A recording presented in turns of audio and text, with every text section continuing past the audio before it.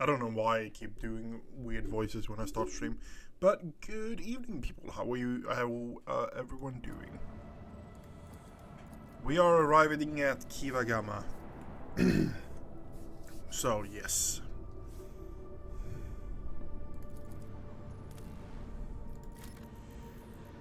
Last time we fought off a fleet of traitors.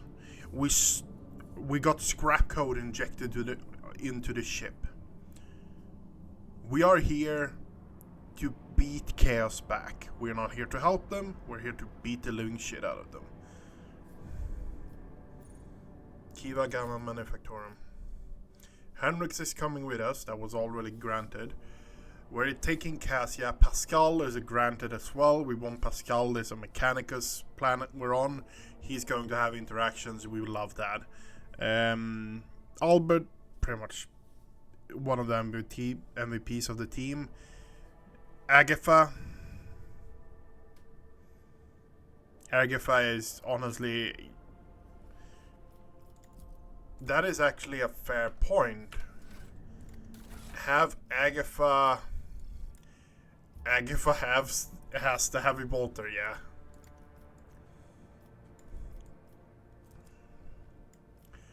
So yeah. I need to look into my main character. I'm probably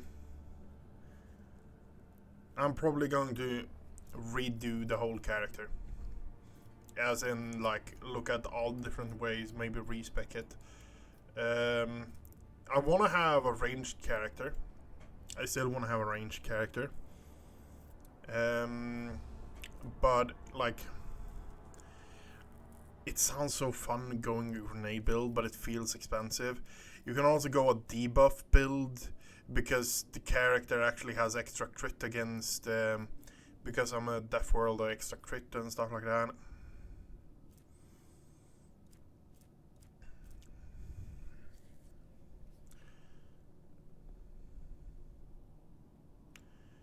The wear of this helmet again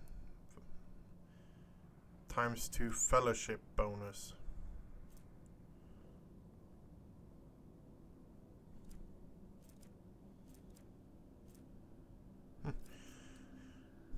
No, we're going with this.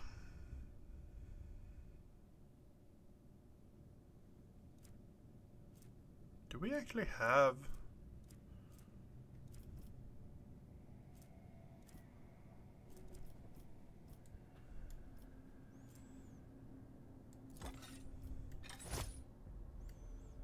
That might actually make more sense. At the start of the wearer's turn, they gain 20 dodge.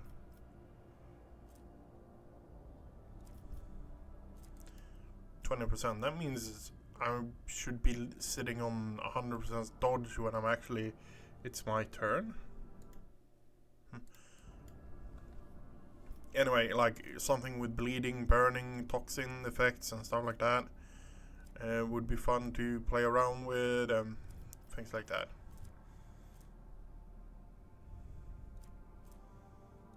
Yep, we're going with that. What do you have that actually would be... You don't actually have any gloves, do you? The only gloves we have is tech use, and using grenades costs -1 AP, deals 2 additional damage. The carrot doesn't have the bug. Fantastic. What bags do you have? Oh yeah, you have a bag that actually makes a lot of sense for you. Yeah, we're not going to fiddle around with this character that much. We still have that bolt pistol, the deadly precision.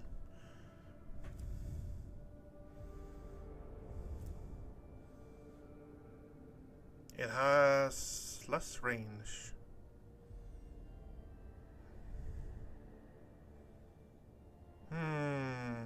Less range and less penetration. Yeah, we're going with a combat shotgun. We're sticking with it, I think.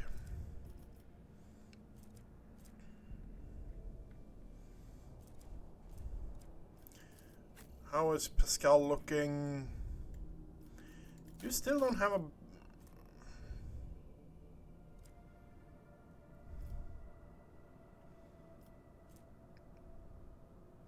weapon skill and strength.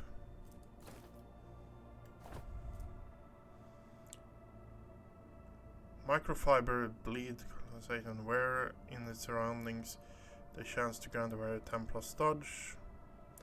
Perception. While in combat, the wearer of this cloak gain 15 plus bonus whenever no enemies. The wearer ends the turn. You know what? We're going with that one.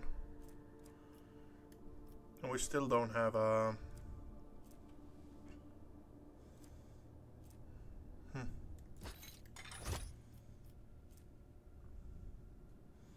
Whenever it moves through cell occupied by an enemy, the wearer gains 15 dodge against that enemy's attack until the next turn. Okay, yeah. No, we're having that. Minus perception. Perception actually increases hit on the enemy.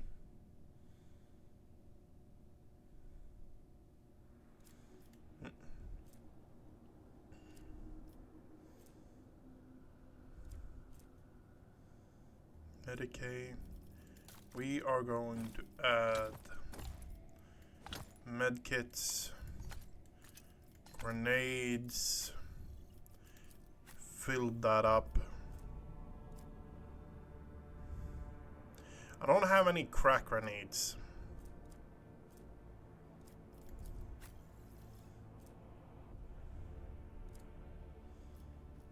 Henrik's is beefing out pretty much. There's no better way to put it than that.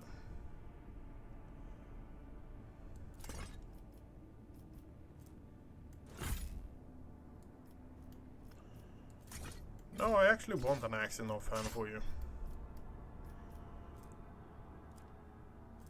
Because if it is a big enemy or something like that, we can actually just place you there, pop lead on it. You have everything you can have.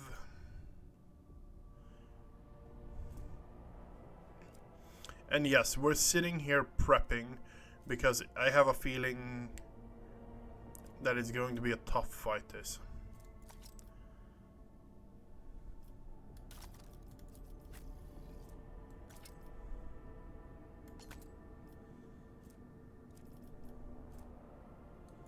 No, we won the medicine one.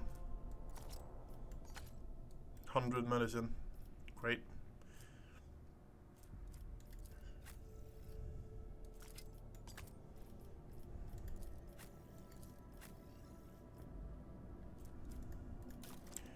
One.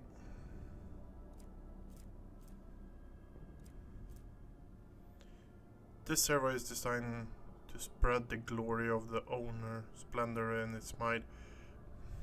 Scribe server skull. Yeah, no, I don't want that.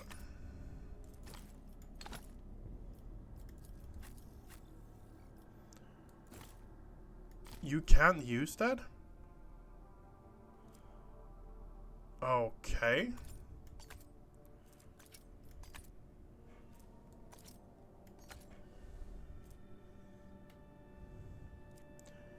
That was surprising. You don't actually have skills for that.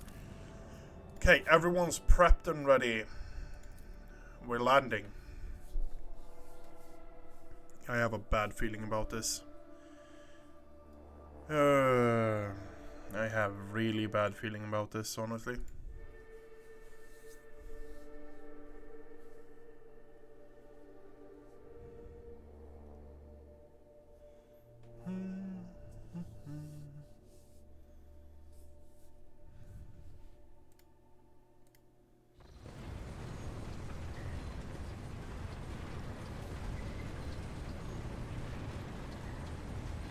Okay.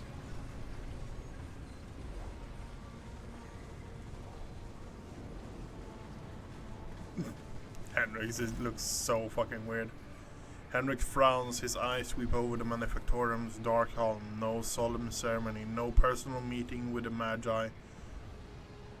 I fear we're too late and we won't be dealing with clandestine heretics after all. Binaric Ares, an alarm streams out of Pascal's voice system.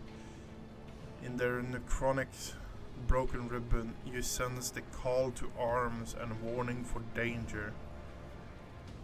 Remind me of your mission on Kiava.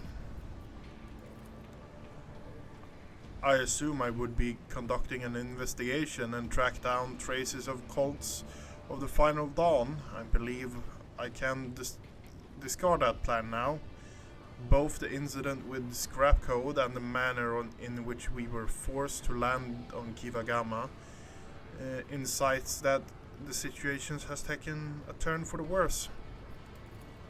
Nevertheless, I must use this opportunity and try to determine what cult was doing on an industrial world and what specifically interests them in a planet full of sacred machines and servants on the Omnissiah. First, we must find someone who can tell us what's been going on here. Henrik pauses, staring to hear something.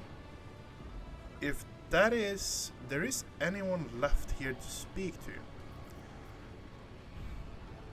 Any suggestion on how to proceed? Let's start look around and find a way to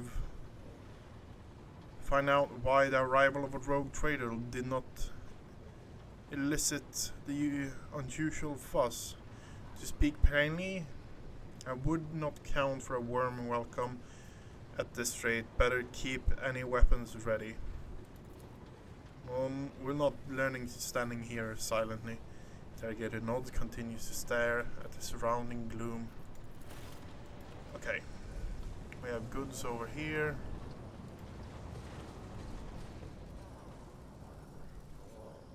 Corrupted servitors.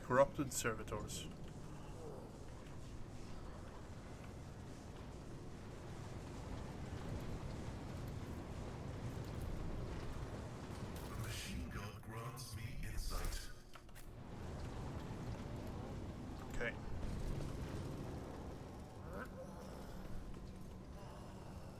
Corrupted servitor. We have goods in the corner again. Multi-key.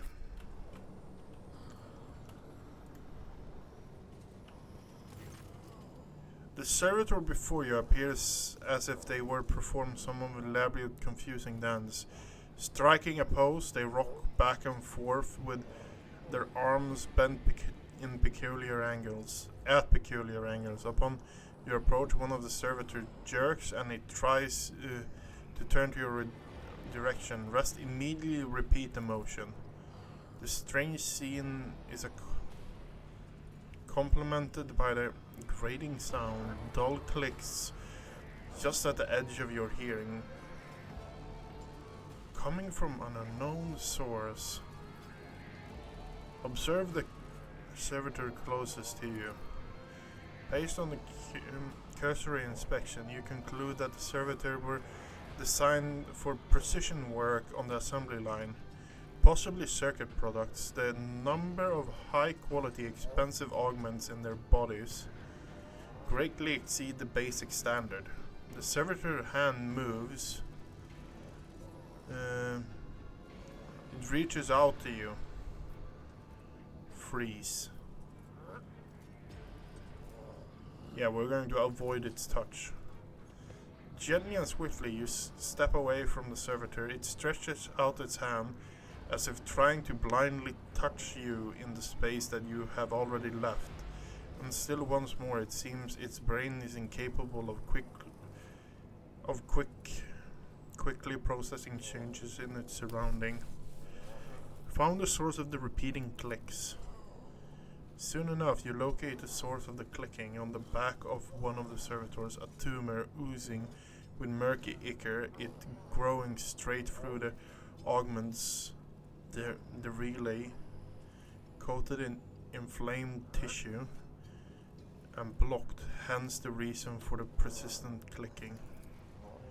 Mutation in a servitor. Tech priests typically reject the use of flawed soft tissue for their construction. Perhaps something has caused this aggressive growth, and quite recently. Cutting away the tumor on the... Yeah, we're cutting it off. Fuck it. Without much difficulty, you cut the excess flesh from the mechanism. Liberated relay lets out a rapid burst of clicks. Then a spark flashes before your eyes, and something begins to hum deep inside the servitor's flesh. As if on cue, the servitor stops moving, lowers arms, and turns to you. Crew 24, second lane of the manufactoriums, commence work. State your request. The servitors address you, looking past you, and its voice is coming from the vox built in on its throat.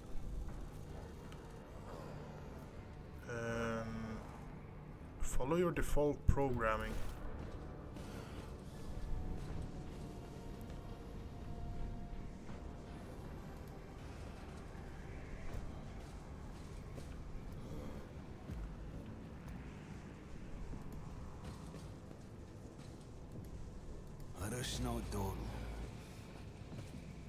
I think we got ourselves some more servitors, honestly.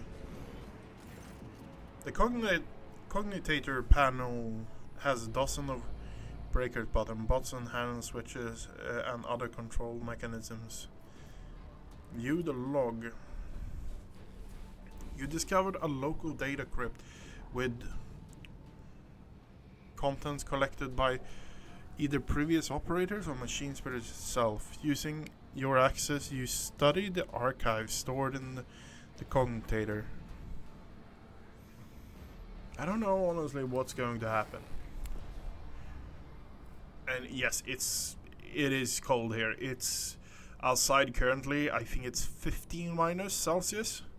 So yeah, it's cold everywhere.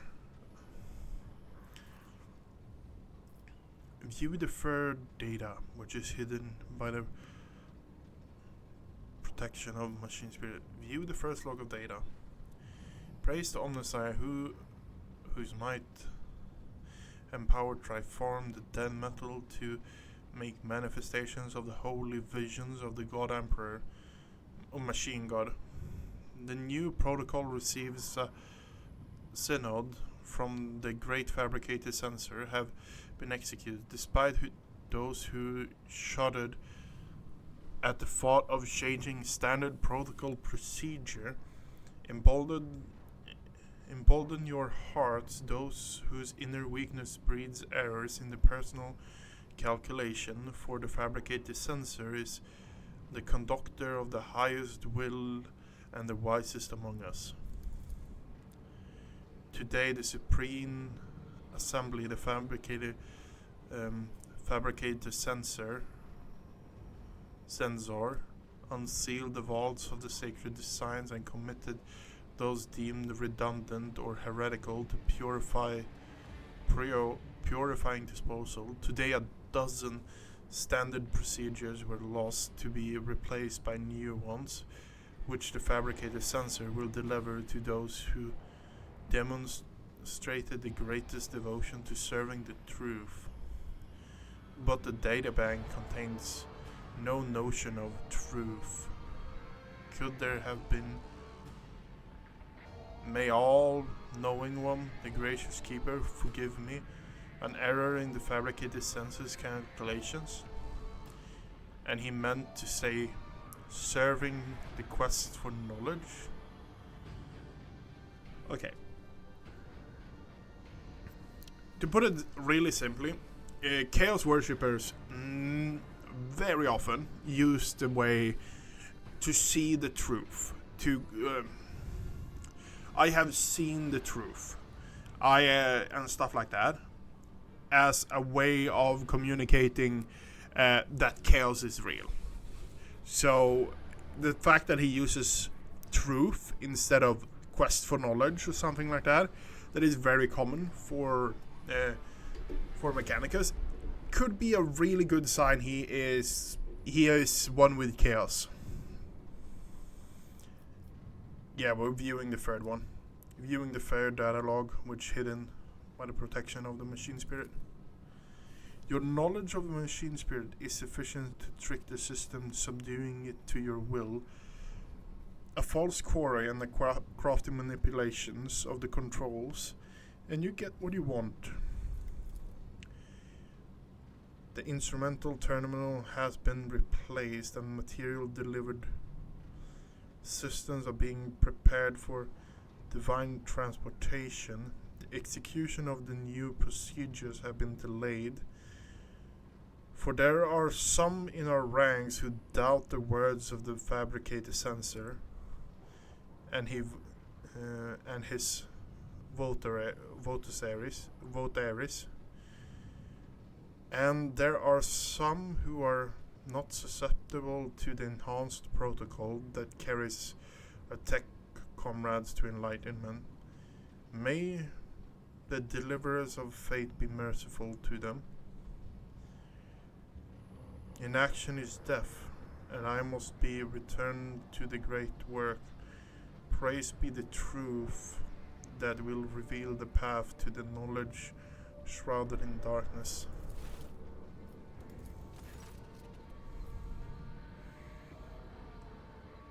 Holy typical console, view log.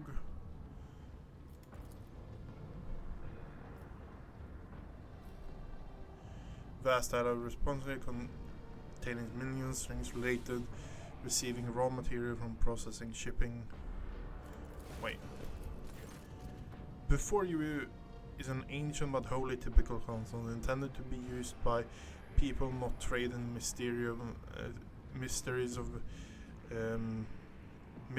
of ministry to the machine spirit. The cogitator is completely silent, but you approach, you sense a warmth emanating from its metallic casing, a telltale sign the machine is working.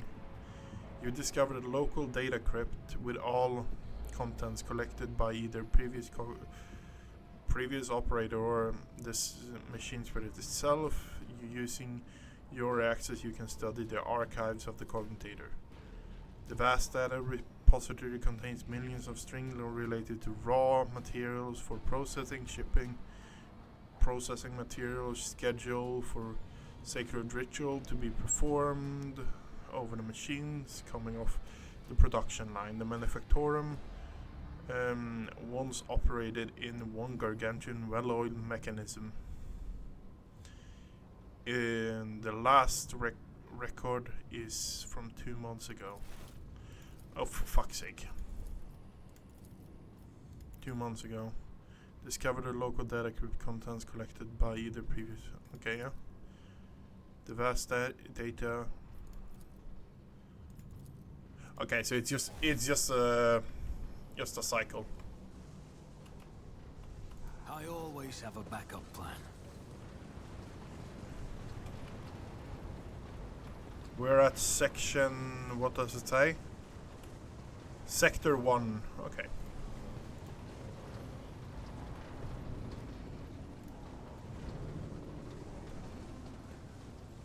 Always keep your eye on the prize. A tome contains revelations of the Omnisci recorded in the special binary dialect. Only member of the cult Mechanicus with a key to the cipher may be partake.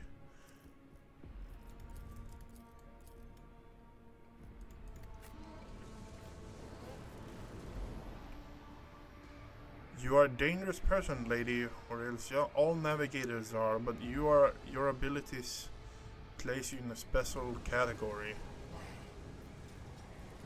I'm watching your back. Always. Okay. So we can't go this way. We can actually go on an athletic check there.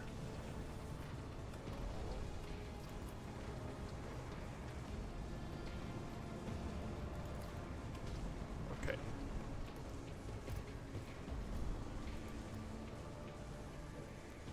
Okay, we have a magus. We have a machine. Tech priest lumps towards under the tech priest's bedraggled red robe, a hint of mechanisms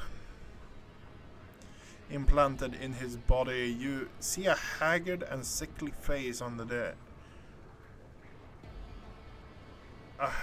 archaic respirator augmatics. I click and a clang, barely audible hiss, and only then the tech pro is finishing the word. Identifications.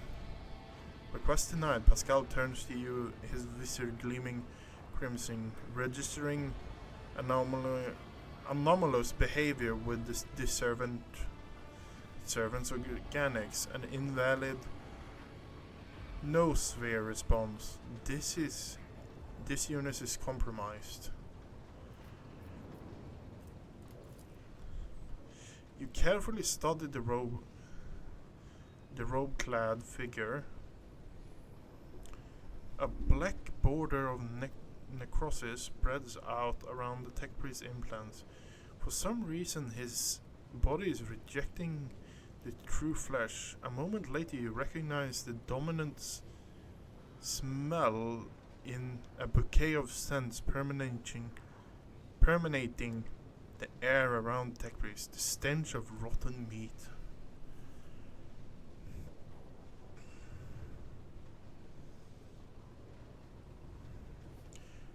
Let's go there. Who are you? Tech priest clicks his relay. Magus custodes of the machine sanctum. Tier 2-0 identification.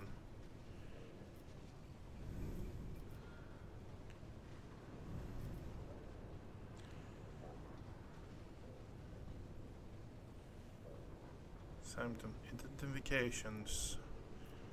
The fabricated sensor is traitor to the Imperium and humanity. I will not comply to any protocols approved by him. Where is the fabricated sensor? I will only speak with the person in charge of the manufactorium. What is happening on this planet? Why is the governor not responding to the ship's hail?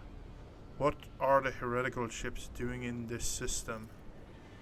Denied. Irregulatory demand. Execution protocol 3942 in accordance with the fabricated sensor. The fabricated sensor is a traitor of the Imperium and humanity. I will not comply to you.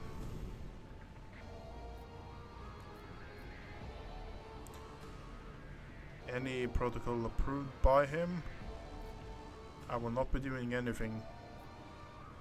Fine. Let's stick to your protocols. Technically nods a gesture to come.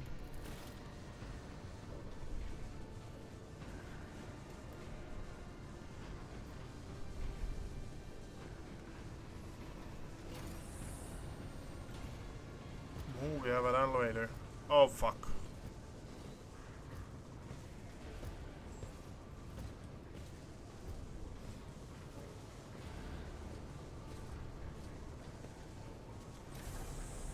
We're getting lifted up here. Oh yeah, this is chaos. This is fucking chaos.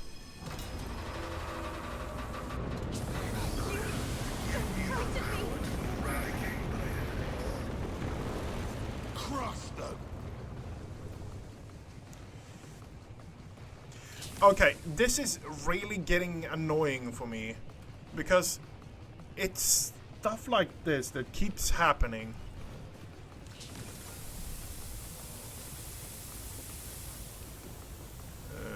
Basic servitors.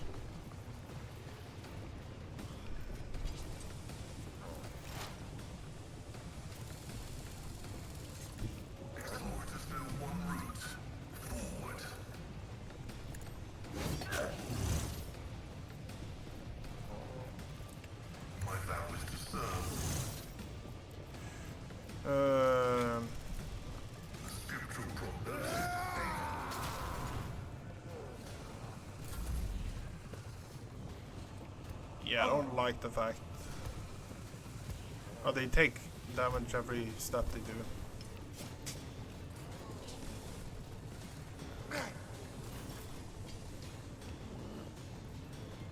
We need to get out of this straight away.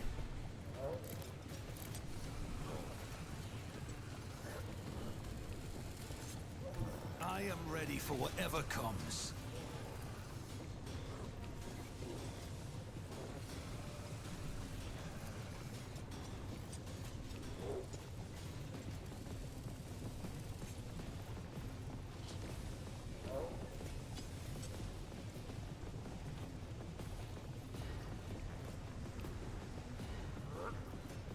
Okay, I guess I can't do that.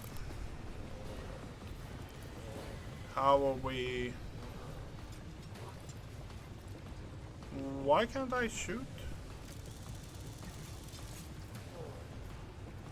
Okay. 3 to 5, okay. On it.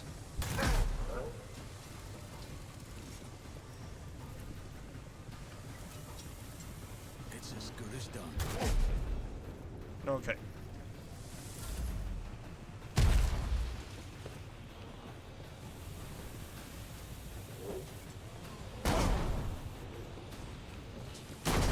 What is it with Tech Priest and throwing fucking grenades?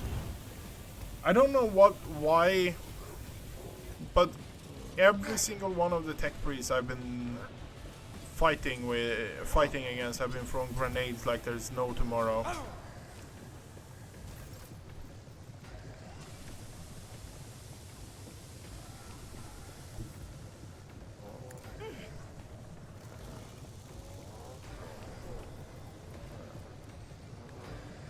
Okay, we're going to pop that. We're going to pop that.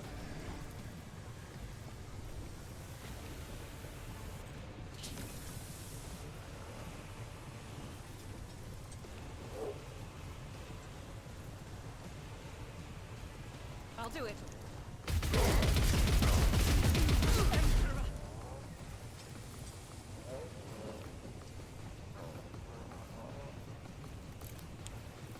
And we're going to switch to that bolter.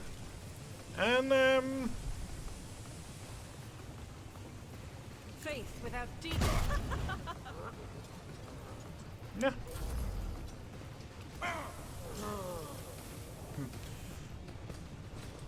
Come on.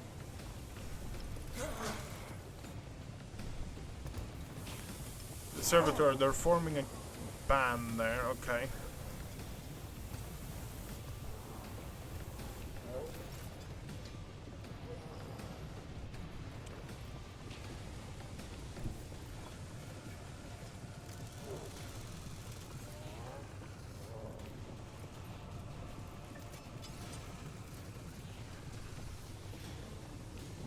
Yeah, no, we're not doing that. I have read tomes of military tactics. Isn't this a job for the sun? Agatha, how do you feel about spraying and praying again? The heavy bolter has 90 rounds, 96 rounds. That's honestly kind of fantastic. I don't want to... Yep. Doubt is for the weak.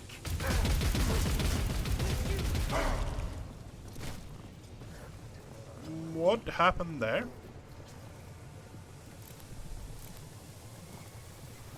Has the Emperor come up? No, it went through, okay. Cleanses the body. Battlefields are always drowned in scarlet.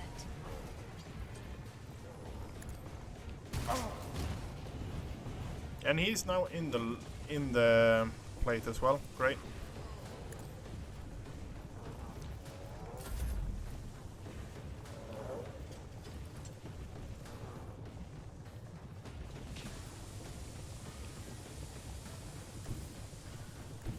I need a foothold. You're going to do what you usually do.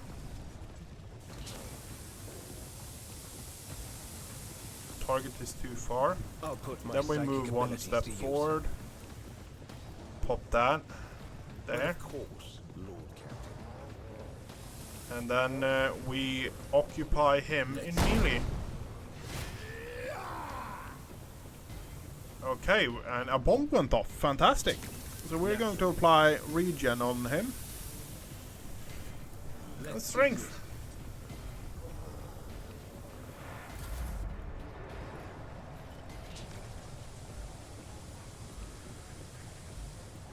I've seen worse battles than this in my time. Indeed. That Magos is now down, and then we charge in It will be done. on you. Got parried. Pascal.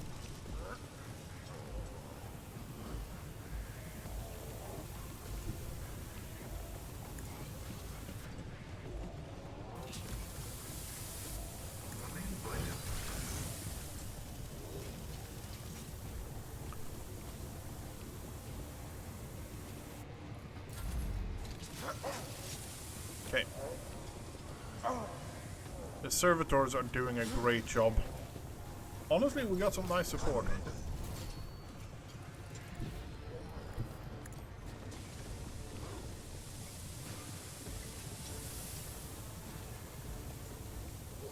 Okay.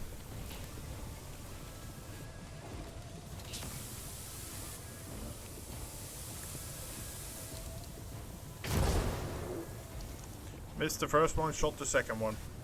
I'm fine with that.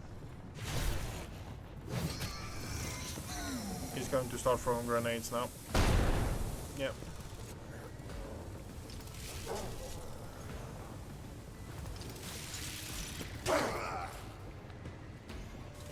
Oh, so if one of the servitor dies, he starts going bonkers. Okay, yeah, fair enough.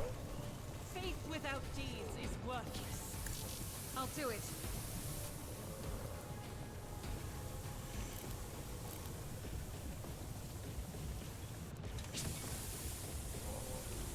Why is the hit chance on him 0? As the Emperor commands, I act.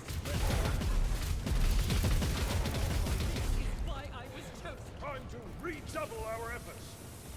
How did it hit him? Justice for the weak.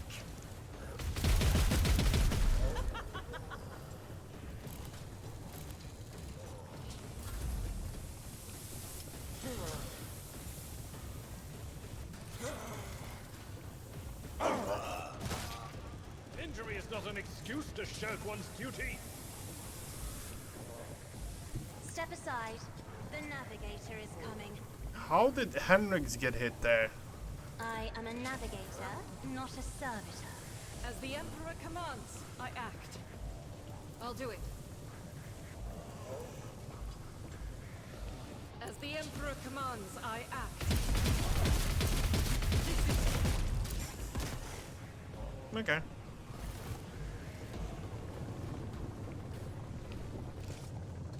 You got a cripple bone, agility, and movement speed. It's not life and death. It's not life and death with that, honestly. Okay, servitors we can't lose if memory serves me right. What is over here? What is...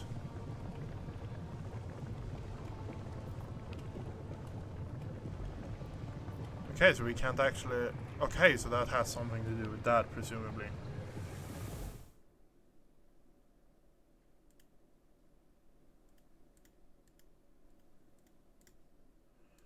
Okay.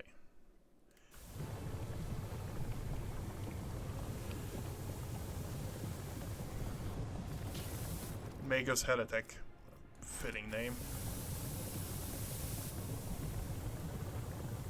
Blood mixture with machine ore, barely visible, dark floor. Corrupted Magus. Machine part rank 1. Damage is neutral.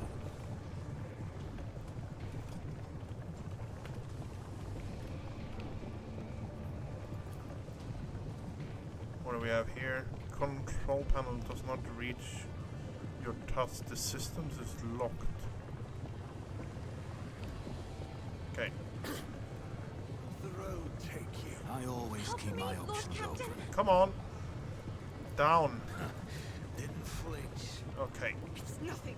How dare you? My faith shields me. Emperor, deliver us. Fucking bullshit.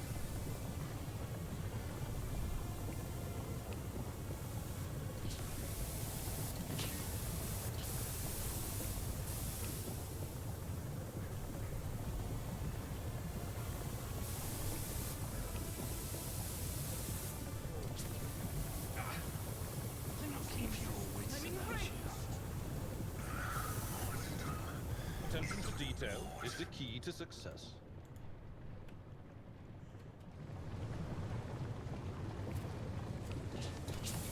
The Emperor Rise to favors the me. top. Okay. Or Yeah, get come left here. in the dust. Lex Mechanicum. A small, heavily augmented man in filthy, tattered robes stands before you. As you approach, he hesitantly looks up at you, his eyes filled with horror. A portable inscriber with a key hangs from the strap in front of him, and you can see his detached cerebral cogitator peeking out from under his hood. You have nothing to fear from us. Deus Mechanicus, the tech priest, decides to take a better look at you, which after he lets out a rugged breath manages to subdue his shaking. He heard my prayers. I thought I was alone in the kingdom of madness and betrayed. Please save me. Tell us, who are you and what happened here? I am Manufactorum Lex Mechanicus, Sita 86. I perform rituals for the machine spirit of Foundry 95 up until we started going mad. Priests devoted to the Omnissiah suddenly started to praise the dawn of something or some other. They stopped the belts and they desecrated the visage of the sacred machine with unholy symbols. Some of them resisted. Some other grabbed them, tied them up, and then they turned their implants to heresy. I saw the madman, my former tech comrades, deliberately connecting to those poor souls, the corrupted commentators. I watched as they were infected with the scrap code and did nothing to stop them. I'm recording the violation of commandments of thine own forge be true sentient apostate 76. Your access are hereby revoked. Proceed with your report. An icy rumble coming from Pascal's vox. The Lex Mechanic lowers his head in fear and contrition. How did you manage to avoid the same fate? I did not avoid it. They performed the same procedure on me. I felt the touch of unholy code. I allowed it to control me. I abandoned my sacred post and I followed one of the traitors, serving his will, gathering all the data to his blasphemous experiment. I was driven by an unholy impulse coming from the depths of my auxiliary cogitator,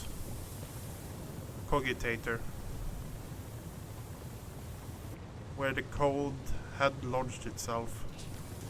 Before I found a way to throw off the compulsion, I witnessed horrific heresy, the extraction of true flesh and its decomposition on altar, preserved procedures that resulted in heretical abominations.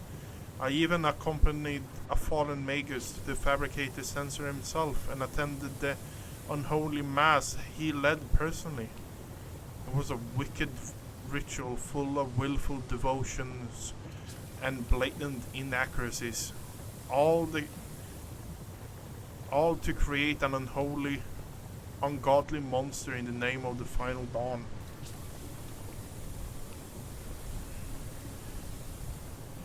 You don't act like other priests who were infected by the corruption.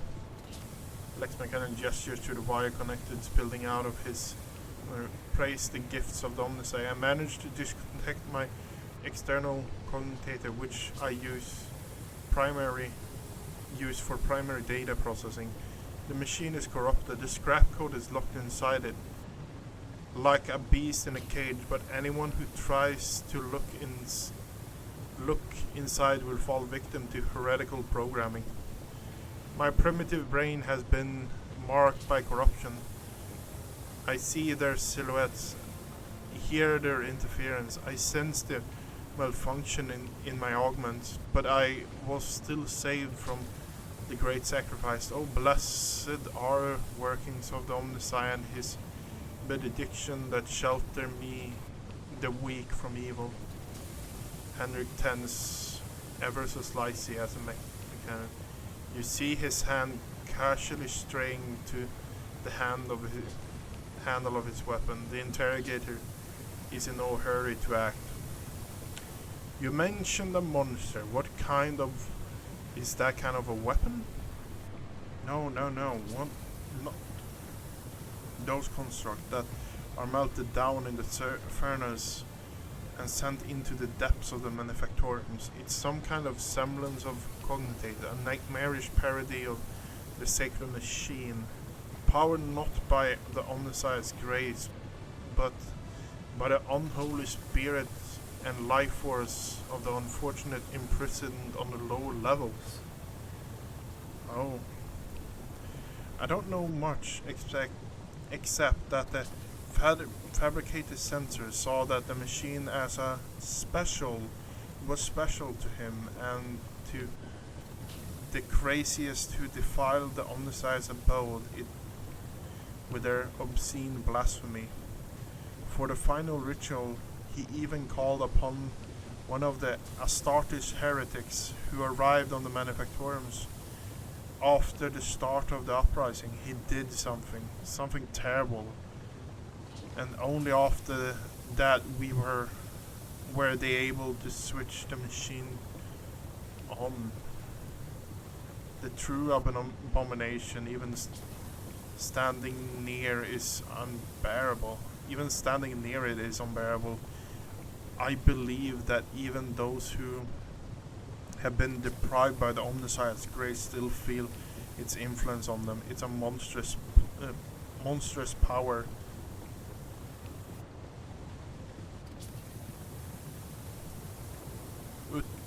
Utilized? Power utilized for unholy computations and chaotic calculations.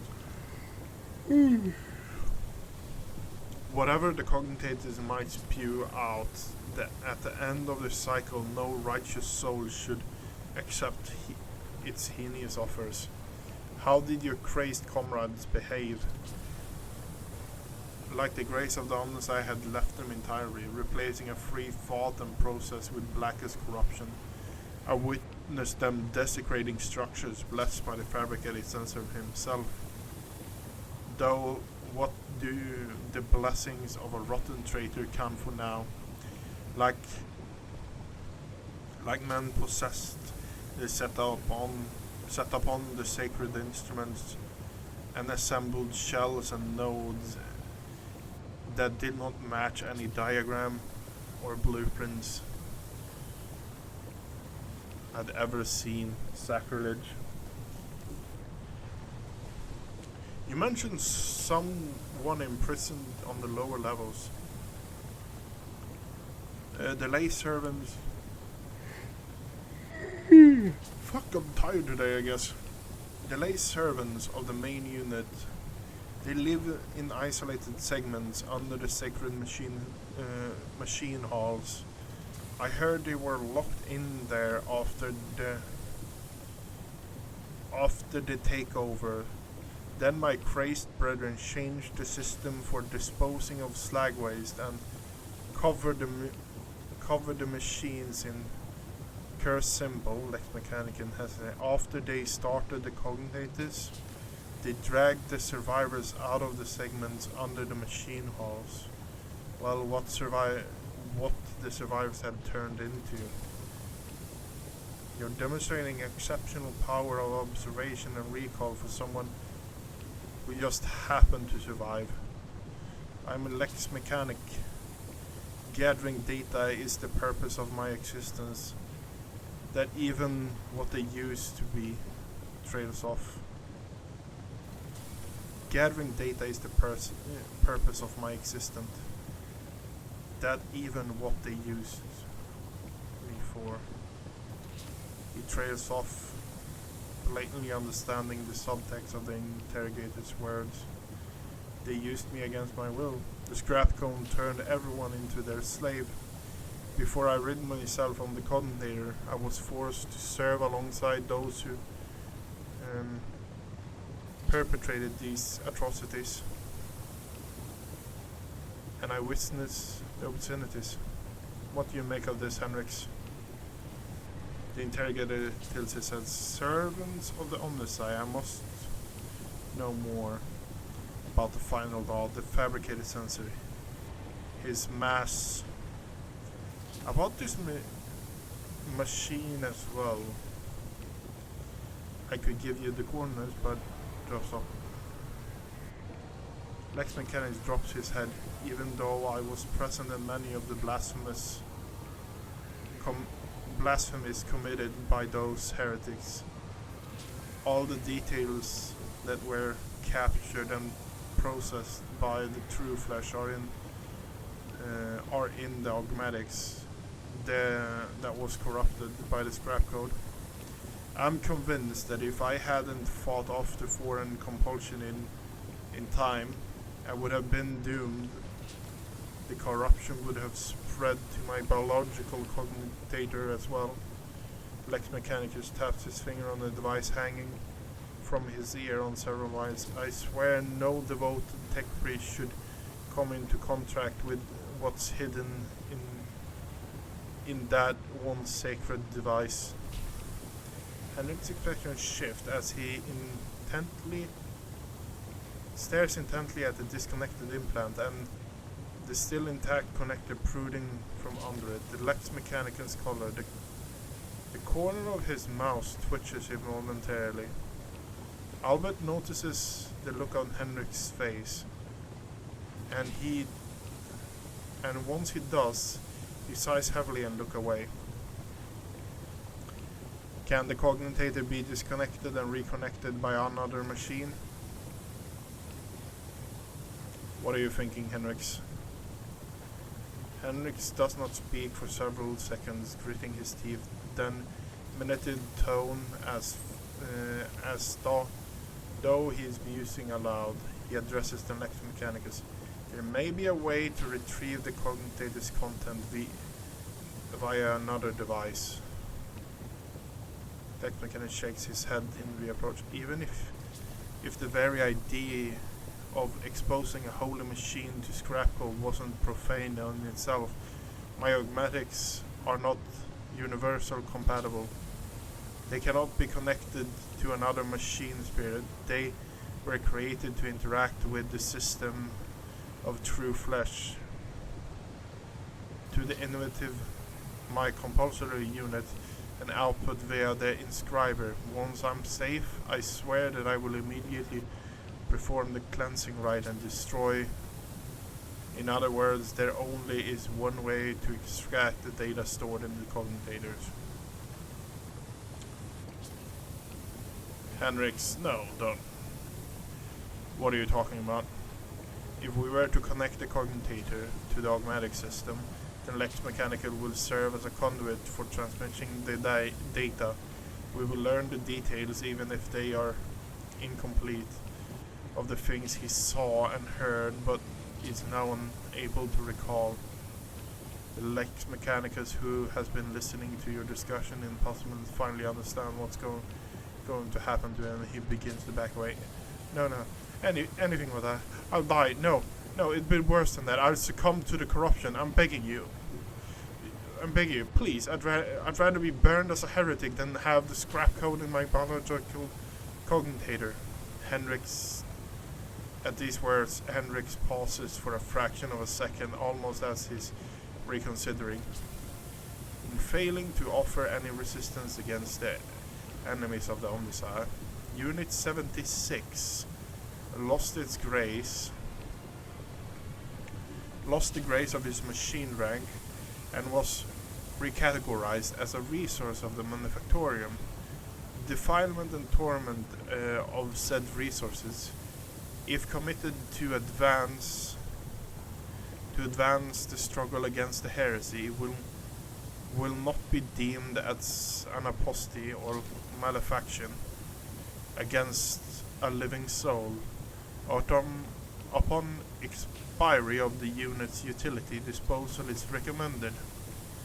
Henrik stops. The leader of the cult would never discuss anything of importance in front of a witness. Leave the poor man alone. We cannot allow the information to go to waste. One life is small price to pay for the good of the Imperium. Okay, I'm kind of stuck here. I want to go with the Iconoclast one, but at the same time, the Dogmatic one is not a bad one either. We're going with the Iconoclast. We need to know where the Cogitator is, even if the heretics' conversations are unimportant. I must know why the machine was so valuable to them. I'll tell you. Mexican rummage in his rags of clothes until he produces a scrap parchment. A different Augmatic is responsible for my muscle memory. It has the data storage. I remember where I walked and what I pressed with my fingers. Here are the coordinates. The code, it's probably the code to the bay. He scratches out the numbers on with his fingernail and passes the parchments to Henrik's. Henrik's eyes bore into the smaller man, at last having reached some conclusion. He turned away. He is a subject of your world, Björn. It is for you to decide his fate.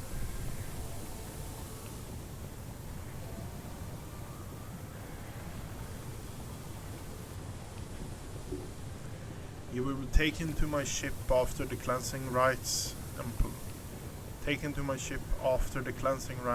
A place will be found for him there. He has been tainted by corruption. I cannot allow him on my ship. He cannot seek out his own path to survival. You deserve... Yeah.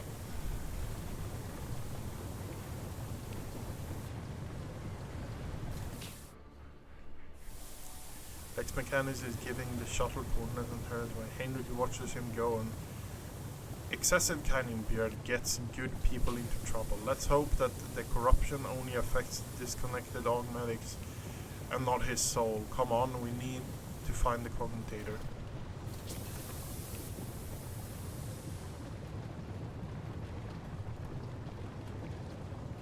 Let us not dawdle.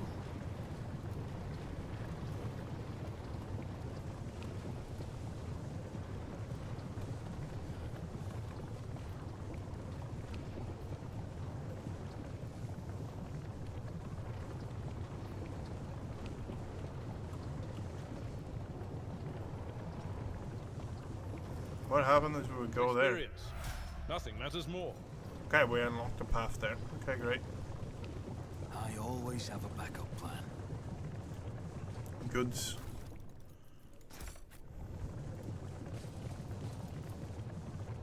The screen of the current shows a scrolling line repeating technolingua obscure symbols. Always keep your eye on the prize. This is intriguing. A tome contains a warning of the Omnicide. The set of unshakable tenets of the Adeptus Mechanicus is hidden from the eyes of the layman with special binary ciphers. Only the tech priest can divine the sacred knowledge.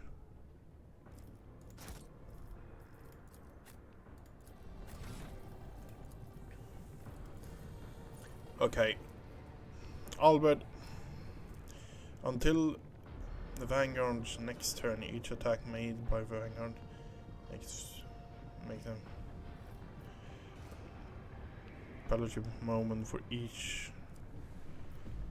Until the end of the turn, the Vanguard cannot die. Until the end of combat, the Vanguard gains Fellowship bonus. Until the end of the turn, the Vanguard gains +4 momentum for each attack that hits them. Until the end of the turn, all allies in the free cell radius of the Vanguard suffers Vanguard's toughness less damage.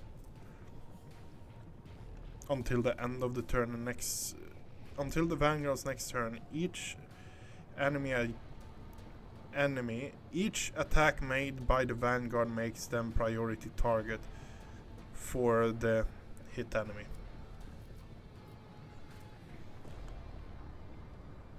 Until the start of next turn, suffers Vanguard is reduced. Damage suffered is -7. Honestly, we're going that one.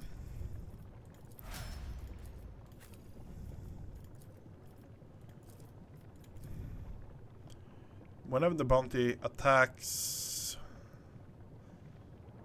exactly on the target with the wild hunt, it deals 300 damage. Okay, yeah.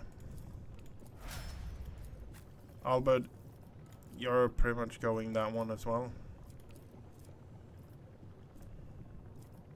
That one, yeah. Cassia, what do you have? Last volley. The master tactician and one random ally makes 2 attacks instead of 1 during the Orchestra Firestorm. Volley can be used in multiple times per combat, once per turn. That is what we're doing.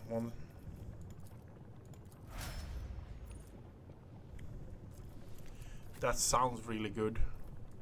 More attacks, pretty much. What do you have?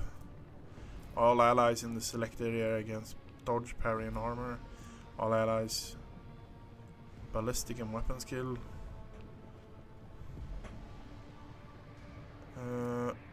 All allies by the located select ignore 20% of the enemy's dodge and armor.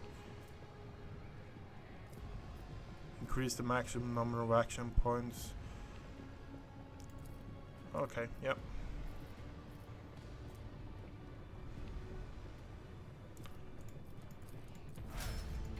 Agatha, how are you?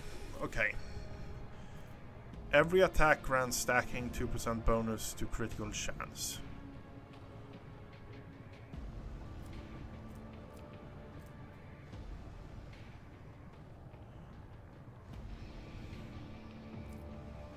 First time every combat of the Arc Militant reaches 0 wounds while under the steady superior or heroic sacrifice of the Arc Militant's resources.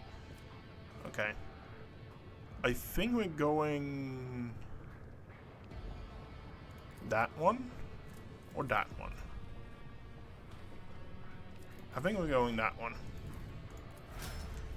Okay. Keep your wits about you. That's an explosive barrel. That's a door.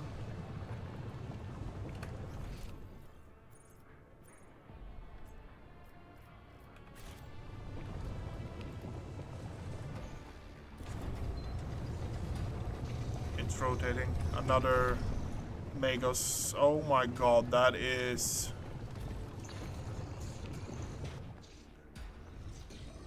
Fabricated saying Cubius Delphium, a massive Magos clad in ritual garb, let out a binaric frill and turns to you from beneath the deep hood of his mantle. 2 dimly lit eyes, eye implants gazes at you, and you hear another binaric frid, and this clearly addresses at you. What's the matter, little tin comrade? Implants on the blinking? Forgot how to speak properly?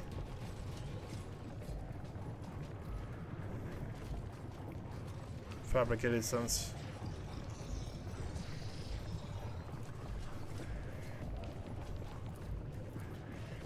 You dare to address me in your vile tongue of savages? Me, the steward of Kiava, the lord of the machine? Kneel. pathetic spawn if you seek swift disposal.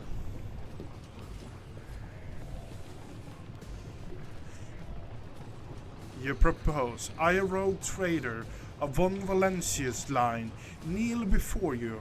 I'm giving you 5 minutes. No, not to beg for forgiveness. Speak the last words of your...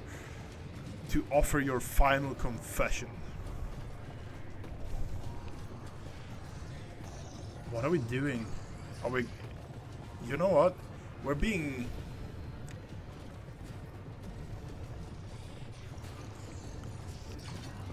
You are one of the troglodytes who once had the gall to oppress my comrades and resist my will.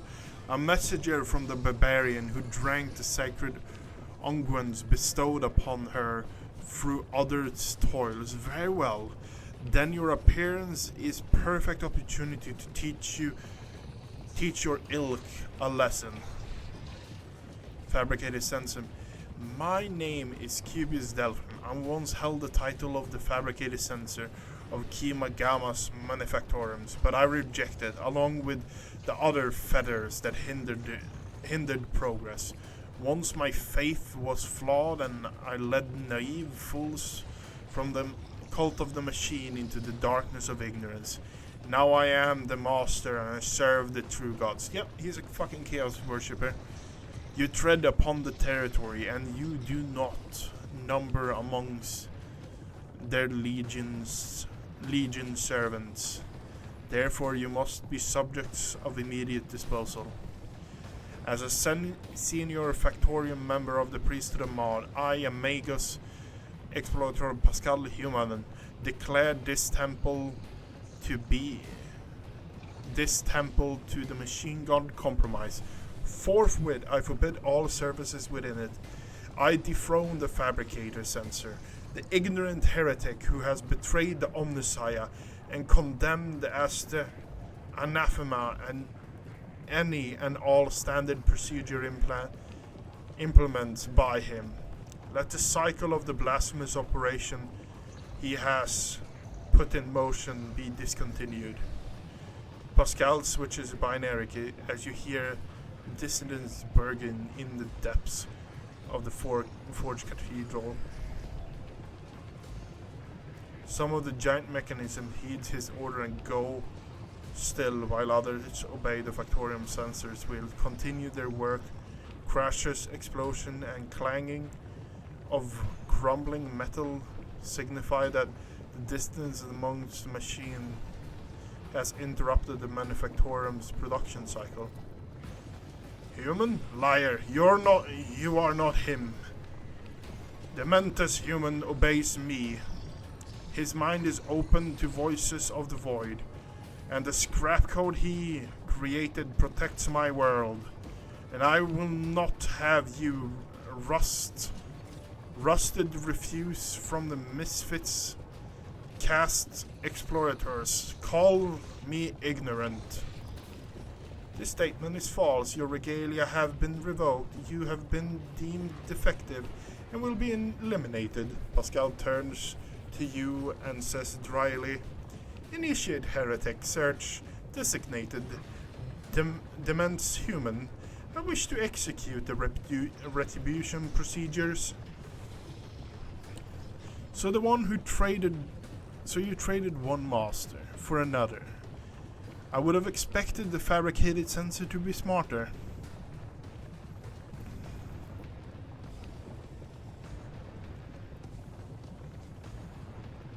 What did you do to the governor of Kiava? Is he alive?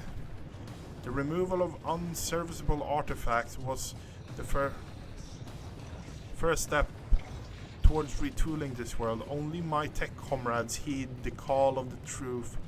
The reach into the cognate, allowing them to pierce the veil of the empty dogmas. Poor old Gaprak. 10 or so years back, he told me he felt uneasy in the presence of that tin can's comrades. I mean, they esteemed Adeptus Mechanicus.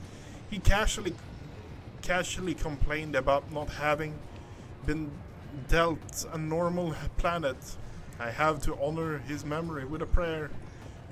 Once we have finished purging this plate, Albert brandishes his weapon. Thankfully, the fabricated sensor here did not require any coercion to confess treason. So I would expect the fabricated sensor to be smarter. I usually prefer negotiation to fight. Fighting destroys the property of wasteful resources, but in your case I'm afraid that extreme measures must be taken. This is my world, and it will serve only me. Yeah, you traded one master for another. I would expect more from a fabricated sensor. Fabricated sensor lets out a piercing, barely audible sound, makes your injured. I'll rip out your spinal column and braid it into my staff, you arrogant creature.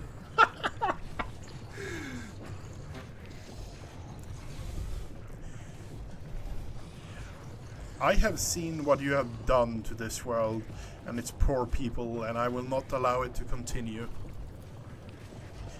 You have been driven by your will to fight, but know this, Kiava has already been converted, its lines have been restructured, and its servants have already tasted the fruit of progress. In the crucibles of the manufactorium, stored liquid metals will be used to forge vessels of sacred spirits. The adepts are already tirelessly delving deeper into the new mysteries that we once barred by false tenets. You servants of the fake god are too late. The entire might of this world will soon rise up against the anathema and his slaves. So many admissions of heresy in so few sentences. Sister, how many death sentences would you say his words warrant? I cannot answer that, Master von Kolax. It's not my duty to measure the guilt of a heretic.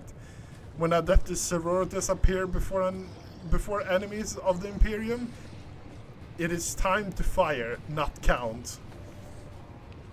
And now is one of those times.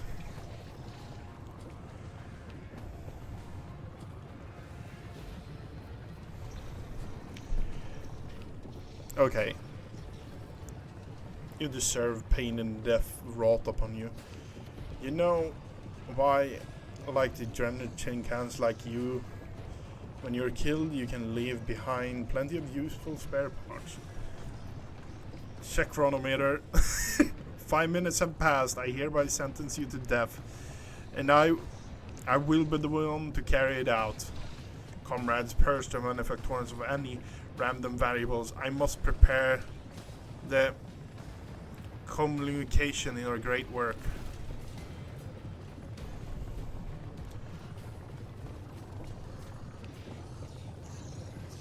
Okay.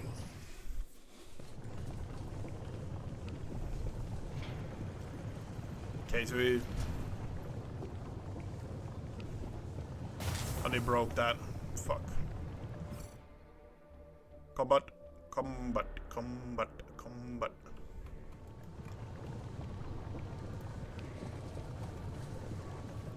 Your seneschal is always there for you. I woke up with a feeling of wonder, as if a field of flowers was blossoming. Ready for data input. A child was saved from death. 1,000 heretics were burning alive, begging and sobbing and howling.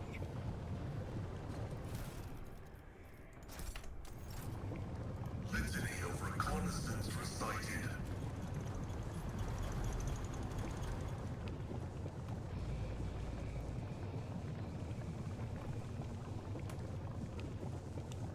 Crack down the wall, blow it up.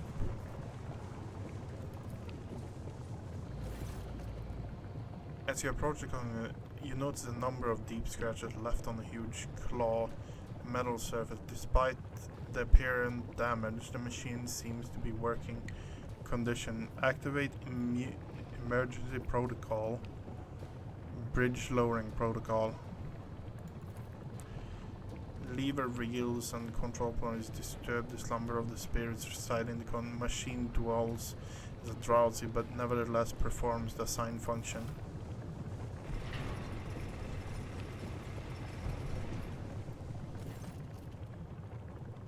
View log.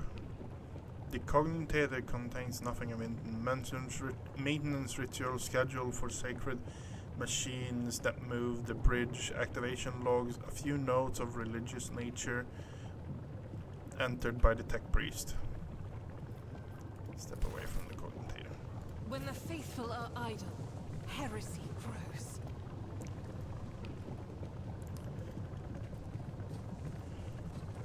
Pay attention. Okay. Let's blow up the wall then. Let's proceed. What is that? The screen of this shows scrolling lines of spreading technolingua. Start obscure. Okay.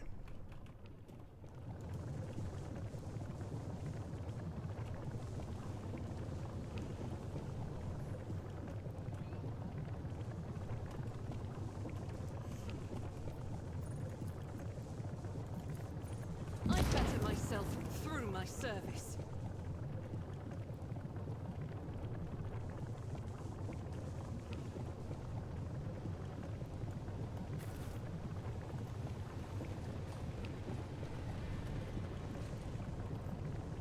Okay. Plan is to see if we can sneak up Is on there them. money to be made? I'm restless. Never doubt me.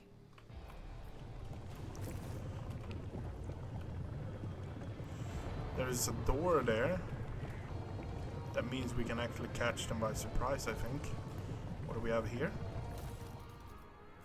Oh, we have a multi-melta. We have a multi-melta. We got a multi-melta. And we also got a sanctioned striker staff. Okay.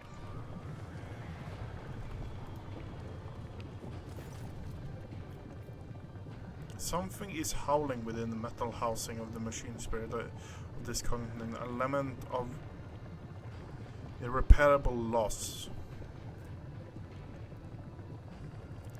Force the cognitive systems.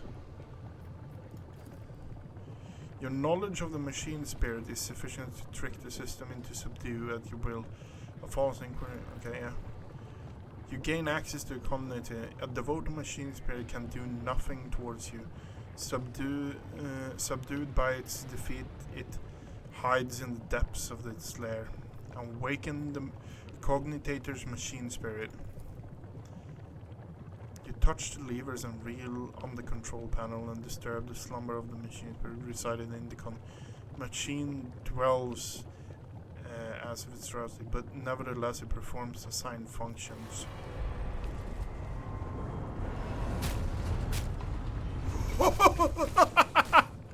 Nice! Cognitor is silent, awaiting new commands. Step away from the cognitor. Nice! We took out a bunch of them.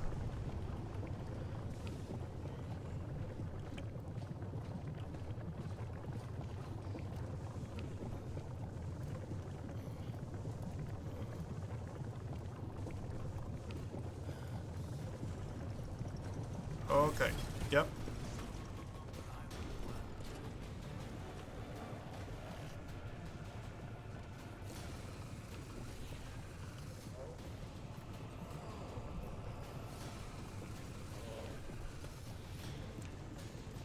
Okay. Why is there a paint bucket? Pascal goes forward. Agatha goes forward as well.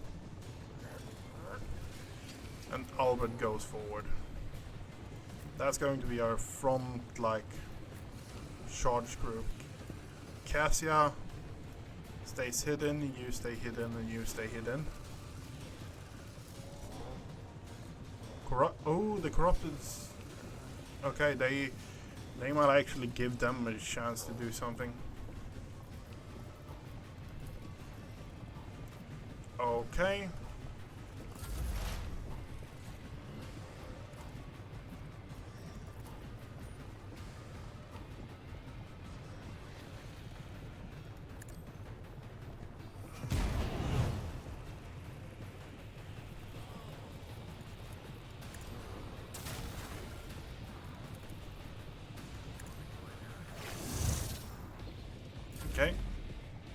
Agatha. Move forward in the cover there. You're going to switch to that. Free action.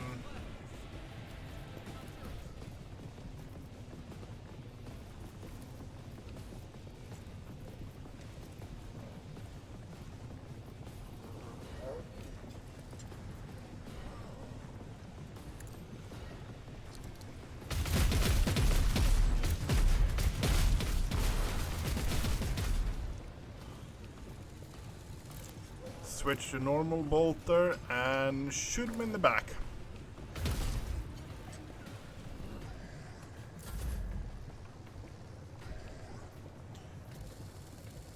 Do you still... That's a good question. Albert, what do you have? Endure...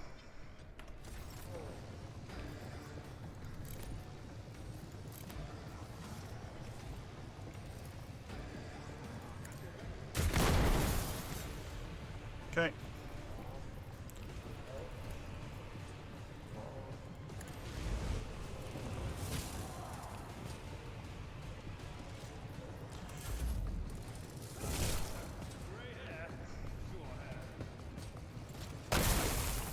Miss.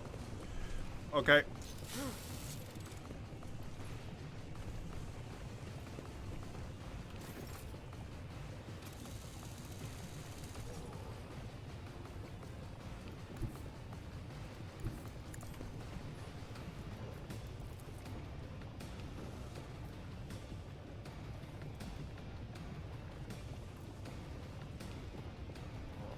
Okay, we pop that first. Then that. And then that. Can't see him. But we can do that. Goodbye. Fall before my might.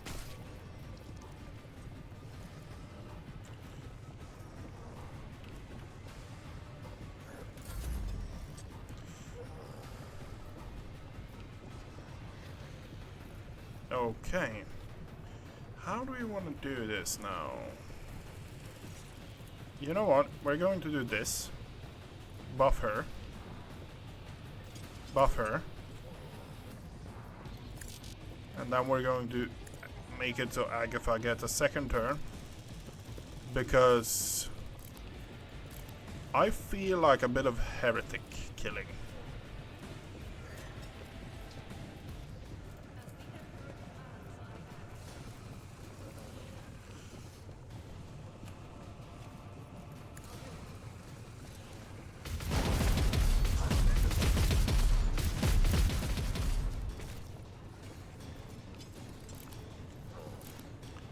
And then we shoot him in the back again.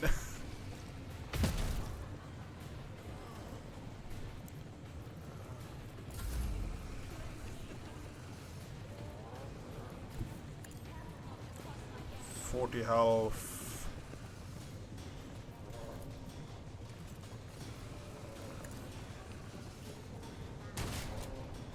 6 damage. Not that great.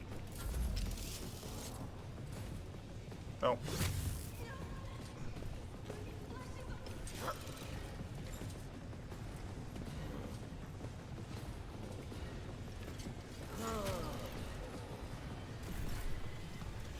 Henrix, okay, what can we do with you? You don't have any kind of flame resistance gear, do you?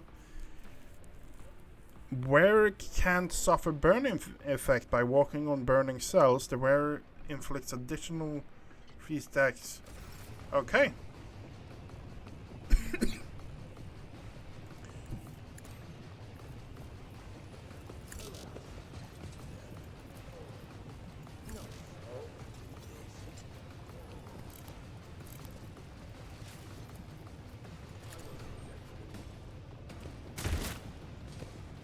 Okay. Single shot. It's a needle gun though. I thought it poisoned. When the shot hits, if it poisons the target with a viral toxin for 3 rounds. If the enemy fails a toughness check. Okay, yeah. if the enemy fails a toughness check.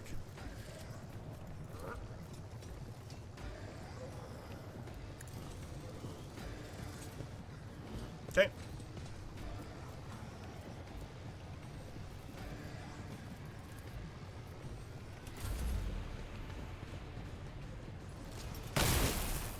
Okay, they hit him.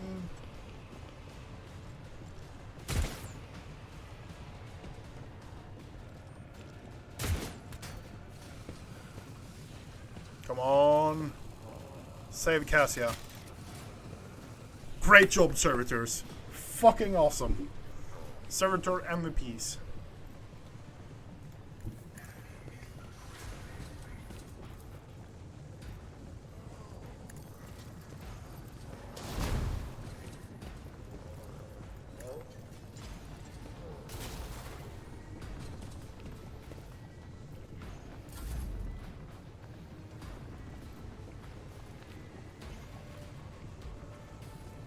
Where do we actually have so we can hit several targets?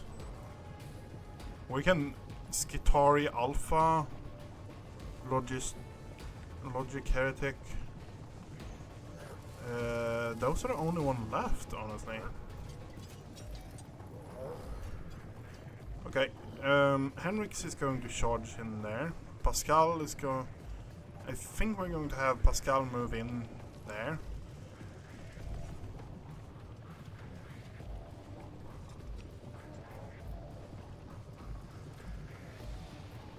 Albert is next, so he's going to move in there.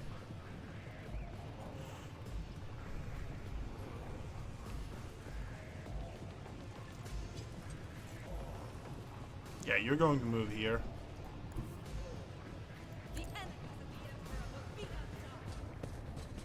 You're going to pop that.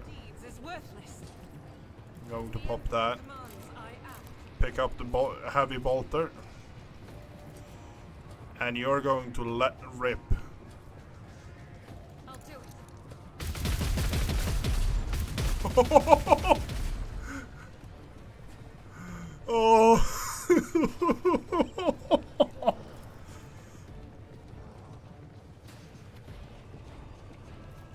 As the Emperor commands, I act.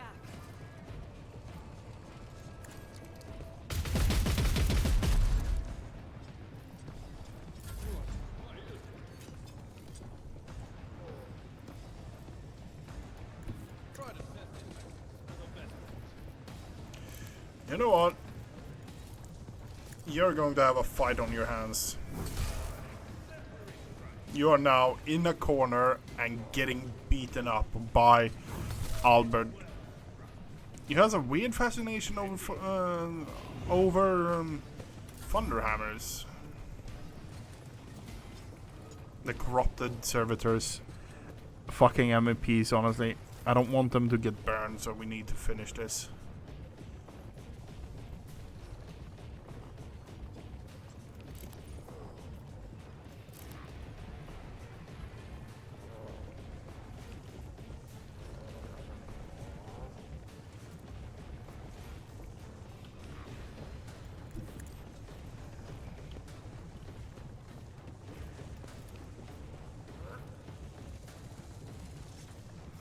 Okay, we pop. Okay, we have 3 points over. We don't have vision on him. So I guess we're doing that. That. And that.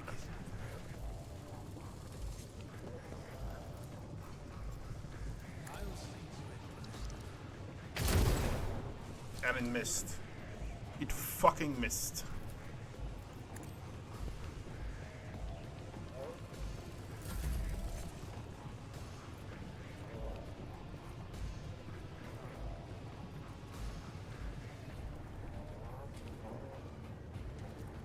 One, 2, 3, 4, 5, 6, 7, 8, 9. The range of that is 5 cells, so yeah, no. We can get Pascal though.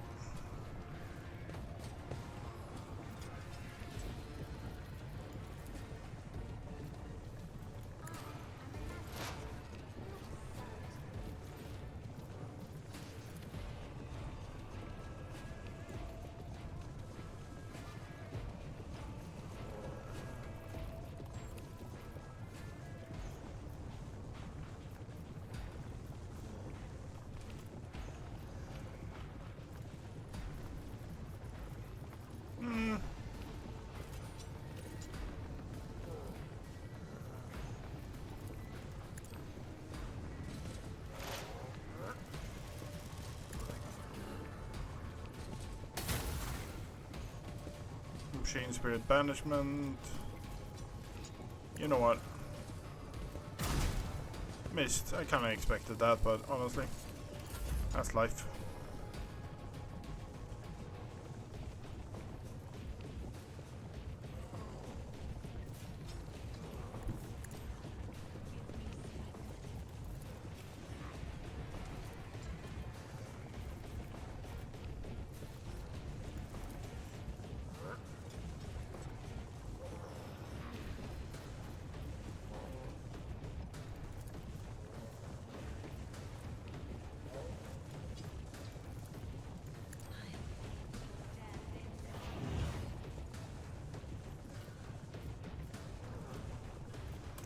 Okay, yeah, I still don't understand that. Because I need to have, everyone needs to have vision on them.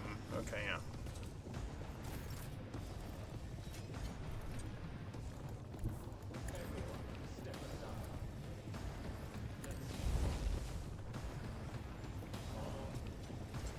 Oh yeah, you were actually crippled. Forgot about that.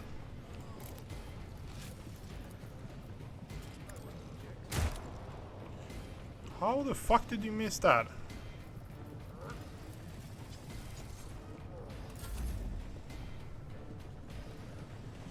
And now he's running. Great.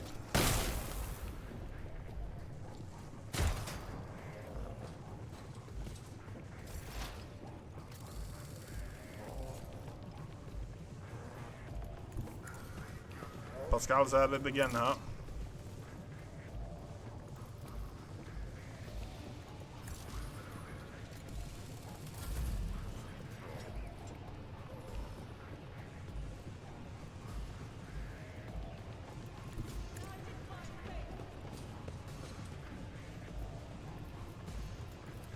Pop that. Pop that.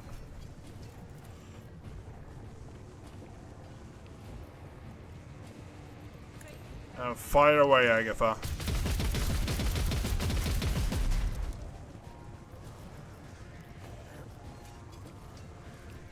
You know what?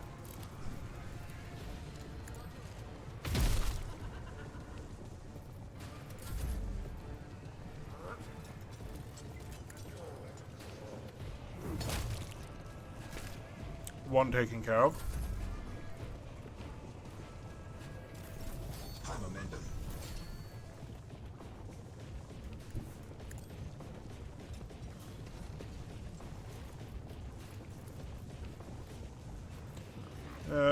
Pop that. Pop that.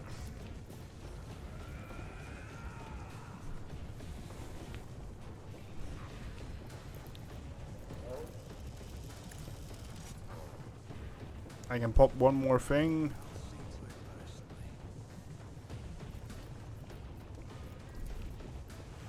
Oh yeah, that's a good shot. Of course we're fucking doing that. Got both of them.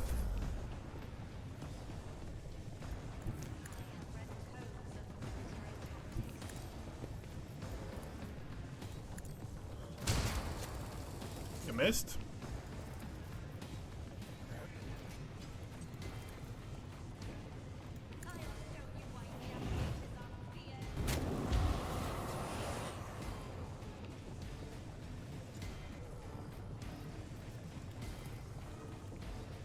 I thought I would actually be able to do something more, but no. Mistakes were made. I should have let Bjorn actually fire another shot with the multi-melta.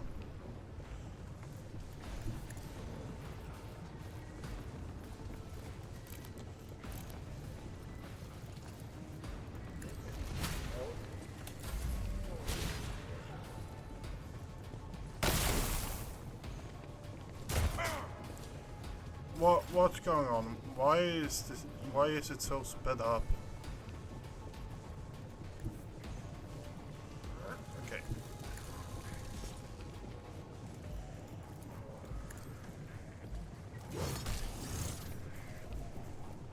Can't have you actually continue on.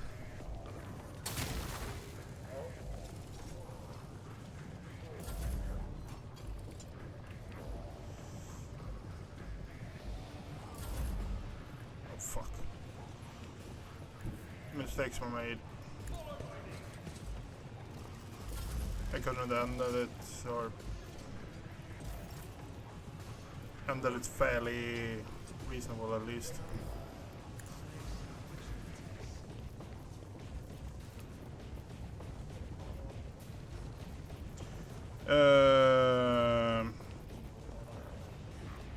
Pop that. And pop that.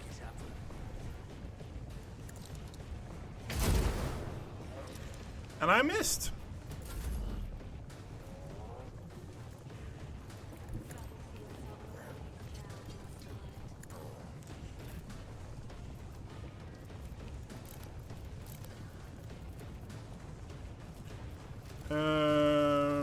Pop that. That.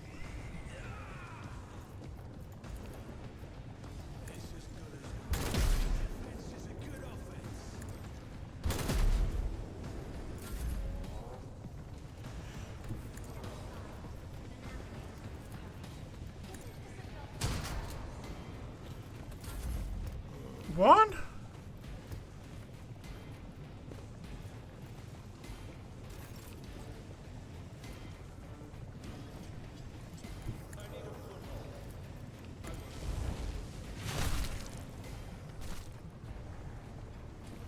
Okay.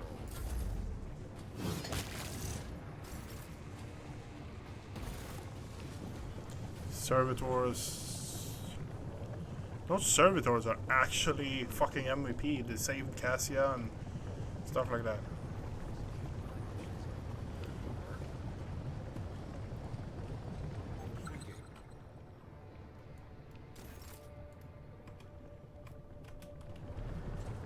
Okay, let's loot these Skitarii. We got a Mimosa pattern arc rifle. That could be cool. Loot him as well. No.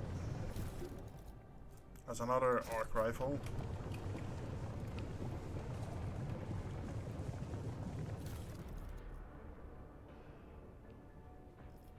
Cassia got her leg crippled. That's not good.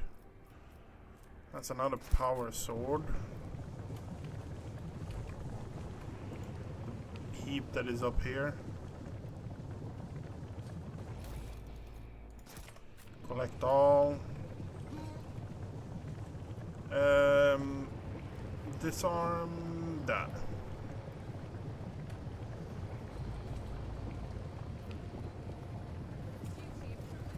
Then we go down there and pick up the goods.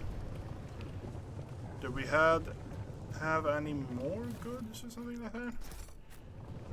I don't know. I don't think so, honestly.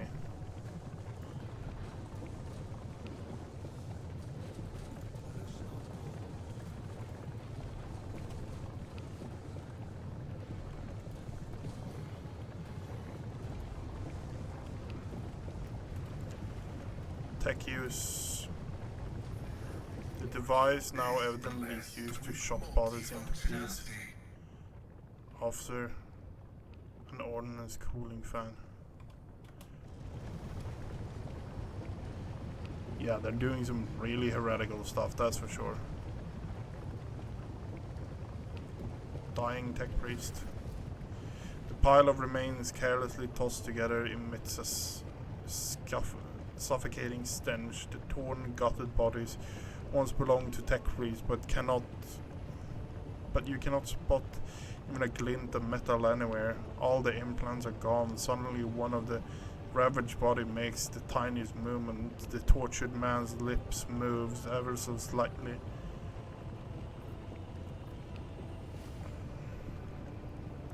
Approach the still breathing man.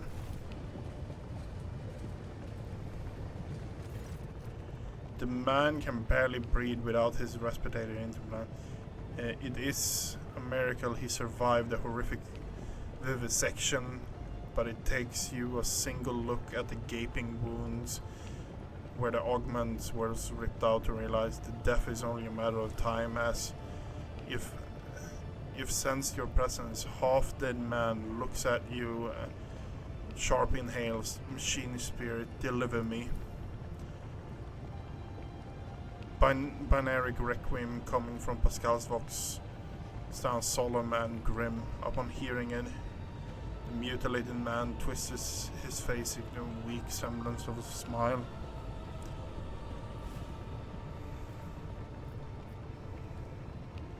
Brace yourself, I shall help you. The man gasps violently. If the very thought, no, I was robbed of the grace of the Deus Mechanicus, supernatural entity all gods' knowledge worship. Not waste not your effort and hear my confession. The holy magi, they succumbed to heresy. The rest were stripped of their true flesh. They fed to heresy. Preserve us, deliver us, deliver me from erring. Sacrifice living blood from vessels of true flesh, while their heart is still beating. After that, oblivion. His eyes grow glassy. I knew that you would come. I've waited very long, so very long. Deliver me from my torment. What a horrible fate to be betrayed by one's own. I attest that the three categorical requirements for assessing the status of a martyr of the faith has been met. Opposition to the enemy, perseverance, adherence to dogma, and a brutal death. Requesting the right to extract the subject's organic matter for it to be used in the creation of an honorable servo skull.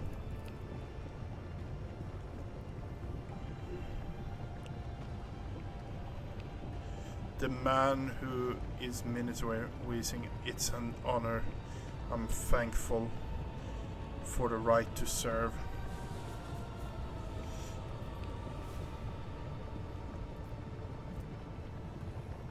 Picked recorded service car.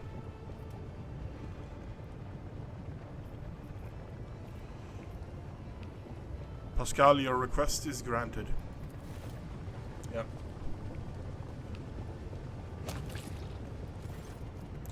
Leaning over the dying man, Pascal is deceiving yet surprisingly respectful motion, cutting his throat, wielding a long scalpel. It takes him mere moments to release the cervical vertebrae from the hold of the muscles, the sinew, and cut the vertebrae, severing the skull from its body.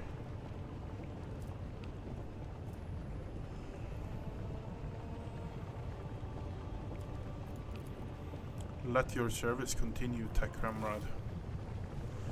Okay, that was a bit. That is kind of the Warhammer 40k in a nutshell, though. That guy was so devoted to everything.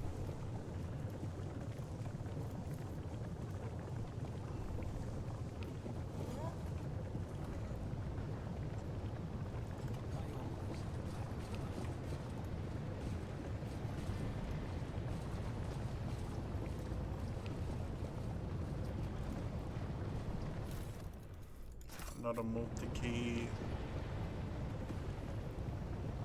Looks like there's something over here. That looks... Escapes my sight. Okay, yeah.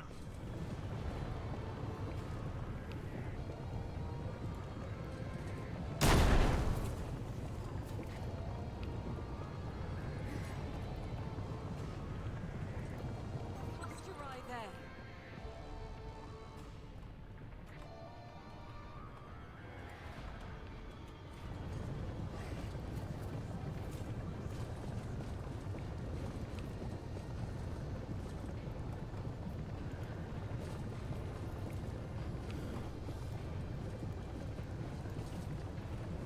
Okay.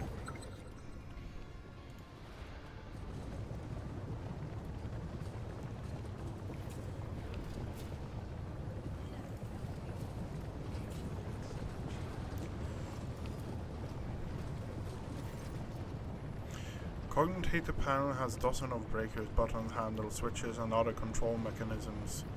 You log your data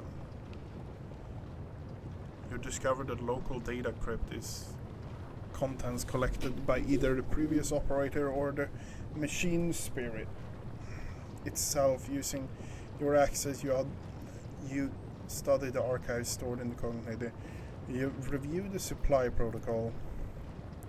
At first glance, the record looks like a typical shipping report, but after further reading it becomes apparent that the focus here is not on ore or assembly point, but augmented extraction from living tech priests and spent mass, the flesh of the victims killed either during or for the sake of machine spirit ritual.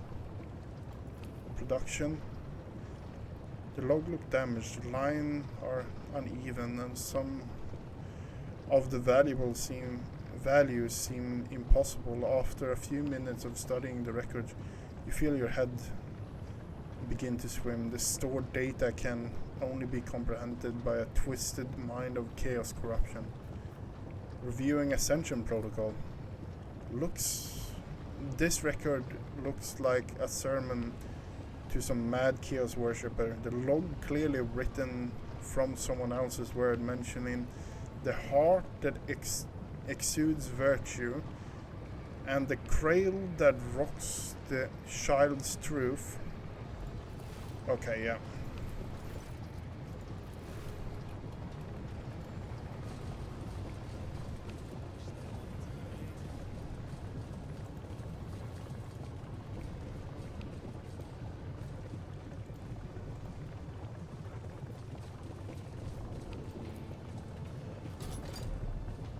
The system access, the access code, clang, moving bolts indicate that the door has been unlocked.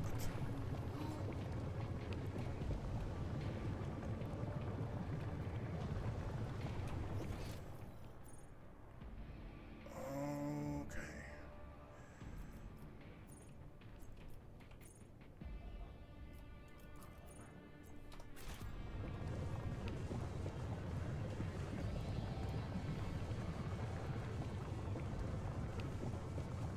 We have a bit of loot here according to this, but I don't know what kind of loot it is.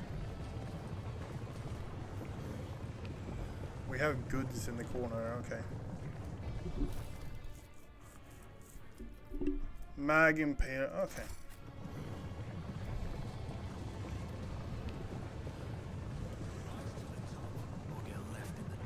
I'm interested to see if we have some other... So you have actually several different ways you could have tackled this, it looks like. So we tackled it one way, and you could have tackled it a few other ways. We have loot up here. I want to loot as much as possible. The wearer gains 10 ballistic skill and... Okay, that's really good.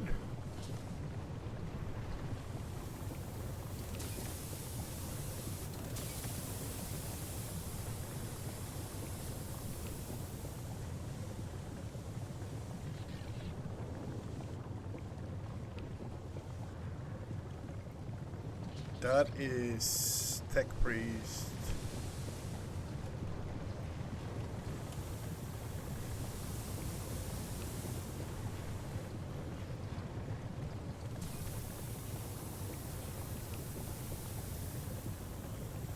Dark patch.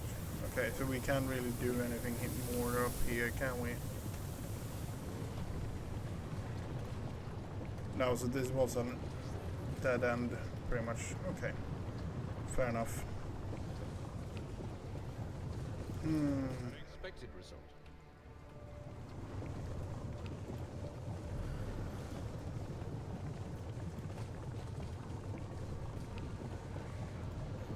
Okay, I'm going to do this because I feel like I need to take a short bio break, so I will be back very soon.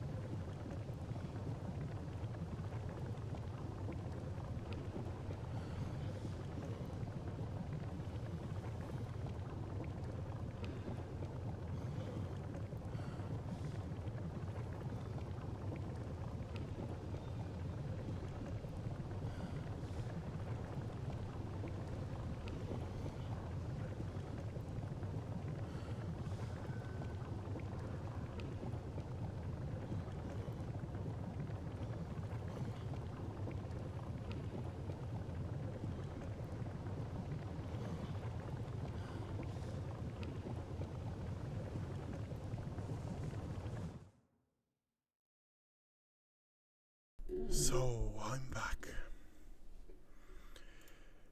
Ooh.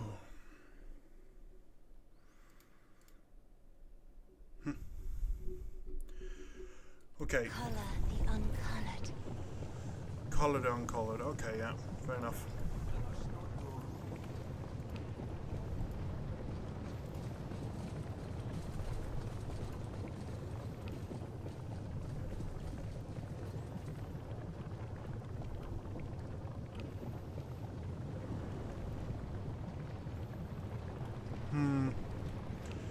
You know what? Rise to the top, forget left in the dust. We enter inside.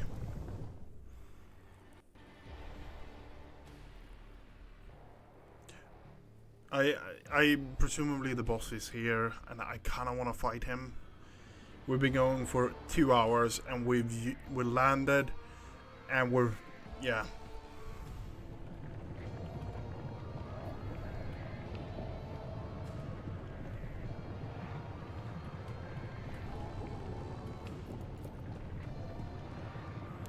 The screen account shows scrolling lines of techno-lingual starting obscure symbols.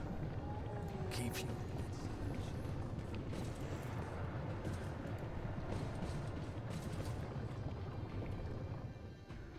Shows symbol gives you a headache, yeah.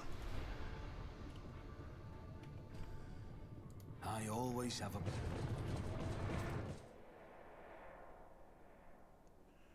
Numerous wires and pipes run out filthy cages which are filled with what looks like a conglomerate of human bodies. You can make out who is in the cage, but bright blue sparks flashes intermittently in the darkness while the mass flesh twitches and shudders.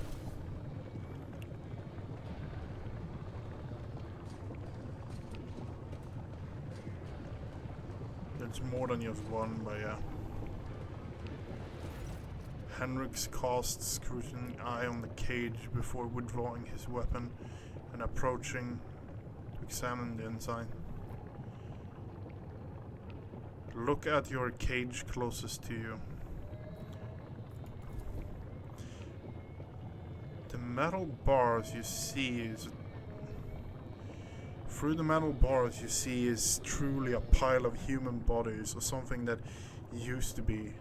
The monstrously deformed bodies are fused together in place, while others severed using saw and knives, leaving wounds, weeping pus and slime. Wounded are agulating and sprouting tendons. Rods connected to wires that run to nearby cognitators.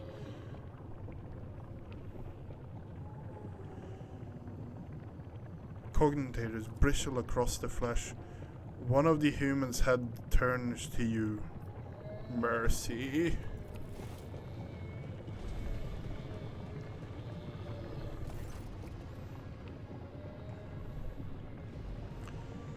Even attempting to speak caused the mutant, but he bears the agony and forces out, "Mercy, make it stop."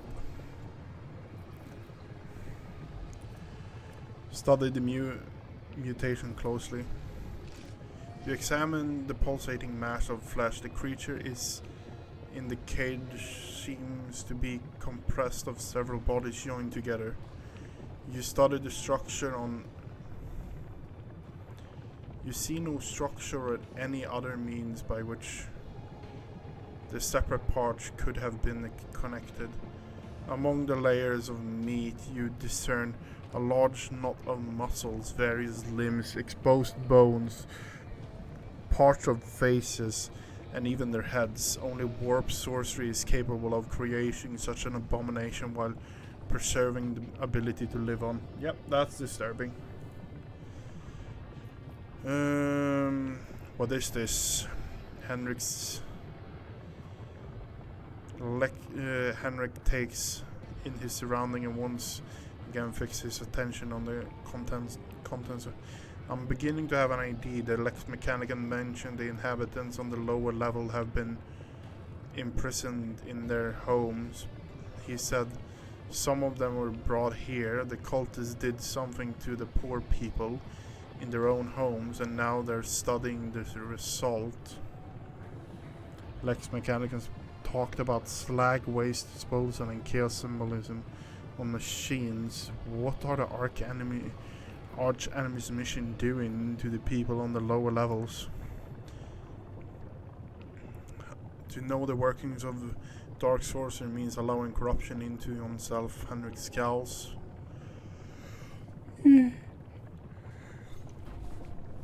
These are warp mutations, no doubt about it. Perhaps there was some side effect, and that is why they were brought here. To conduct sensory incognitators. To be connected to sensory incognitators. Even fallen tech priests who have rejected Omnissiah are driven by perverted hunger for knowledge. Oh my fucking god. This is so... Why did they hook up their people? Monster mutated. But still people. Nods grimly. Yes, that is what the warp sorcery has done to them. To be precise, I've seen many mutations whose features have been distorted under effects of the archenemy, but this is something beyond my imagination. Why are they hooked up to cognitators? Henrik carefully studies the screen on the computer. Lingua technica, corrupted by the scrap code. I'm sure it's unlikely we will be able to extract any of value from the data crypts. Thinking, Henrik clenches his fist and bites down on a knuckle, and then recalls when the mutant from nearest edge reaches a hand out to him through the bars. You, a female voice watches you with... A female face watches you with the gloom from the cage, even though half her head has been turned into a mess of bone and lumpen growths. Her single eye looks at you with a surprising amount of intelligence. You promised us. Her words are echoed by the voices in depths of the cage. Leans towards the cage, but sufficient distance to ensure the mutant cannot reach him. Who are you talking to? What did they promise you? Who are they? You took us from the inferno. You promised us a reward. Her face contorted in a grimace, and creature's lips stick together like melted wax. I'll be damned. They can still speak. They remember the people who did this to them. Then Henrik balls his fist in powerless rage and frowns in thought. Perhaps the little biomancer will allow us to draw the fragment of knowledge out of them, or will it trigger further changes? Not missing Pascal's sober interest in the proceedings, which he dutifully records in a data slide, Albert raises a brow.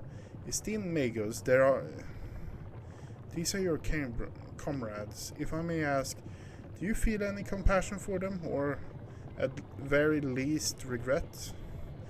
Regret for the loss of these poor people represented in the Adeptus Mechanicus? Negative. What I'm currently observing is not my tech comrades, but merely their biological functions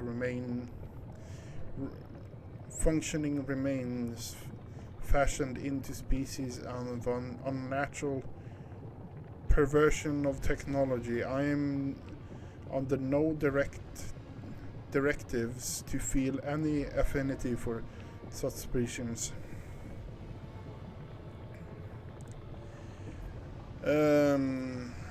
Henriks, let us go. You are only prolonging their suffering. I'm inclined to relieve their suffering. Every moment of existence in such state is pure torture for the people locked in these cheats. It seems to me your mind is already made up. These people need deliverance from their suffering. Yeah. It seems like these people need deliverance for their suffering.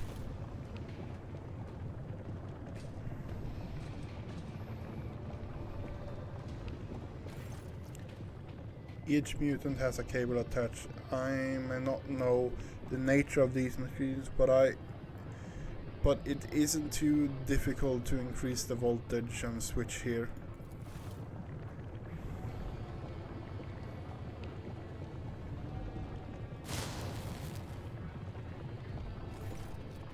You hear a crackle of electricity, the wire glows with blue sparks, and the creatures locked in the cages drop lifeless to the floor.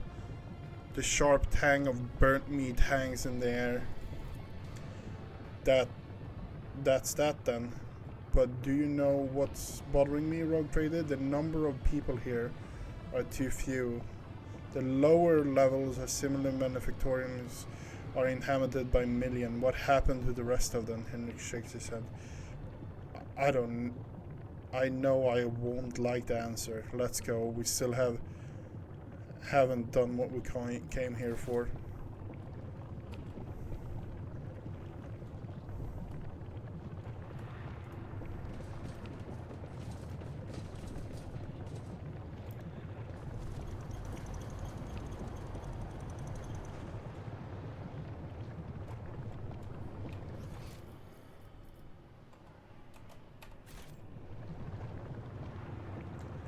Sister, tame your fever.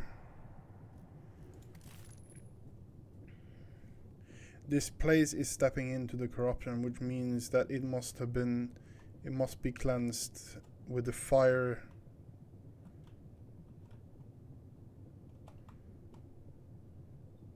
Down to the last crevice.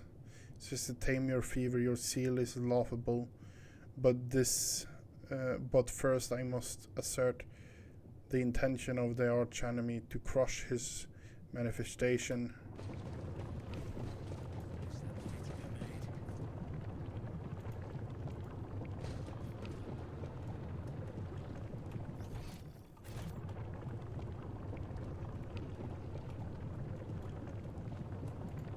Okay.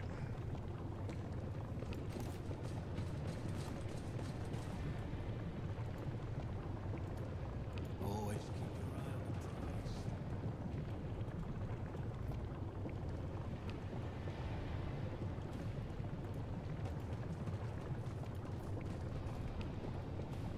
the prize. Rise to the top. That's chaos markings as well.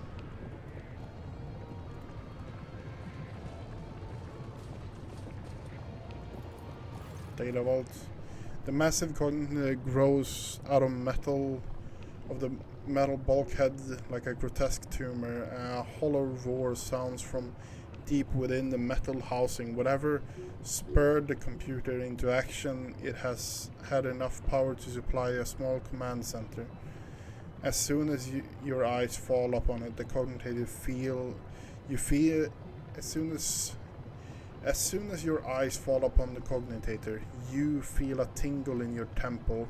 Every nook, every component of the machine radiates a sense of wrongness, and that is difficult to explain, but nonetheless palatable.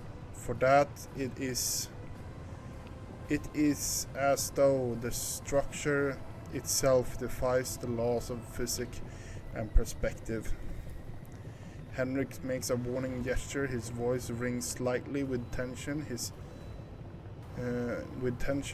is fretted with disquiet. Stop, Björn. This is the creation of the archenemy. Do not go near it. You have done enough for me in my mission. Don't put yourself at risk. Oh. As soon as Henrik takes another step towards the cognitor, it emits a deafening shriek like 100 of metal needles driving into the toughened glass. As soon as as though sensing a stranger. Winching, Henrich approaches the control panel and bends down towards the screen. Despite the heat clogging the room, you feel an ice-cold breeze. Henrik's clearly using his psycho ability to try to fend off the precocious effect of chaos artifact. The Omniscience Grace has not touched this object. This mechanism is not. This mechanism was not desecrated, but born flawed and unnatural. Iron must profane. Pascal unhurriedly produces a data slate. Initiate observation log. Let no fear stand in the path of knowledge. Keep your distance and wait. A minute passes, then another. You watch Henrik examine the coordinate, his eyes scanning the screen, his eyes dodging from reel to lever, sometimes hovering uncertainly over the next switch, which immediately receives a coating of frost. At some point you hear his voice, almost a whisper, barely audible above the clang and roaring machine. Sacrifice. More and more sacrifices every minute. Henrik looks at you, his eyes darker now, appearing almost black in his white face. Hecatomb determines the womb of this cursed machine is down on the lower levels. The auxiliary enumerator controls the system for the delivery molten waste under the manufacturer's main building. This cognitator is fueled by the energy harnessed from thousands of people who are flowing beneath our feet as slag waste as we speak.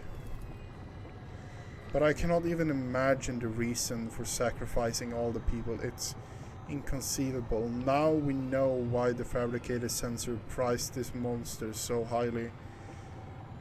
The cursed tech priest and his associate created something that went beyond the limits of the Omniscience power. This machine is designed to process myriad possibility using warp sorcery. It's almost finished its task. It predicts the future.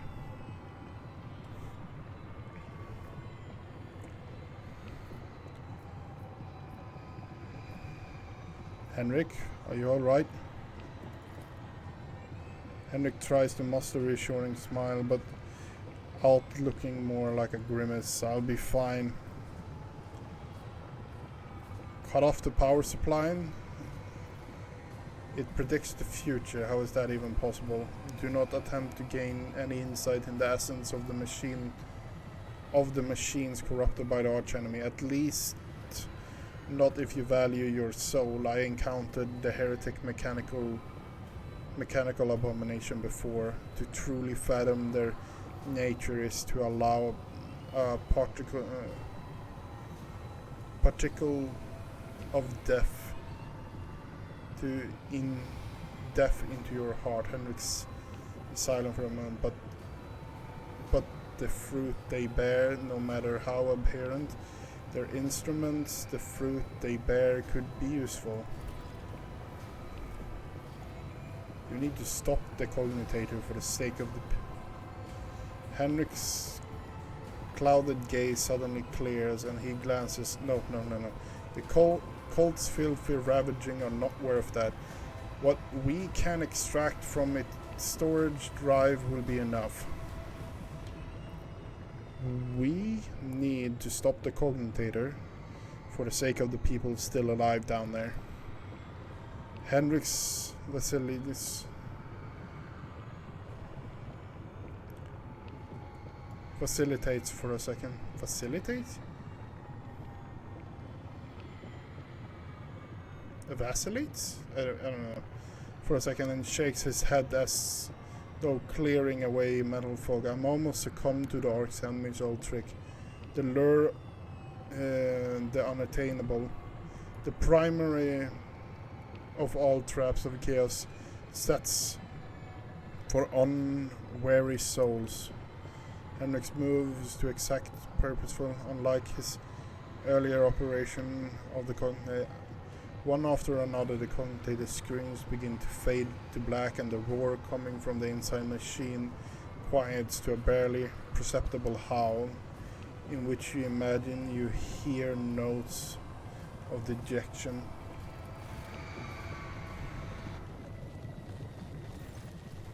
Henrik bends over the keys and flinches as if an electric shock. His head snaps back unnaturally, and you see his lips moving. The commentator let out a roar and grows louder by the second.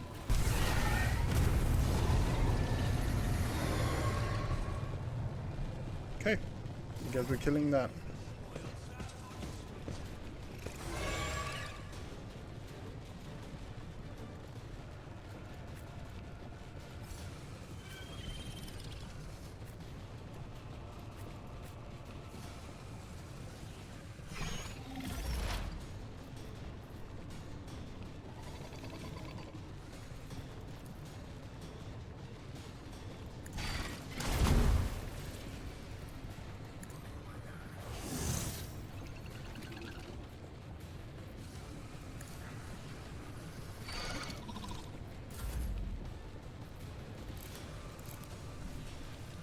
Pop that, pop that, pop that.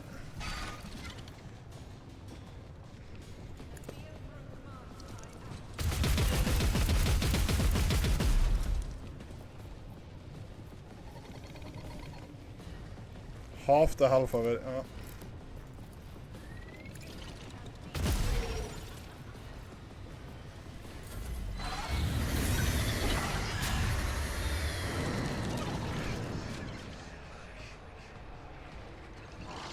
Manifesting Herald Cinch.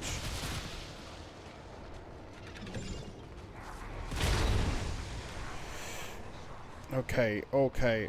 Pink horror, another pink horror.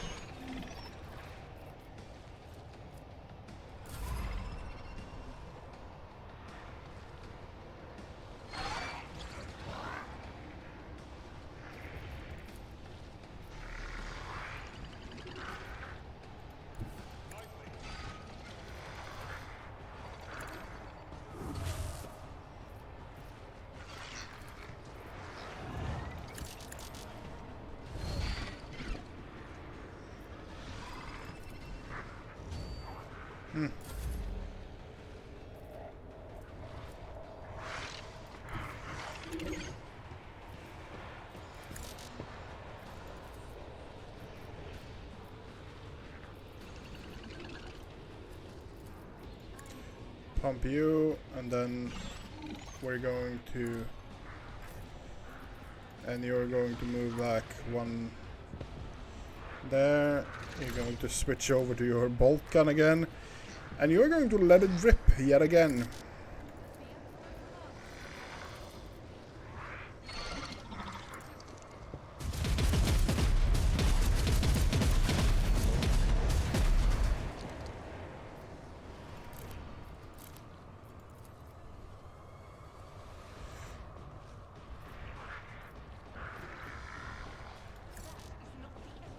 Okay.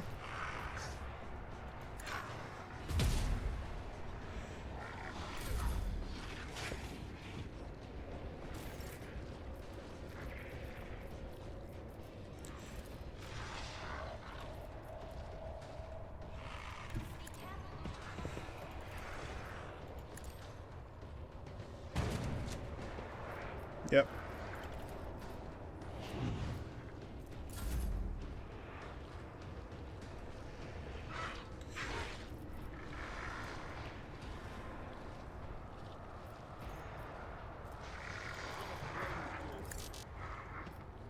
Okay, and then we push you. Okay, great. And then we charge in. That means we've occupied those. No, no war powers, no war powers. We're going to pop that. And that's going to be the end of your turn.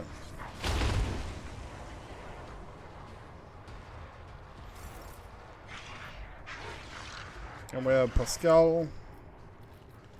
You're going to move. You're going to move. Can we kill that? No, we cannot. You are going to move over there. Take the hit. That's...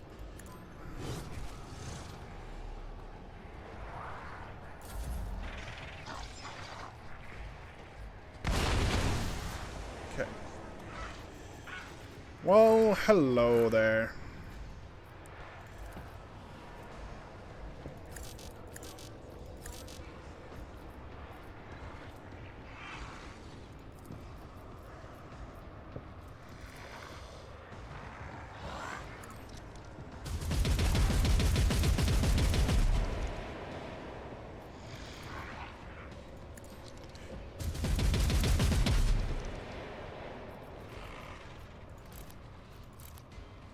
Yes, the kicker. I don't want to... Albert is standing in the middle there. And I don't want to... I don't want to deal damage to him.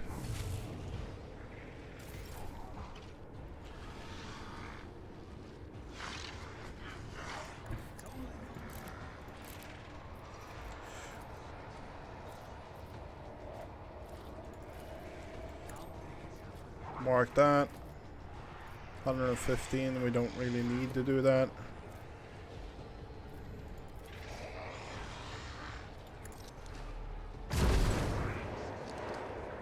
Okay.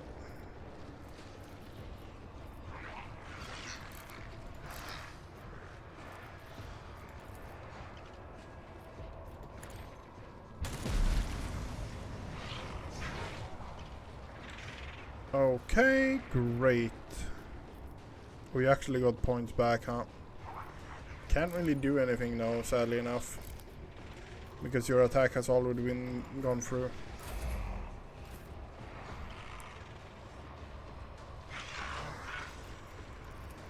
Here's the kicker. We're going to do this. That's going to deal damage to all of them. And then we're going to do that.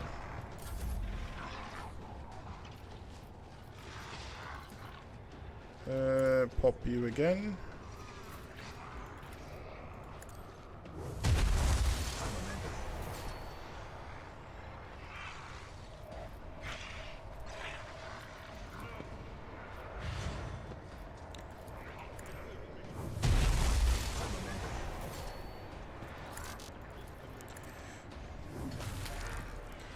Herald of Sinch dead as well.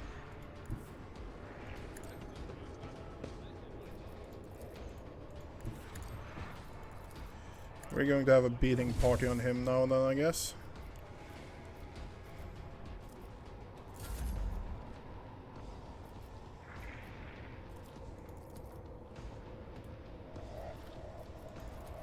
Yeah, no.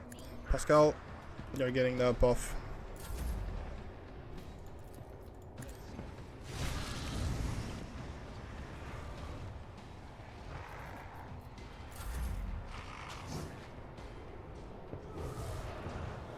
Dodge.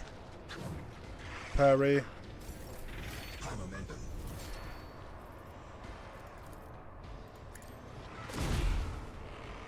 Okay.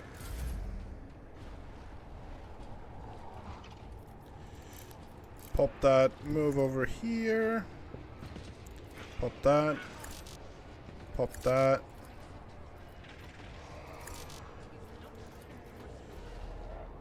$60 damage. Okay, can we take him out then?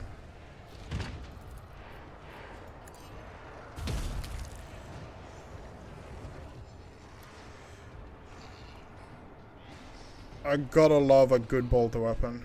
Oh, he's actually prone. Okay.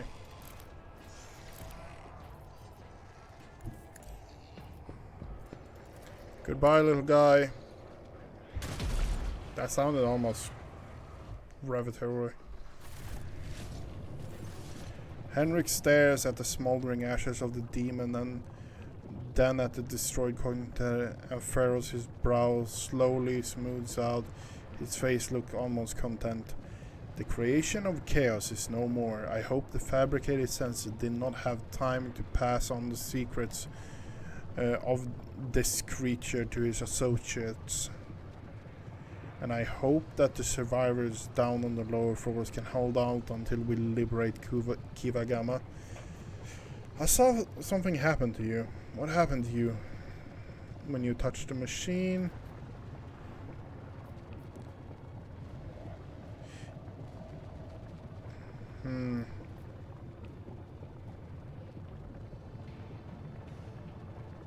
The people who survived this disaster will continue serving the Imperium. Yes, if they have not been touched by corruption. I hope that when you come to decide the fate of this world and its inhabited, you consider the fact that these unfortunate also include those who have not been touched. Unfortunate also those who have not been touched by chaos. I must thank you, Björn. Without your help and cooperation, I doubt I would have reached the depths of Kiava Gamma and learned about the truth behind my agent's dispatched and reports. I would have never ended up here, and I would never have succeeded in hampering the cult's activities. I dare hope, esteemed interrogator, that your keen interest in Von Valencia's world has been satisfied. Oh, apart from the fact that the world is still seized by the arch enemy's corruption, its populace is infected with heresy, and the one sacred machine of its manufactorum has been turned into a weapon against humanity, quite satisfied, yes. My business in Kiava Gamma is concluded. It's time to return to the mission that brought you to the industrial world. The only thing I ask of you is an audience when we return to the ship. Henrik bows his head to signal the conversation has ended. I was going to say, are you just going to leave us here? I would be really pissed if you just leave us here.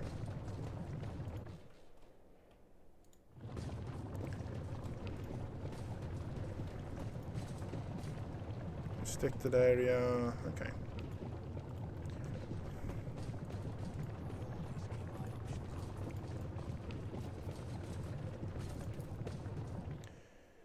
Okay, so we have a machine spirit that is that could predict the future, but also was corrupted, majorly corrupted. There's some nasty stuff going on here, that's for sure.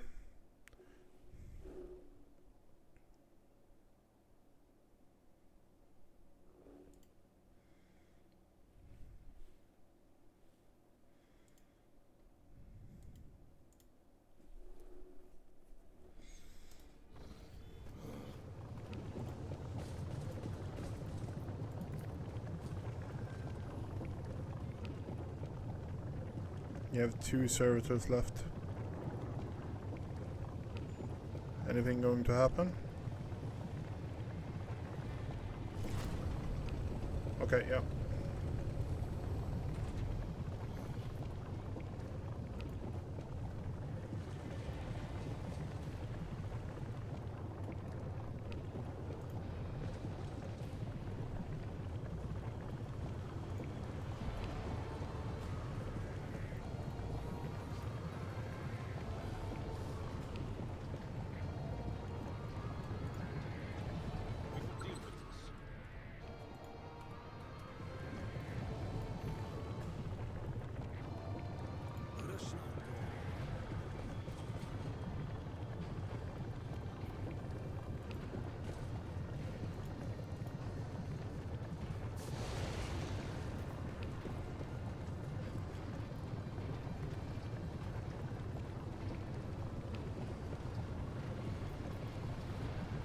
Tech use, what is this? What's going on?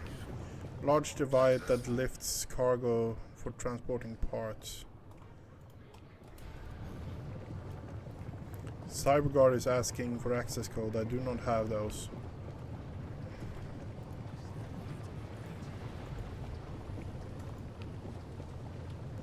Okay. Let's continue on then.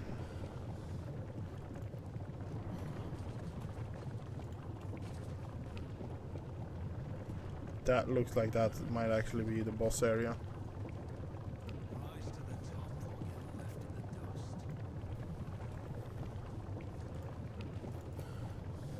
dust. Desecrated altar of the Omnissiah purity seals have been torn off. Data slates with sacred code shattered, and some of the teeth on the gear adorn the broken. Okay, yeah.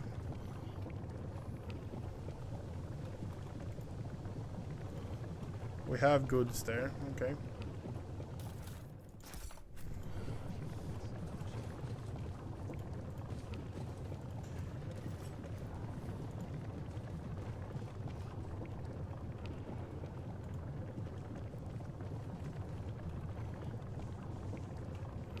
I think we might have a fight on our hands here now. We had loot over there?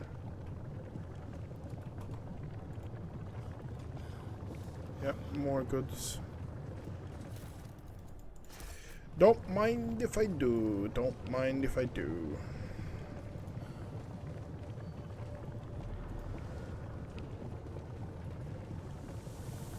Yeah, that's... We're going to have a fight here, I'm pretty sure. We have a dead tech priest over there. Warp lore.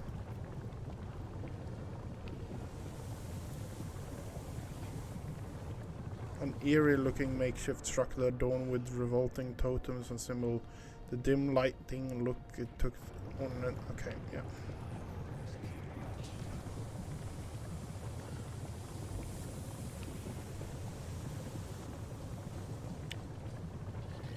There we have demons, combat servitors, a corrupted rust stalker. Oh, that's really cool. That's really cool. So what is it? The basic thing for like the basic soldier for the Mechanicus is Skitari. And when Skitari becomes so wounded that they can't actually continue fighting on, instead of becoming a servitor or something like that, the most honorable ones actually become rust stalkers. They are special combat units that are vastly modified and pretty much amazed to do all the like fighting and stuff like that for them. Tech priest tears himself away from the reading his daily slate and looks up at you. His respiratory augment is missing. Instead of a half, the lower half of his face is covered with death pale artificial flesh. You take note on the mutilated flesh augmentics attached to his head. They seem to have been inserted haphazardly, and the pus is seeping from the untreated wound. I hear your footsteps in the void, von Valencius. Are you not? Pascal in a series of binary signals with the tech priest before saying menacingly, initiate arrest procedure. This unit is using fabricated identification codes, which constitutes a grade 4 transgression. Smile ominously. You're a heretic, are you not? Merely a seeker of knowledge. However, the experiments I have conducted extends far beyond the allowed limits of the ordinary transmechanic tasks with maintaining the planetary Vox array, but ever since I received the strange signal, my ears have been open to that I had previously considered to be forbidden knowledge. Every night since then, I have been tuning my Vox station to that very frequency and listen to the voices. I am a heretic.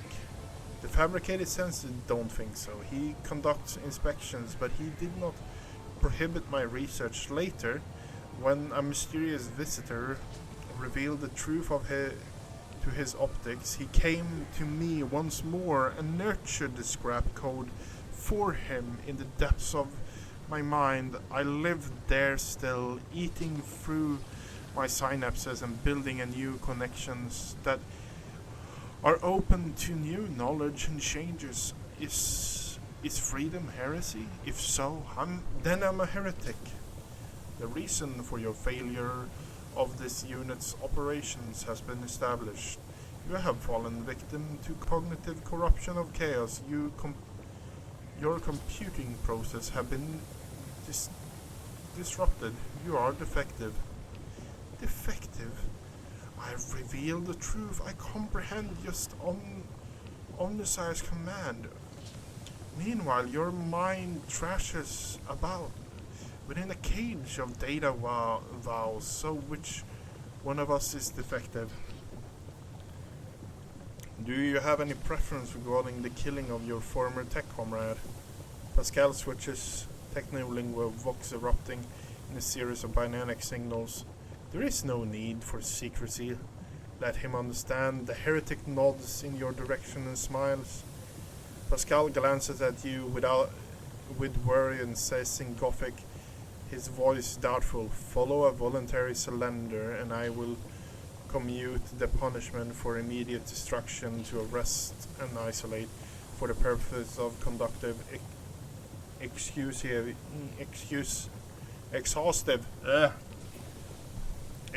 interrogation.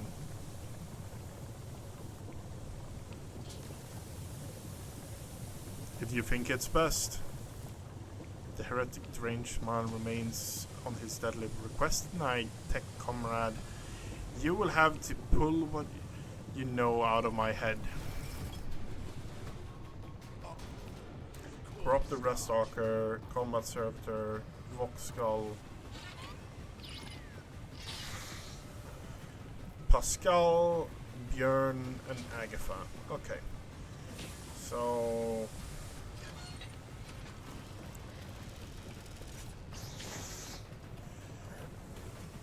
Pascal, Björn, Agatha,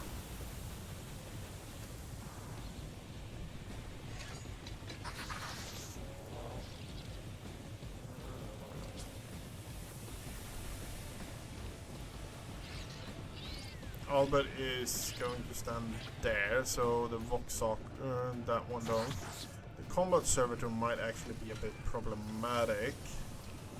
Agatha, then we have Cassia. Cassia is going to do what she usually does, a back roll. Henrix, you're going on a flanking duty. You can actually stand there. Okay, that's way better. 266 health. Okay. Pascal, Bjorn, and Agatha. Okay. Oh, fuck. Why did... Like, random damage. Every combat I see, and it's just people taking random damage. I don't understand this. Okay.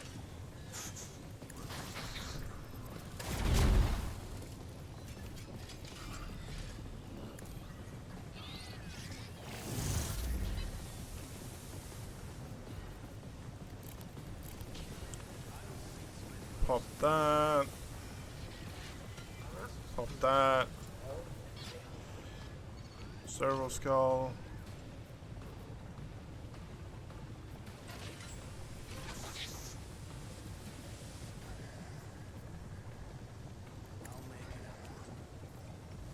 And we're going to...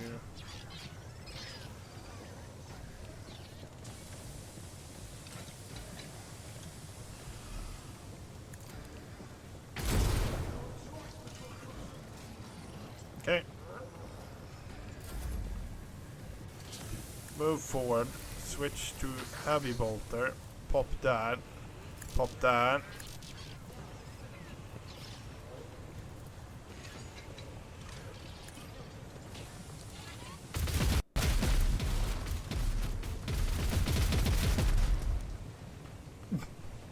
He's down to below 90 health.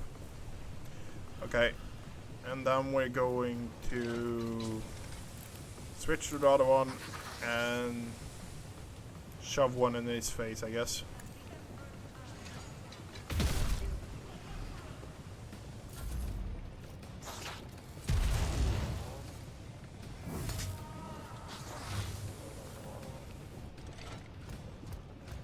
Okay, that.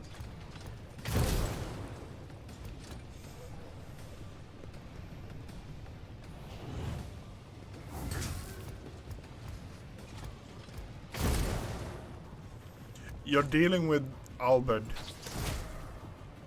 Oh, fuck.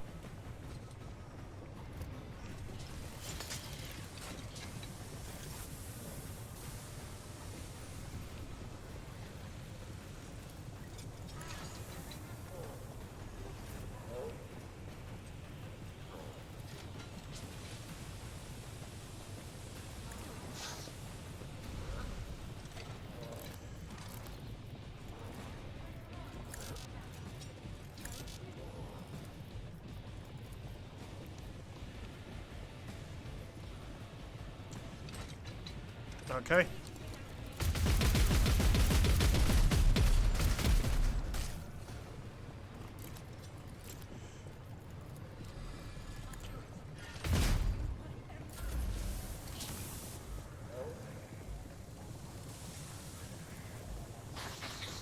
Yeah.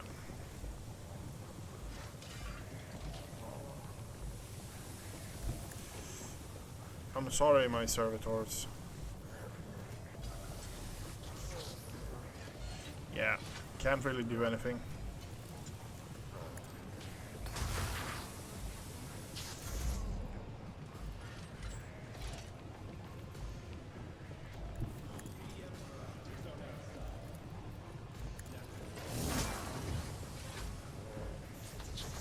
And we're going to pop parry.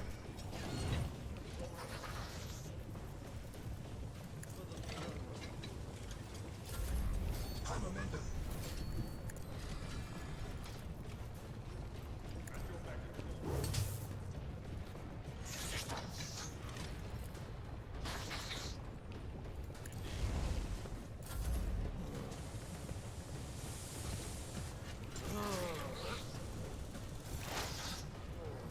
Pascal. The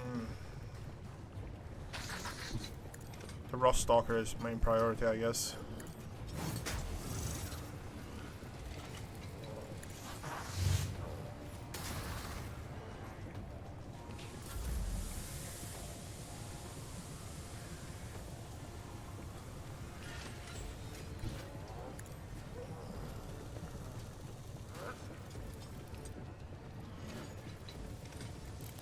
If I switch over to you, what do you do? 3 to 7, and you do... And you do 9 to 21. Okay, pump this one up then.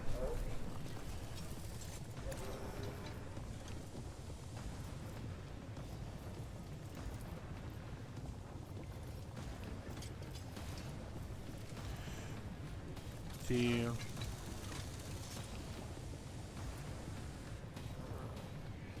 If it claims, gain 2 extra action points. 50 damage.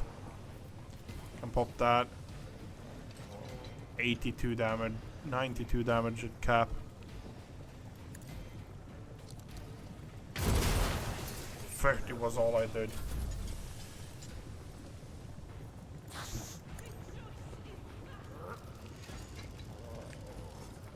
Okay, pop that. Pop that.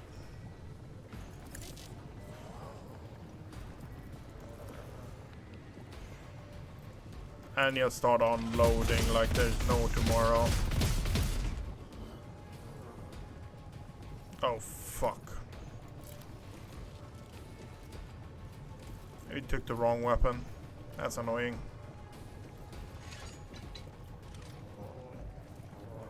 You know what? We're going that route.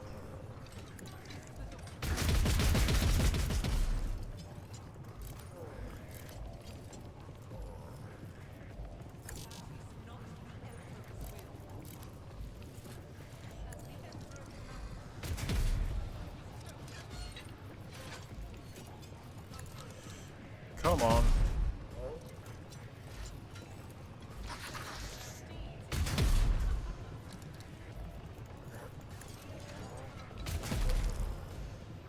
Yep.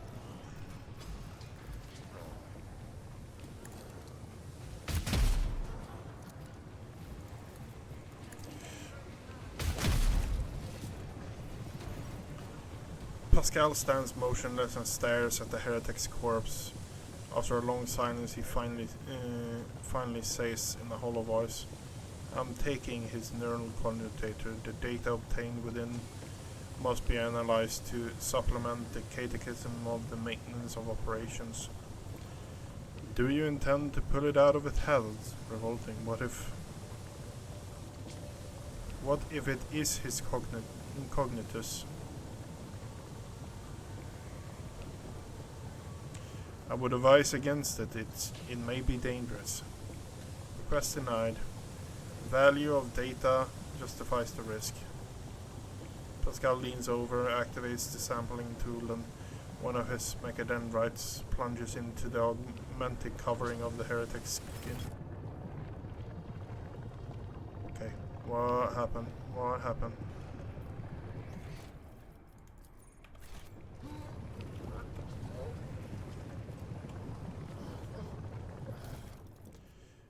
He had a plasma gun, 20 to 30 damage, Mesos pattern. This cognitator grants the owner 10 plus bonus to logic. Okay, not bad. We can't loot the Rothstalker. I'm deeply disappointed in that.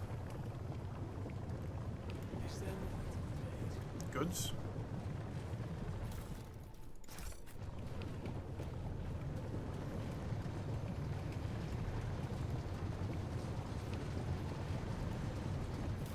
Goods.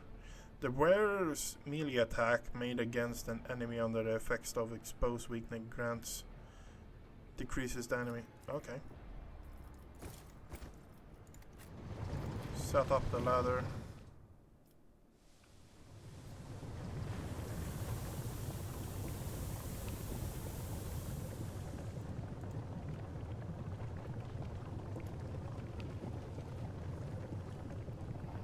I always have a backup plan.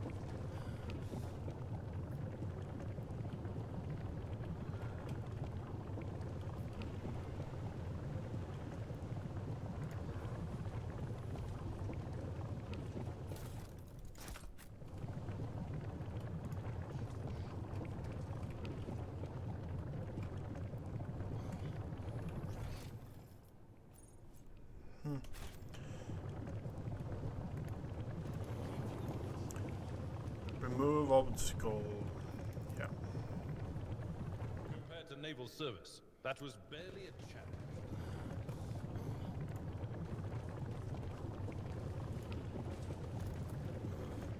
Card filled with refuse and pieces of broken spare parts shopped on. Yeah. Goods. Adapted flak vests. This flak vest grants the wearer 3 plus deflection. The armor if the wearer's intelligent. 10 plus armor value if the wearer's intelligence. Okay.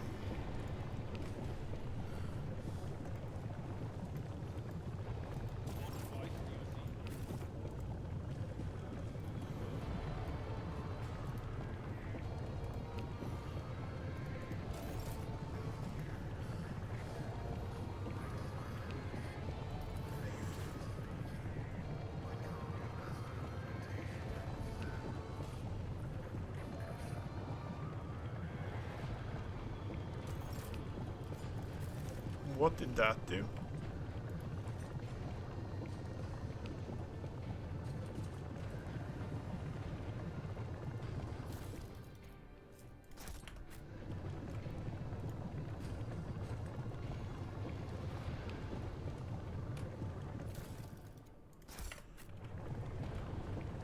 Right to the top. Look out left in the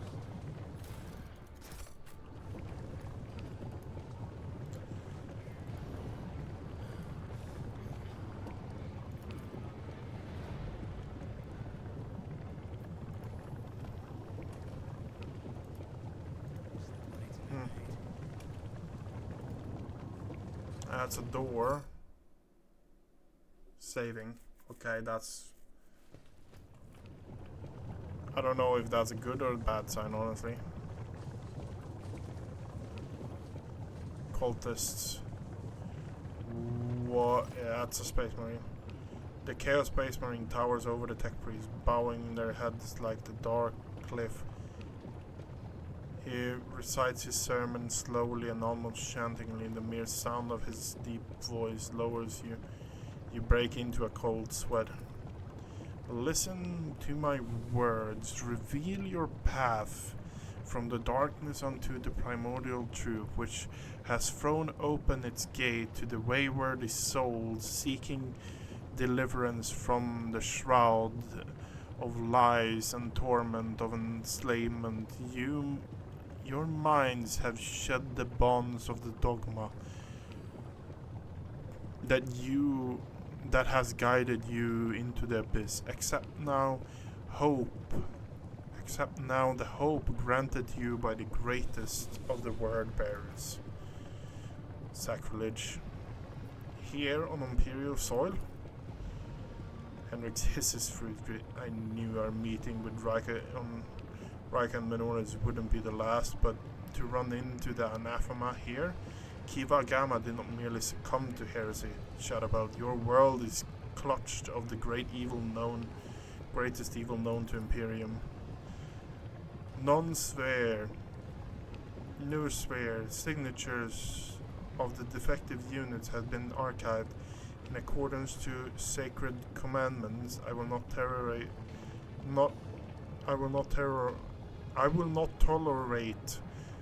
no heresy on hereby you are categorically disposed of. Redemption.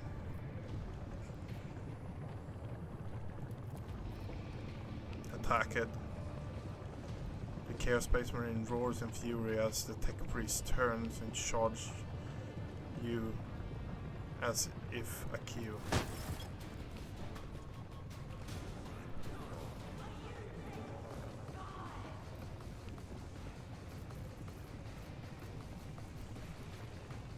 Tough cultists, tough cultists, tough cultists. Okay. So we are going to form a cordon here.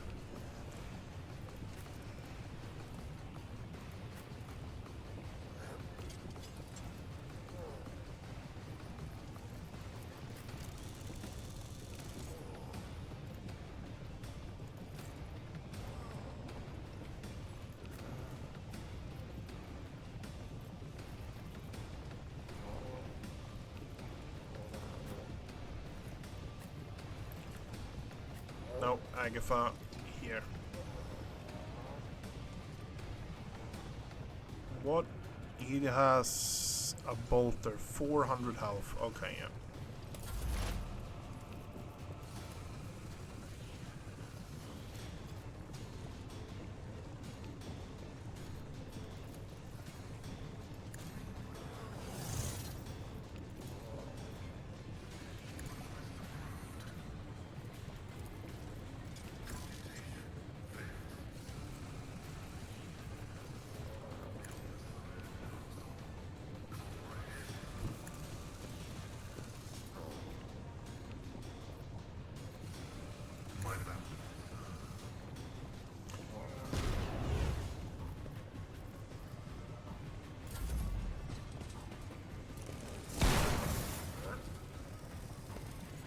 I'm so happy I didn't do anything with him.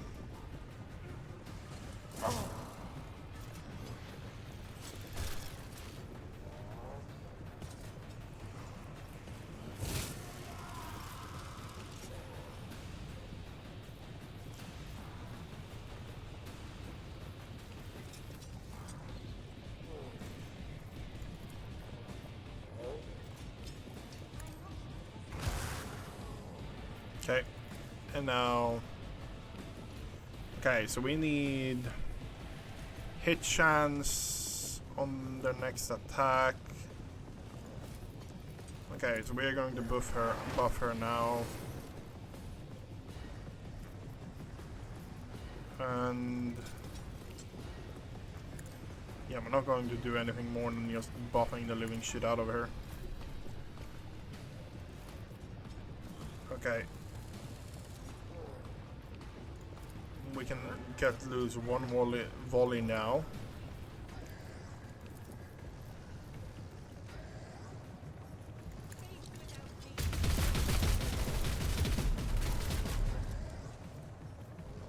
Okay, great. And it's hurt Cassia now. You pump that. And you. Guess it's time for you to spray and pray again. Commands. We have 2 points left actually. So we're going to go devastate as well.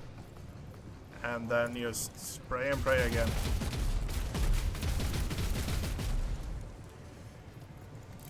And you know what?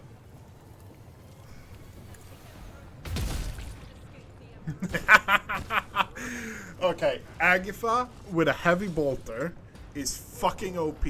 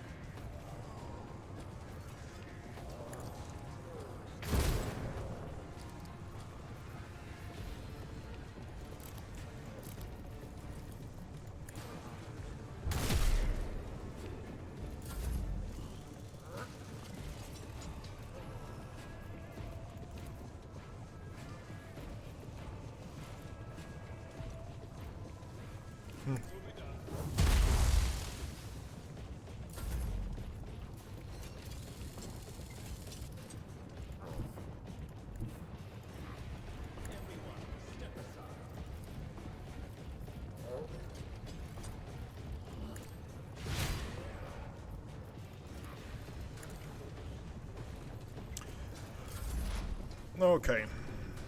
And now it's you again.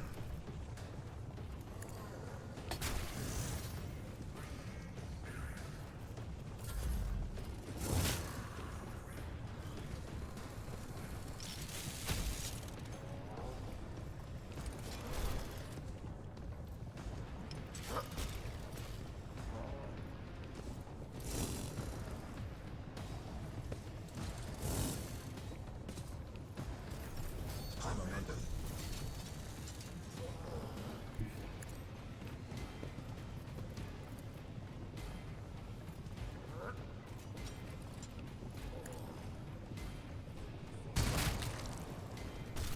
Okay, killed one.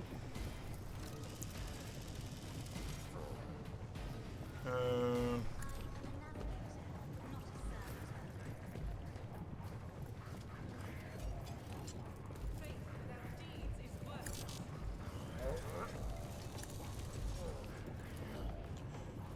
Okay.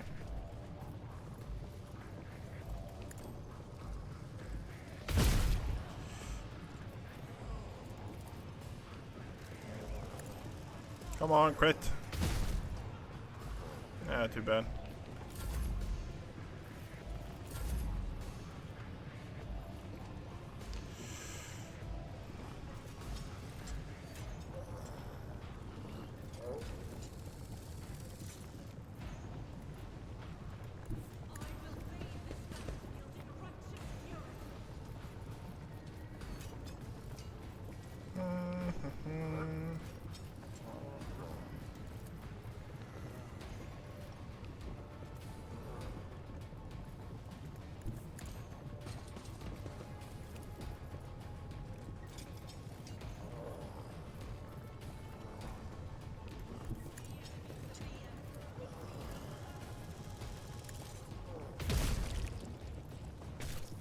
Okay, almost took out more there, but yeah.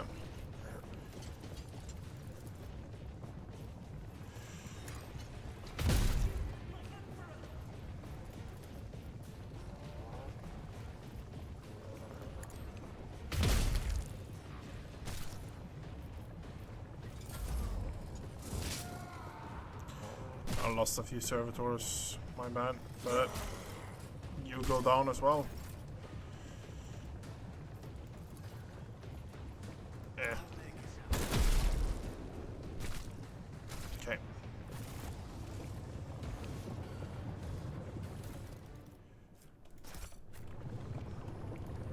Chaos Space Marine.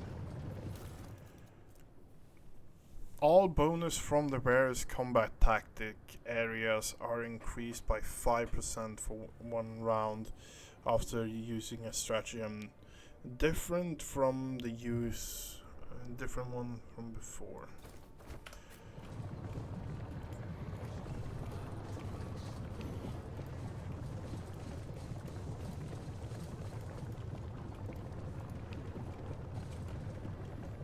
Okay.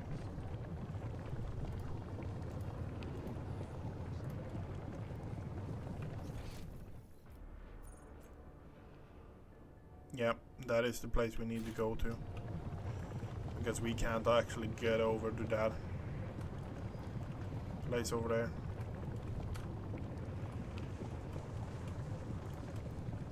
Wait. We can do something with that guy there.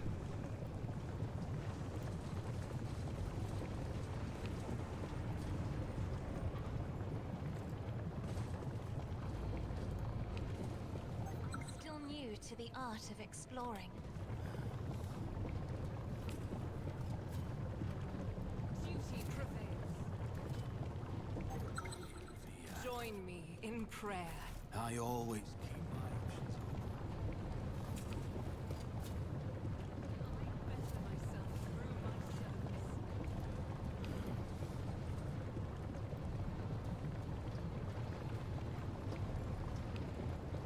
Corrupt technomats. Okay, so we are going to have a fight here as well.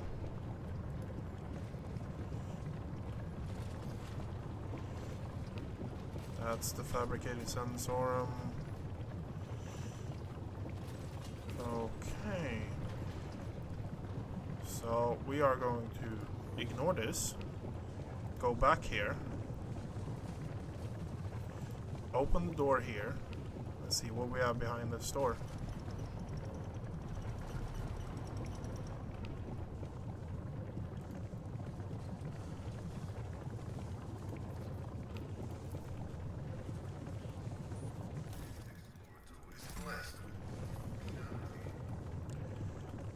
Okay, what do we have that we can interact with here? Is it just that door?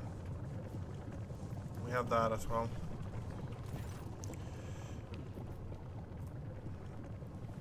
Cognitive looks that you allocate to bring your cognitive looks that not a single lit lumen. We don't have a Malta charge. I thought we need to get more Malta charges.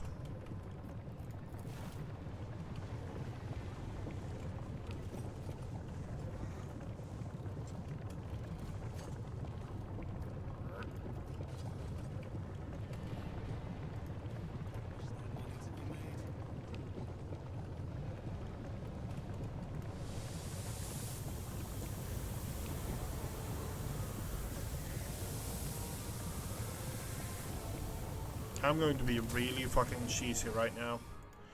We're going to go over here.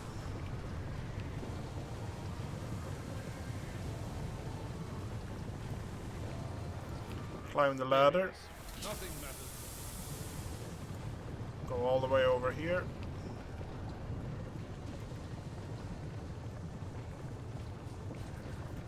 Jump down Nothing's here. impossible for this old officer.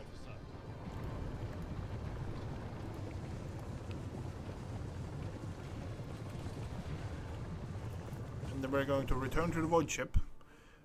And then we're going to turn around and pretty much just go at it again.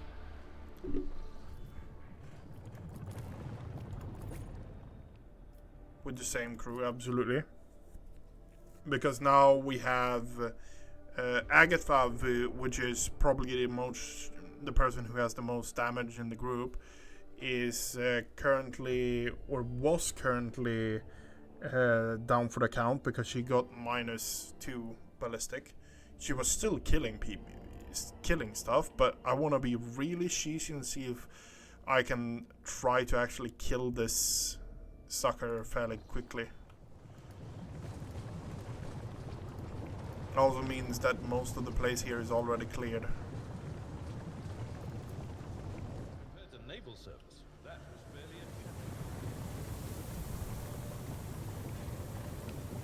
about the fact that most things here is already cleared. Experience? Nothing matters more. It means we can go in fully healed into the combat.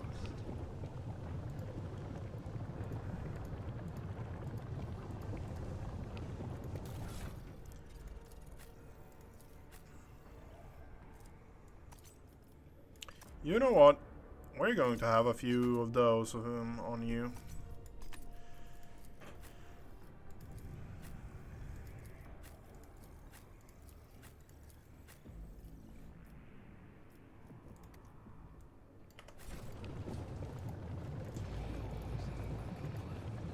Gotta love a heavy bolter though. The heavy bolter, like if you have the build on her that I have, seems to be really great.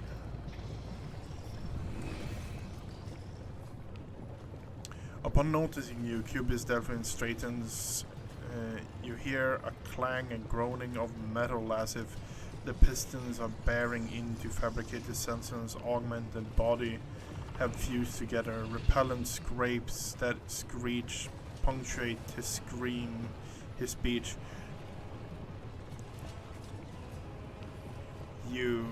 The probability of navigating your way, of reaching the inner lines, unmeasurable. The primordial truth guards me and my work. Then why is it that this variable has yet to be eliminated? Because the schemes of the ruinous powers are powerless against the god Emperor who is guided by his lies. I shall venture a guess, because I'm an illustrious road trader, conqueror of the Kronos Expanse, and you are talking piece of refuge. We have already cut down the brute of a preacher who brainwashed you and your underling. Now it's your turn.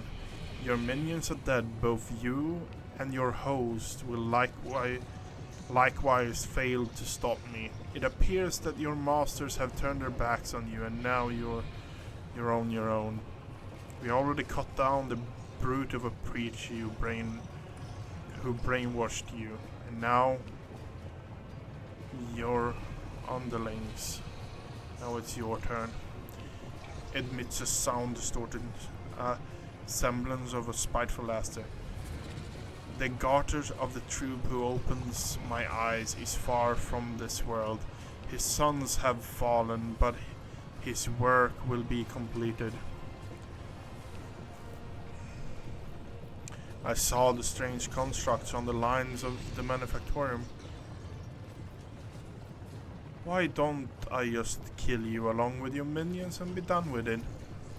I would not be counted as such as an outcome, although probability recalculation shows that even your unforeseen appearance, a disappointing resilience can serve a progress. Where else would I have found suitable specimen for practical testing? Fabricated straightens his back and shoulders. You hear a mound hum as if some powerful turbines followed by a heavy footstep of grinding metal against metal.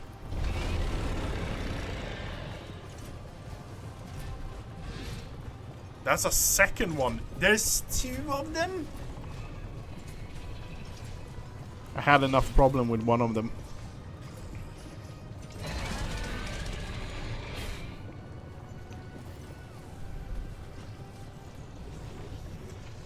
Fabricated general fills witness a weapon designed to carry the glory of the true gods into the darkness of the Kronos Expanse. My shepherd has sent me one of his iron angels, so it very present may still instill faith and awe in the hearts of the flock. Accept the greatness of the primordial truth, unite with the might of Kiava Gammas and Pernich.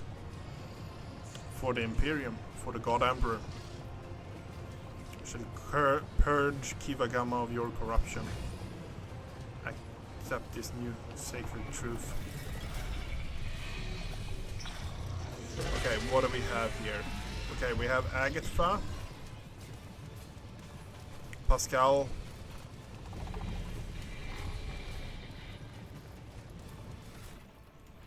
Oh, we could have ranked them up, huh?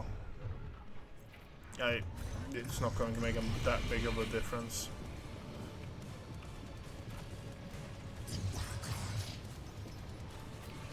I'll fix over here.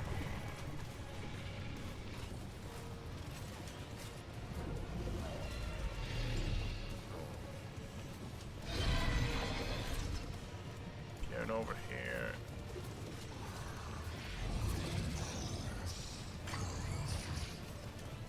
Yes, yeah. Agatha.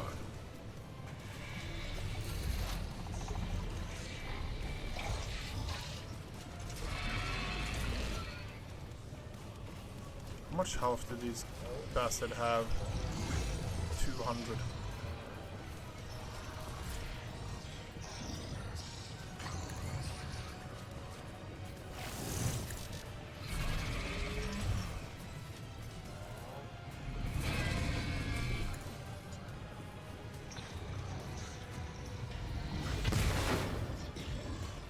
Okay, 29 damage. Not great, not great.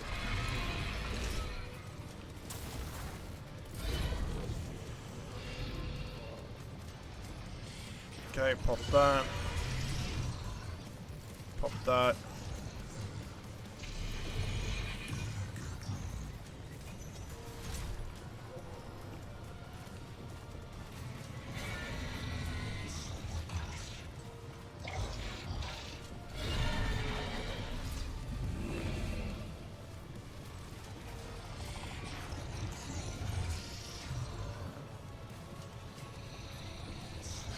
Can I get more in one? No, where goes?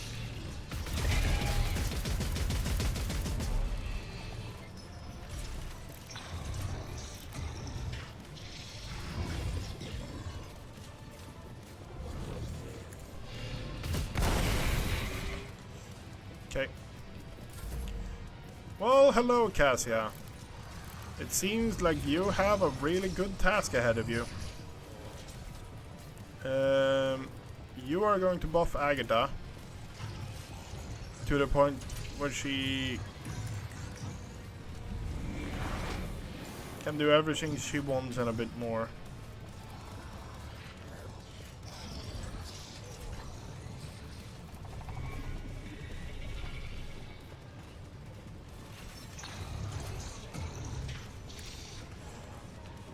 Okay. Okay, Forge Fiend, Fabricator, Forge Fiend behind there. And how much health? It has 47 health. Yeah, no, we're not risking it. Killing one Forge Fiend should be... Killing them off as many as possible should be the like the main priority.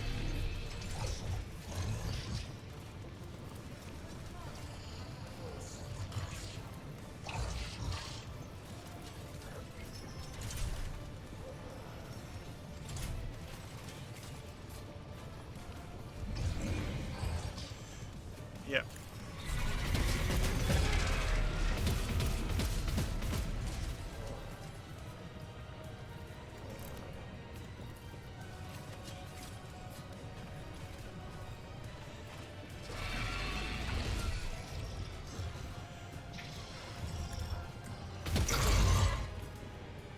.26 damage.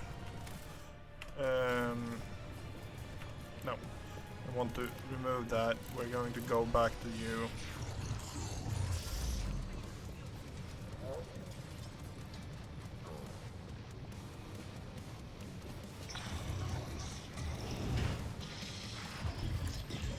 Cassia is going to hide behind cover. Miss. Great. Ooh, that's not great.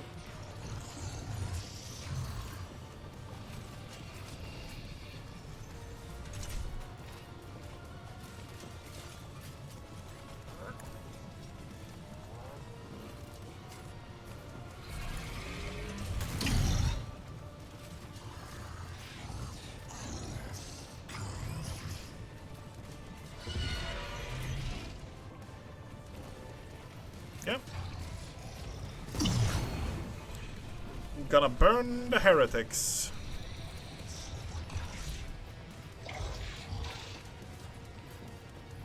Pop that. And pop that.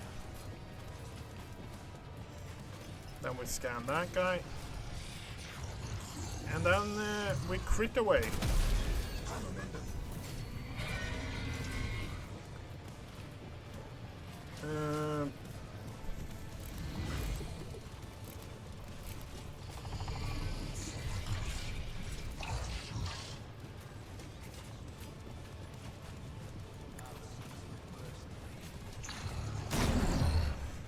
Okay.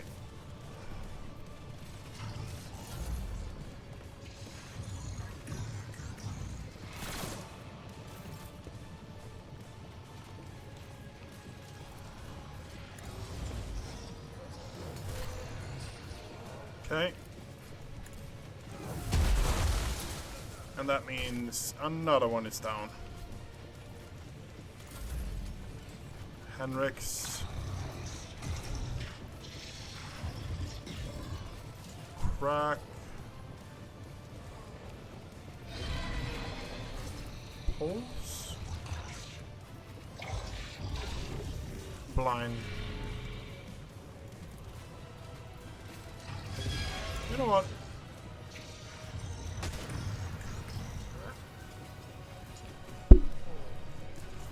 We're going to lob everything we have at them.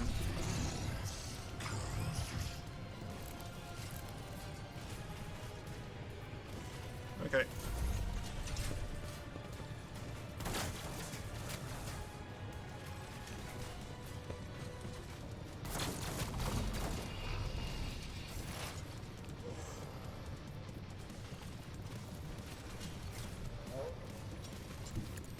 Okay, we're going to move here.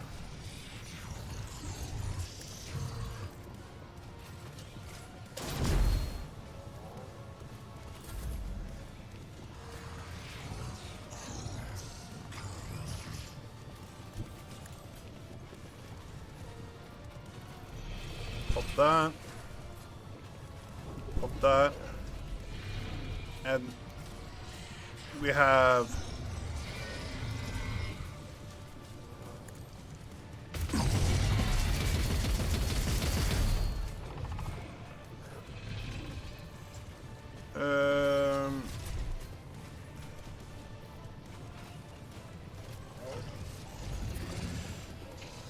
until the end of combat, Dark Militants can make an additional attack each turn.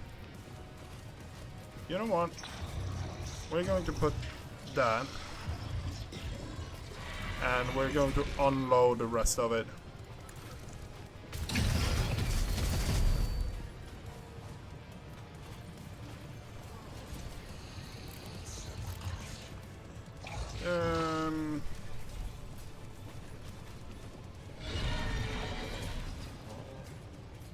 The minimum of 2.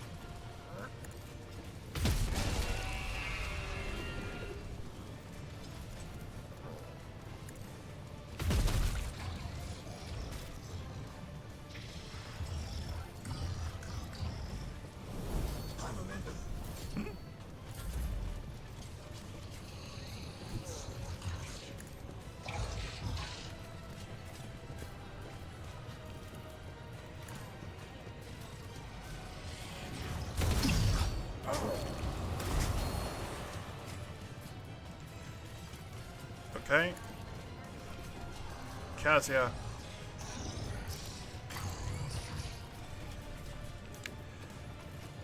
You are going to feel this.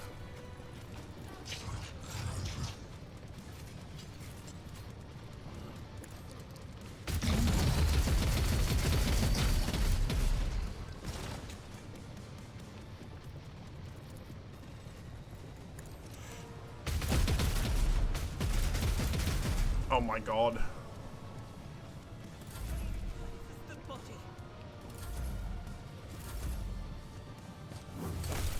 High momentum.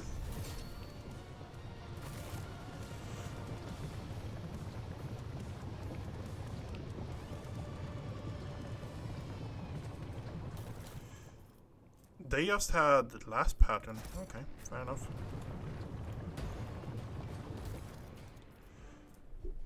Grant 20 tech use. C diff, axe, brutal attacks. Okay.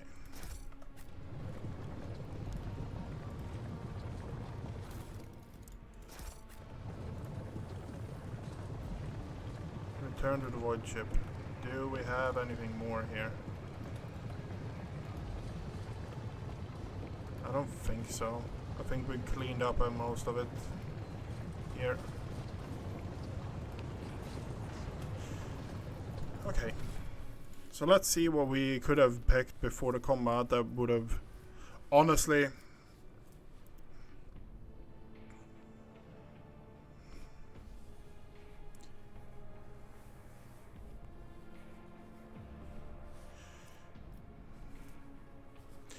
Each enemy effect pierces shot has armor reduced by 6% until the end of the combat stacks. Whenever an enemy with an attack they inflict catch effect, they start bounty hunter's turn. Whenever the bounty hunter kills an enemy with a critical hit, all allies... Okay, yeah.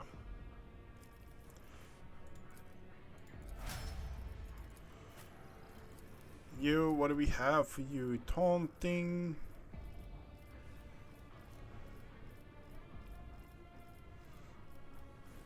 Power armor? Advanced tech use? No, not really. Armor. Doing my part, no other character in the part. Okay, yeah, no.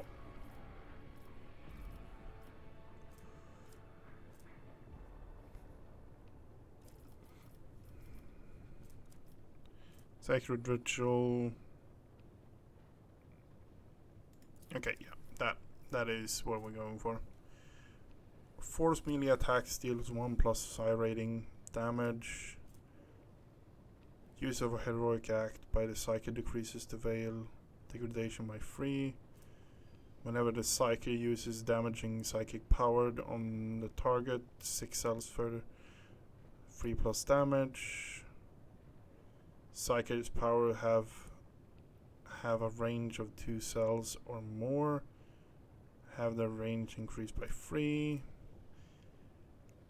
The first psychic power used each turn increases the veil degradation by 2. 2 points less. If the target's reduced effect.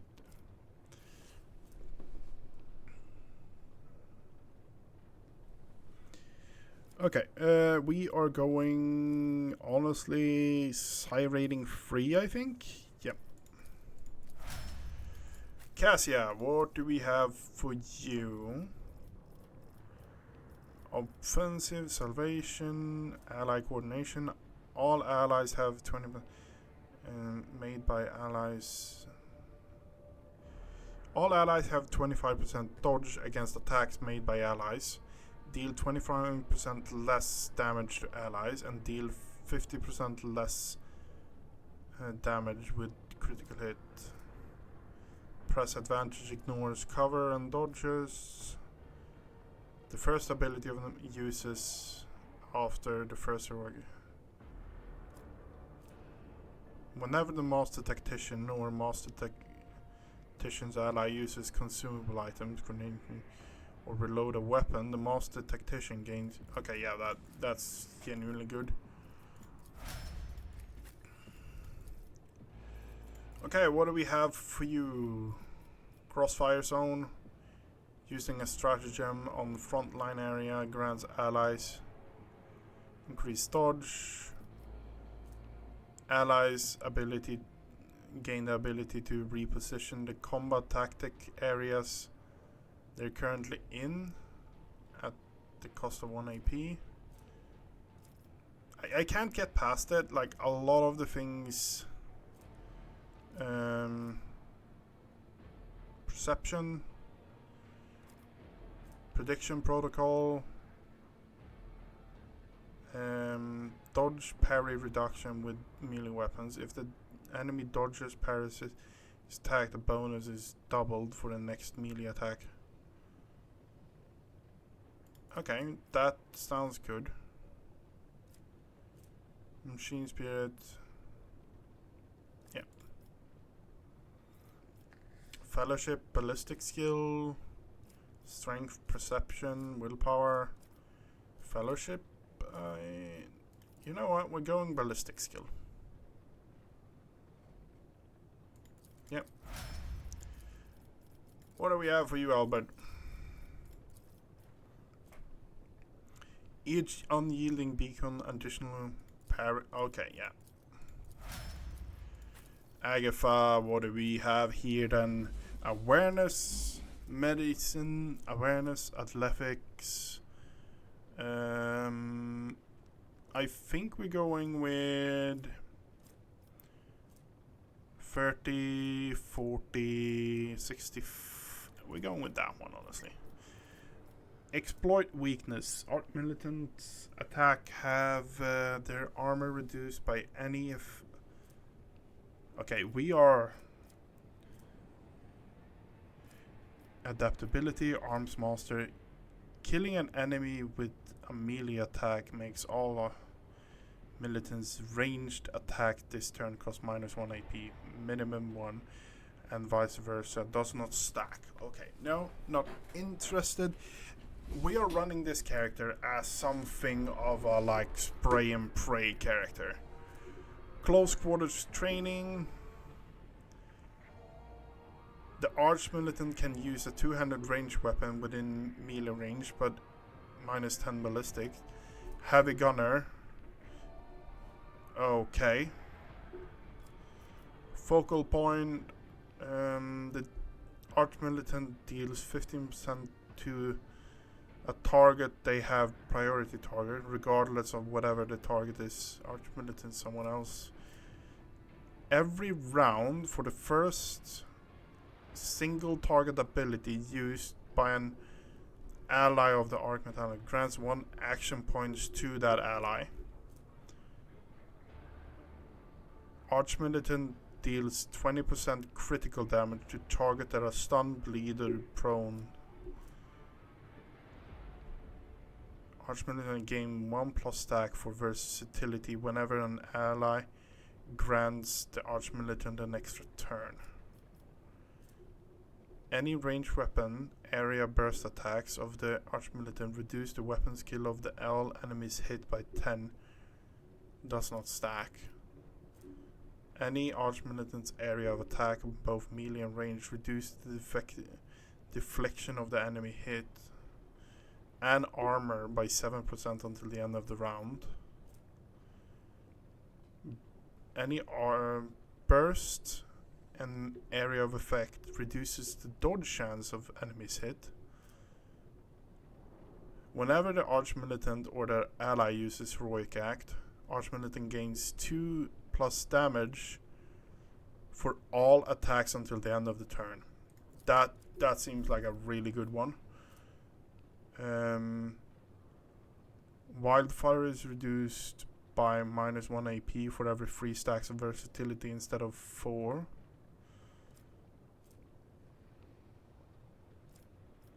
Break attack. Devastating attack also reduces the targets by toughness. I think we're going that one because it comes down to one simple thing. We do a ton of smaller attacks, and a ton of smaller attacks will have a greater benefit of a flat 2 damage increase instead of anything else. Okay. Okay, what's going on? What's going on? That's a heretic. That's a fucking heretic. A sharp pain pierces through your head and lights dim your eyes. You smell smoke and burning. You feel a wave of nausea. Your legs buckle.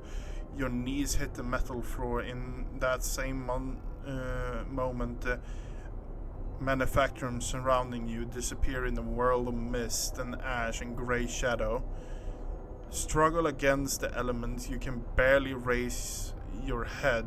Your eyes sting, burn, but through the tears you see a colossal silhouette rising above you. The roaring tempest is unable to shake the mighty figure. Try to get a better look at the figure. Urlan the Cruel. Ooh, Urlan the Cruel. Uralon.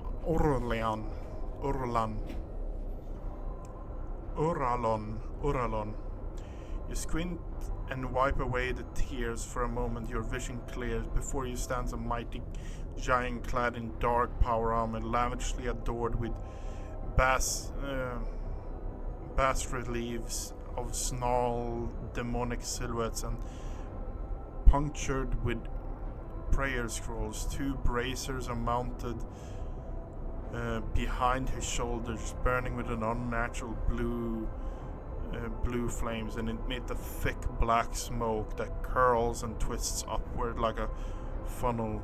Behind the giant you catch a brief grim glimpse of a crumbled figure bound in chains. The warrior in human eyes bores into you. I am the master of those who have been felled by your hands in the halls of the primordial truth. I am Uralon the Cruel. The souls of my followers return to the fount of power they served, crying out for me to cast my gaze towards this sacrilege. And what do I see? Yet another lackey of the corpse emperor. They call you a hero, an empty word, a worthless pedestal among 100 like it, all built by the lackeys of the false god in their hubris and their ignorance. The pedestal will soon become a sacrificial altar, and you will become yet another reminder to the expanse that no hero can save them from its truth. The giant's voice causes a storm of raging around you. You die down somewhat. The giant's voice causes a storm of raging around you to die down somewhat, as if the very sound of his voice is enough to make the whirlwind subside. You glance at the huge warrior and you notice on his chest, unwinding azure symbol, the shades of blue seems to be glimmering and mingling together.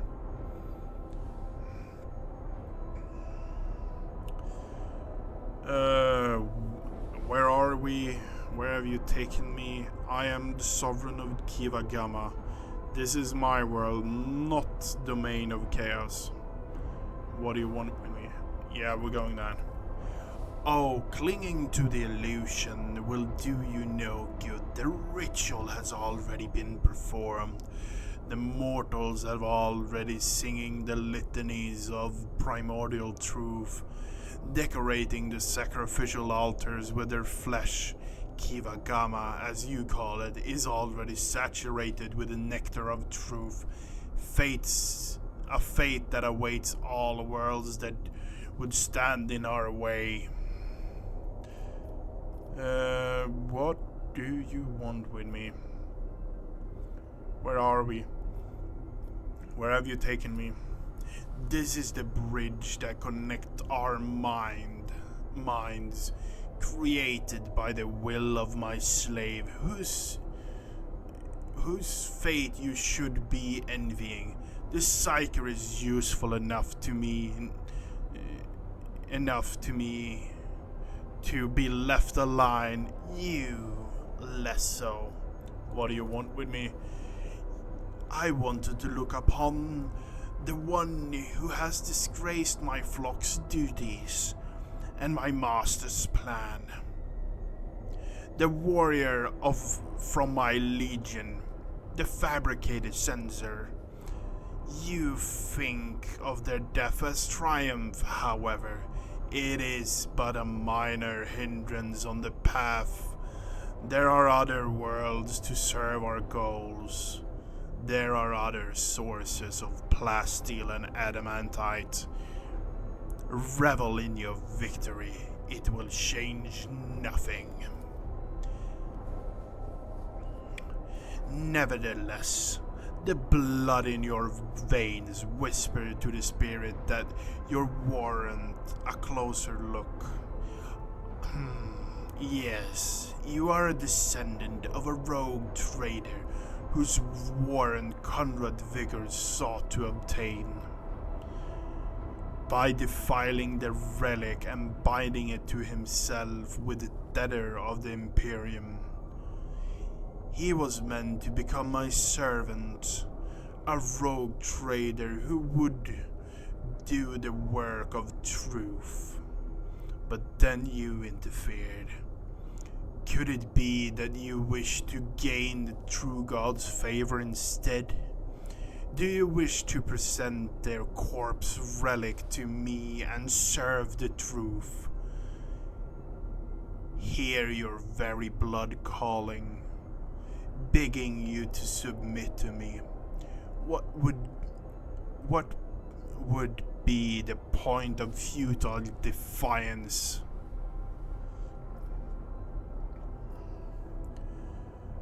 Raise your feet. Only has 30%. Could you waste your time trying to tempt me? It is not blood that defies a person's deed, only their will does, and my will thus began with my mind.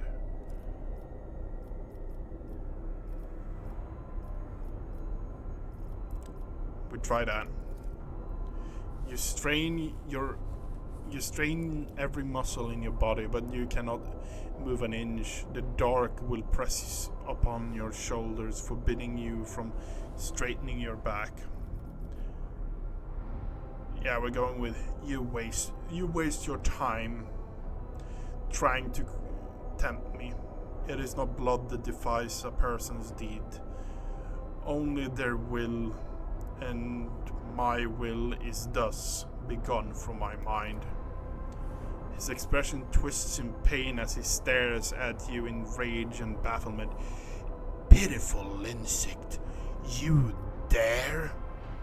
The gust of wind sweeps Aralon's figure away without a trace. The mist around you begins to dissipate, revealing the dark halls of the manufactorium and leaving behind an oppressive sense of powerlessness.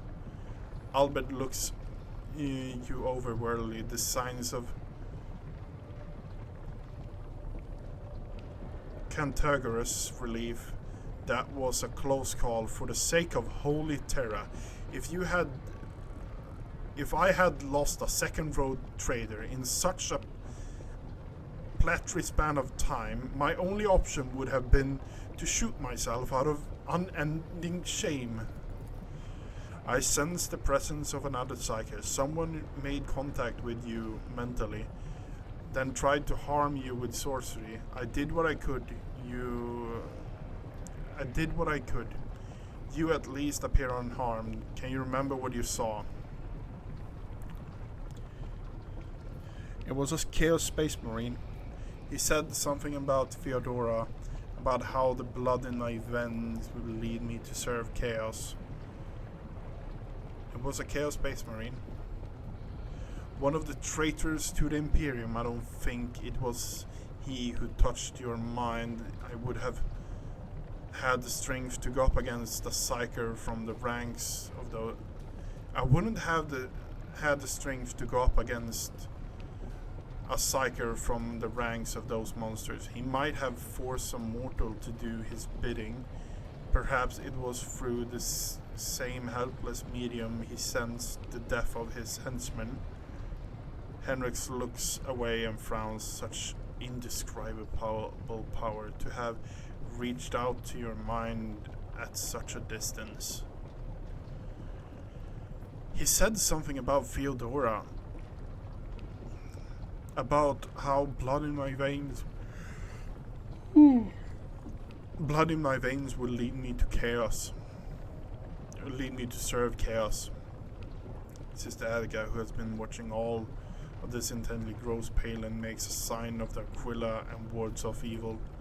Henrik stares at you, whether in surprise or anger, you don't know. He is given a curt, I see. We can theorize later, although I will say, Björn Shadowbelt, that his words do not leave much room for interpretation. The manufacturers around you looks the same as before the vision. Maybe the shadows have grown a little deeper, darker. You dust yourself off and continue on your journey through the darkness.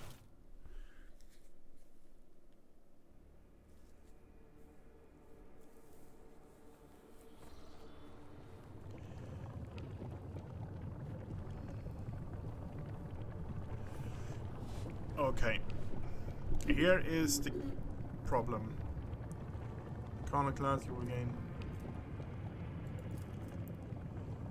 Mobile extract. The world's industrial heart has fallen to corruption. The numerous faith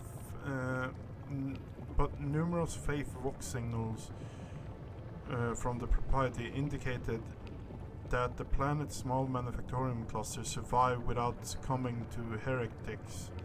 The sacred machines and the hallowed lathes of these abodes have been inadvertently transported to safely on the ship's hull. The faith of Kiava Gamma hangs in the balance. Restore the manufactorum in the shortest possible time without subjugating the wounded planet to a merciless purge.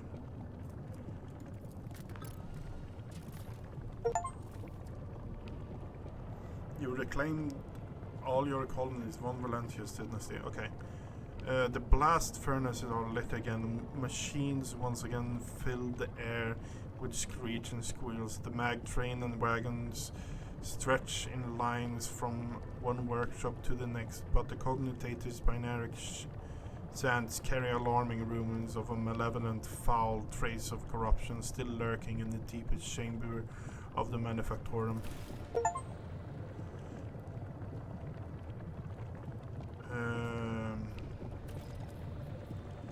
Okay, so what are we going to do here?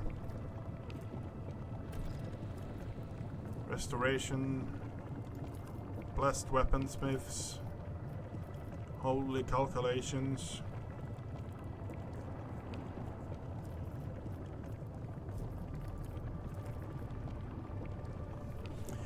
Here is the thing I'm thinking about. Are we going blessed weaponsmith or holiness? That is my question. We're not going restoration. That's just a period. For the simple fact that I don't want that. Heretical stuff, yeah.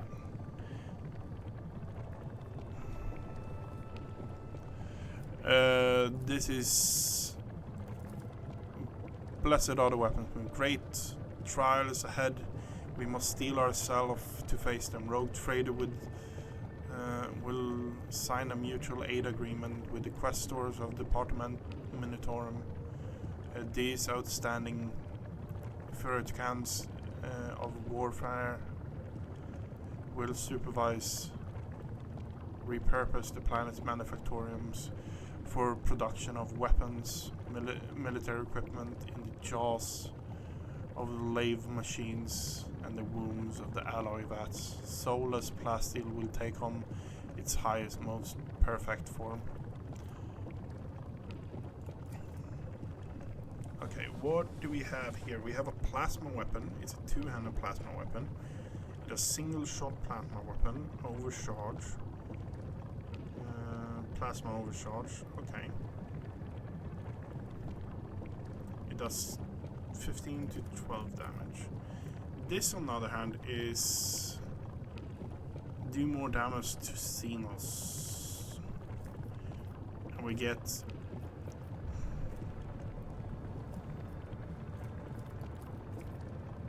no, we're doing this because we want more weapons.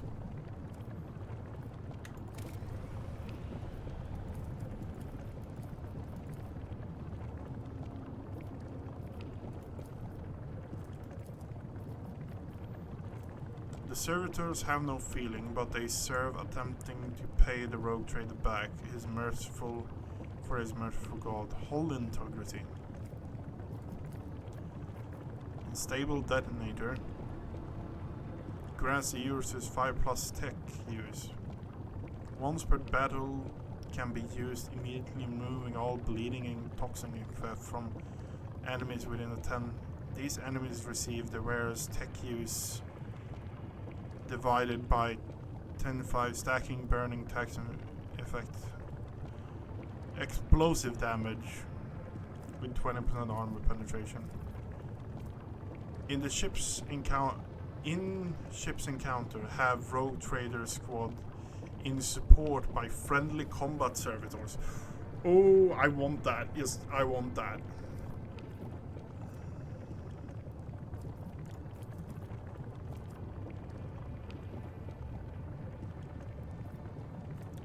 Rogue trader gains 10+ tech use. Security.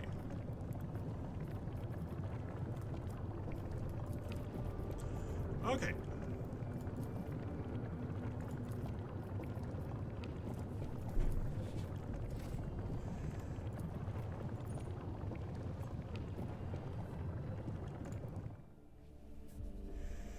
Okay, we are actually going to... It's already... Just doing this took us fucking almost 4 hours.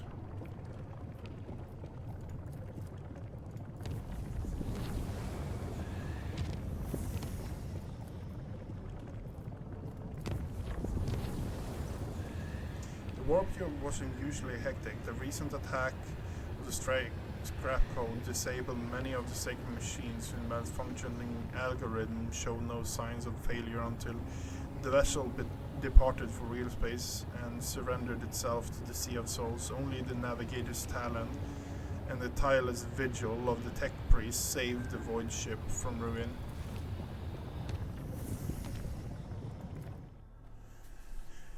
Okay, we didn't visit this one last time. Hulk unknown ships. Space battle. A violent battle will unfold where your eyes. Patrolling ships of Quarter Fleet. They're teared apart. 2 small handle vessels. Once they finished with them, the void ship gave chase to the third and already damaged vessel, clearly with the intention of destroying it as well. But seeing the last ship impending death, Yurlet calls out to you, her voice trembling slightly. Only intervening can save her kind.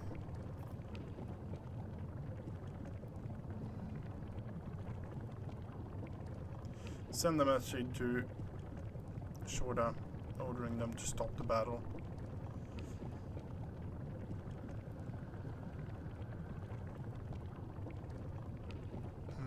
Yep.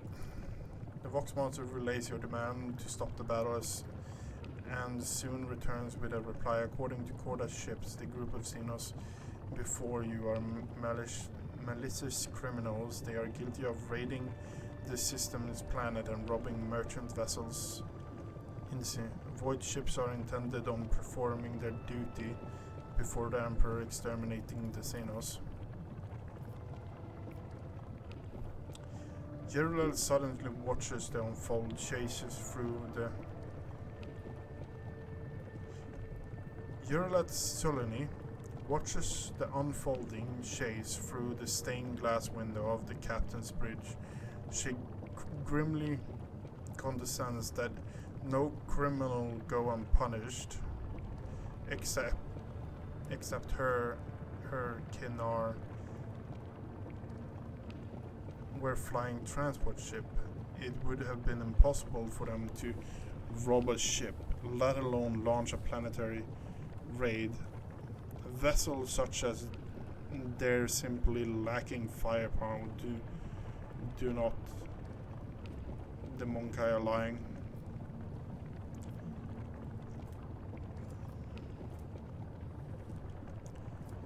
Analyze the intact Xeno ship.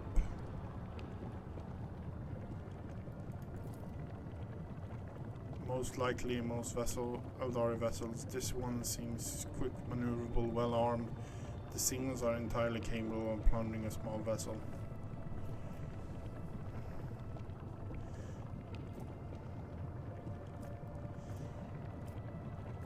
Let's go ask Trigashin. Patrol captain is outraged of your distrust. You may be a rogue trader, but the Xena ships are currently on the border of the Korda dynasty, holding, exterminating any of the enemies, of all the enemies of humanity and of the Protectorate's trade routes is a direct order from the Lord Captain Incendia Shorda herself.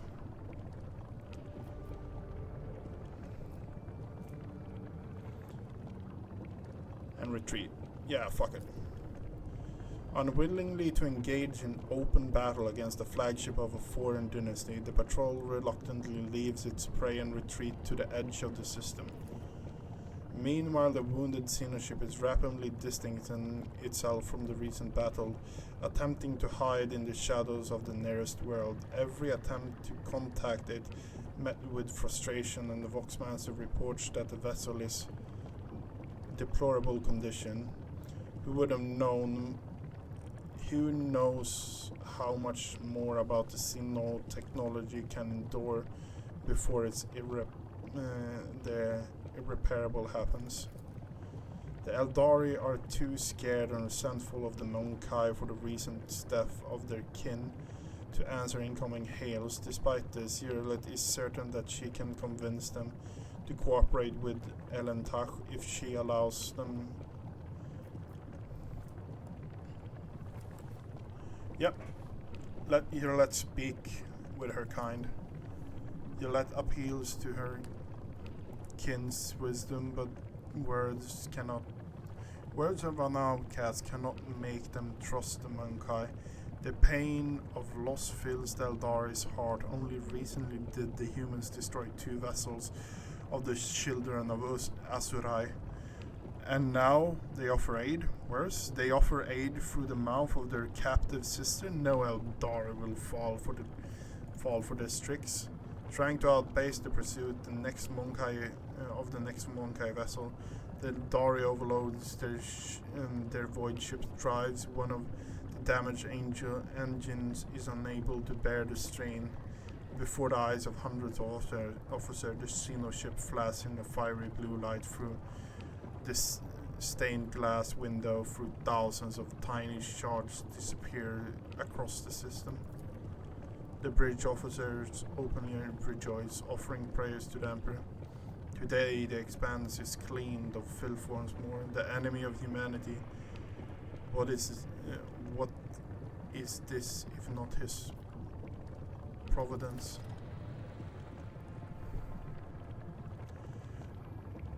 And only the thin figure of the Eldari stands motionless against the backdrop of the incinerated, stained glass window, mourning the fall on the solemn silence. Once the pain in Yulet's souls is numbered, she turns to the Lord Captain and nods, a short gesture of gratitude for the attempt to save those who could hardly be saved.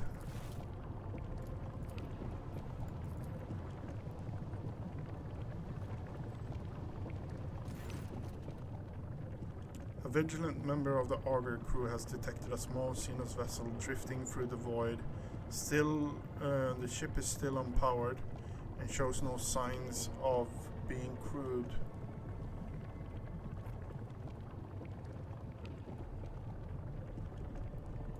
Send a crew over. Squad boarded the vessel without issue. Coercion has laid waste to the ship's systems, which has led to the death of the entire crew. The interior is full of Eldari corpses. No weapons were found on board. And the dead Xenos, judging by their clothing, were not part of any warrior caste, merely the crew of now defunct ship. Xenos yearly claims to have recognized the symbols on the dead Eldari's clothes. They're civilian refugees from the craft world Kundrach.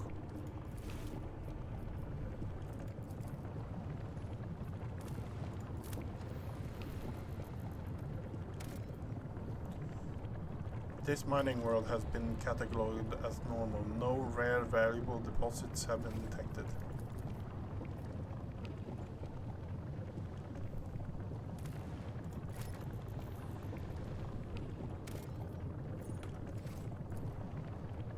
Okay, let's have a look here.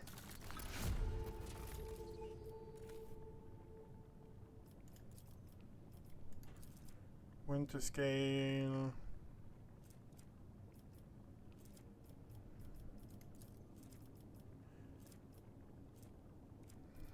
Medkit. Cost 1 mechanism. Profit factor, chemicals.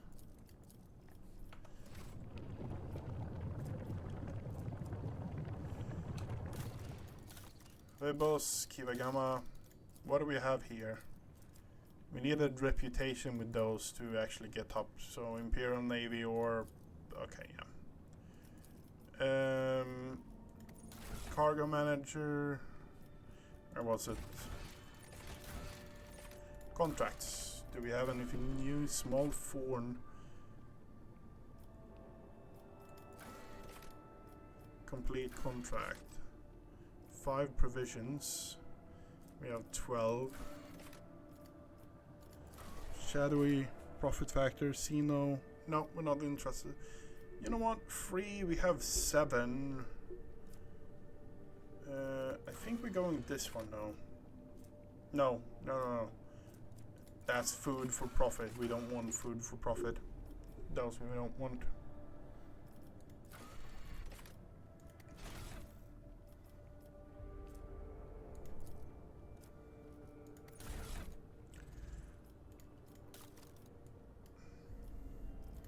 Agatha last time pulled her weight, that's for sure.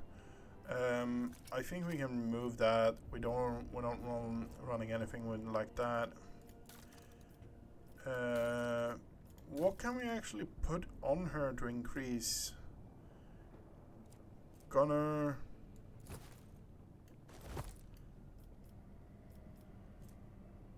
No, we want to reduce recoil on her. That's the reason why she's so deadly.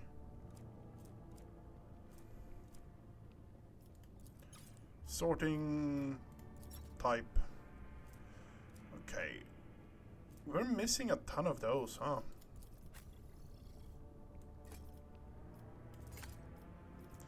Tech use 170. Yeah.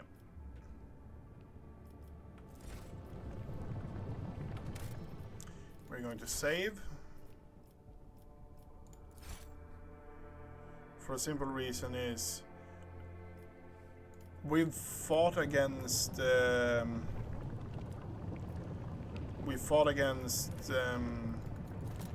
chaos ships before. The planet is devoted for even the most primitive forms of love, devoid of the even most primitive. However, the crew has made a quite strange discovery: a mirror lying right in the center of a huge crater, a completely ordinary mirror in a frame, by appearance in pristine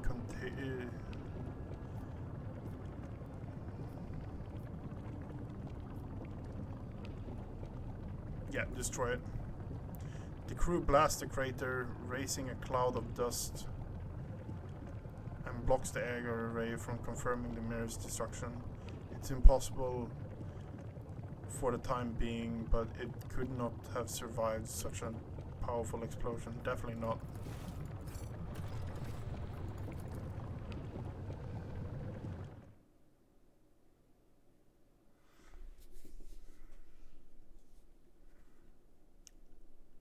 I think we're fighting. I think this is Drukari. Dark Eldar. Drukhari, yeah. The most I'll be your beacon in the alert. darkness. Drukhari have blocked some of your flagship using I don't know Xenos power. Your crew will regain control of their post several rounds.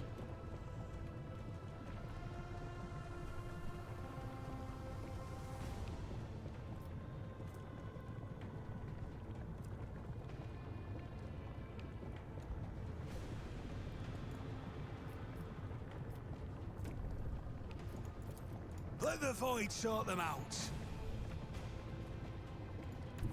Coordinates set.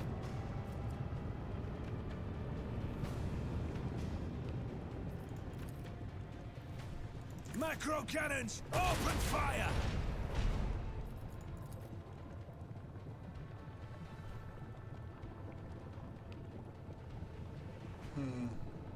Fire at will!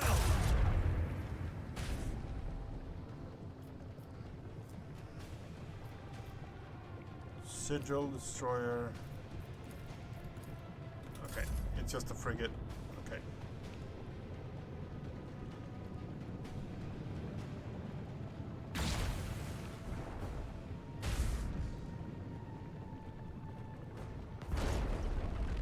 Okay.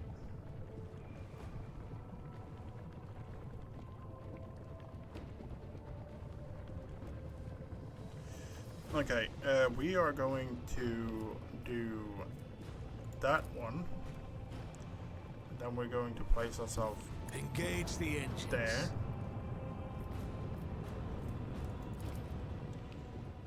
With the force of a supernova! Lance batteries, volley!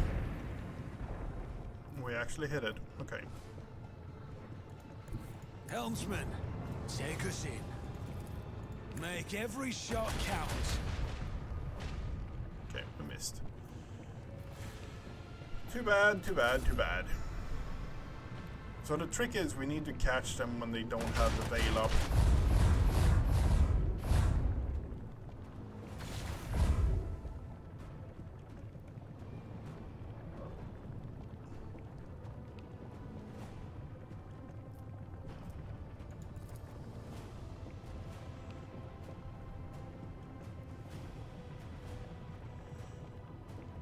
Yeah, we can't really do anything. They're in the blind spot.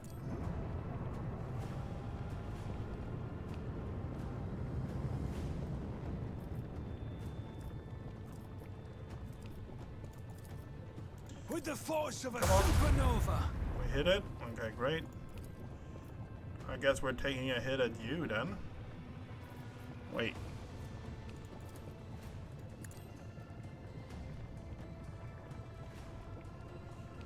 Its weak point is in the back, huh? Fire at will. So they're going to move around. Keep Please up send the it pressure. that way. Yeah, no, it's not worth it. Okay, so the right side of our ship is the one that is... Oh, that's a lot of torpedoes.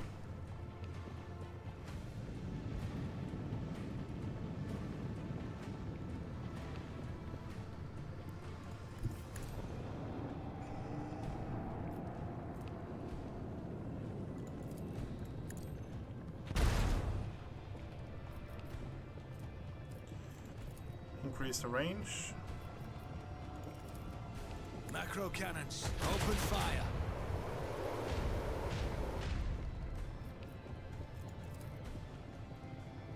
Lance batteries, volley.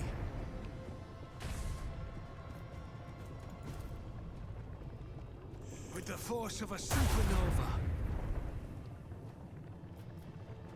Okay, and we're going to move. Okay, so what direction is they? They're that direction. Okay. So we're going to move Coordinates here. set. Let them taste our fury. And we're going to move here. Helmsman, take us in.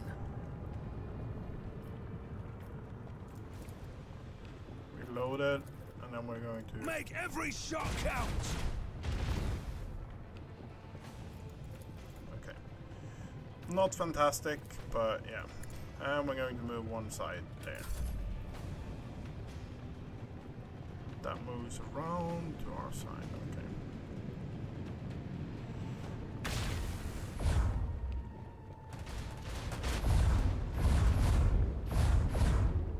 Counts as that, okay.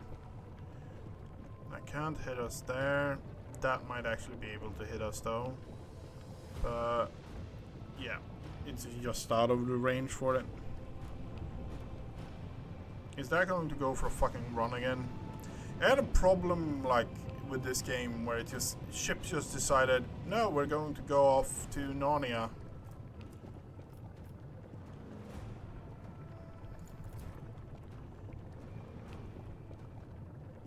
Lance battery, volley! Okay, that's taken care of. That is there.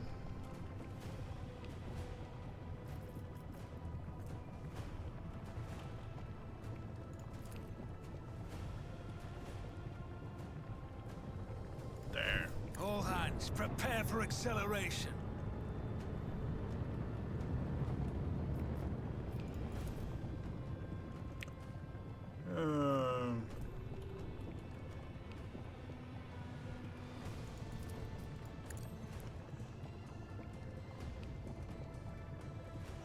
Vulnerability is that side, okay. We're going to launch Torpedoes torpedo that, away! and then we're going to fire away. With the force of a supernova. Okay.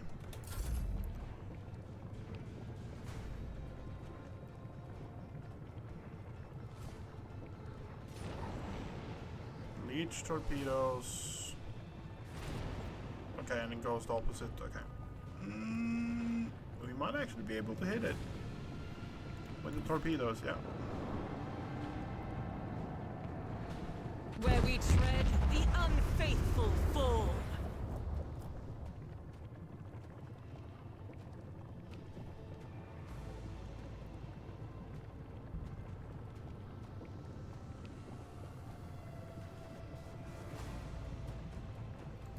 Oh.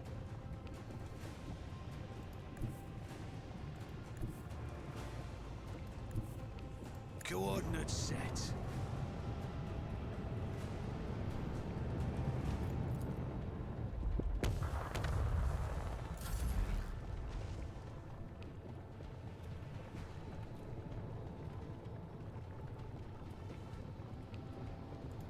Engage the engines.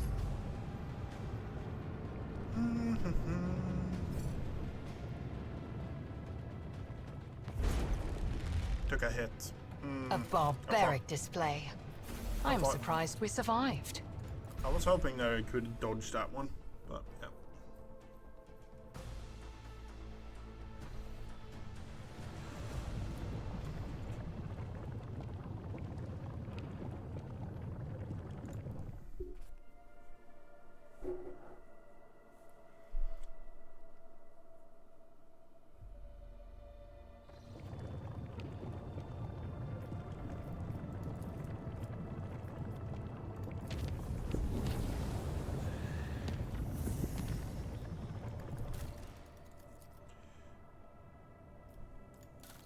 Kiava.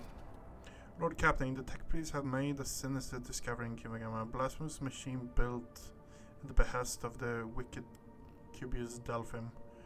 The mechanism is capable of picking up whispers of the warp. It seems occasionally transmitting a distorted binary melody. It is nowhere but unencrypted data, and other threats have been detected. It seems to be functional side effects of sort.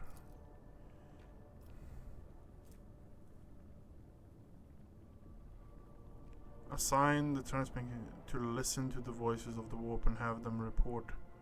Okay, what is that? Otherworldly observer. Game. All allies gain 7+ awareness. We don't really need awareness.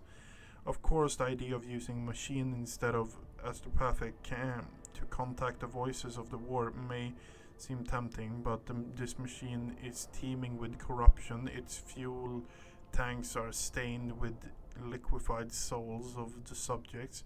It's not enough. It has enough for now, but someday it will have to be refilled.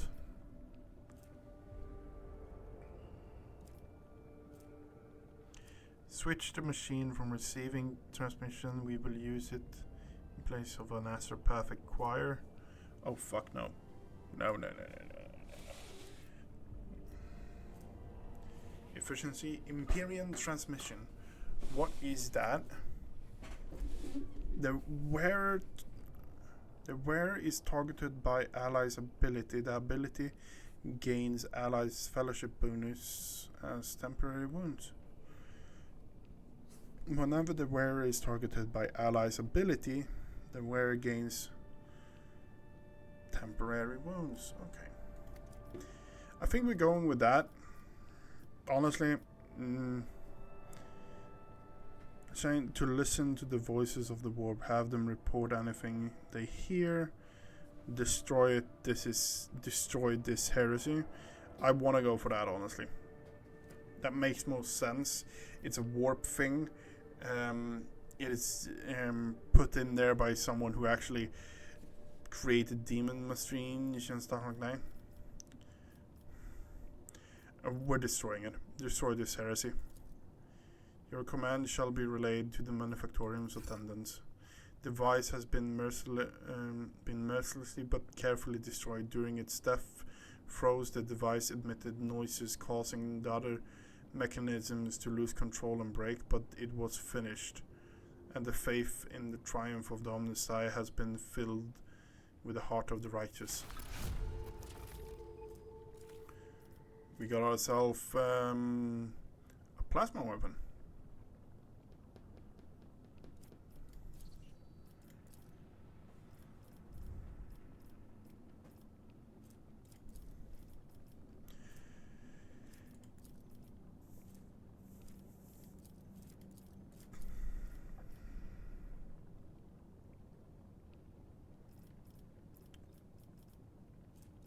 Chemicals, phlogonist, instability, detonator, 750 plus rep for the explorators, magi trains, phlogonist, mechanism, profit factor,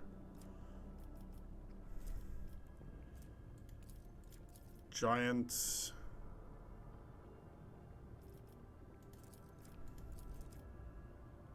profit factor, efficiency. We need more mechanisms. Yeah, we're getting mag trains. It gains profit. We gain more mechanisms for it as well. That means we can actually do this, which improves the efficiency, which makes it so we maybe can get this as well.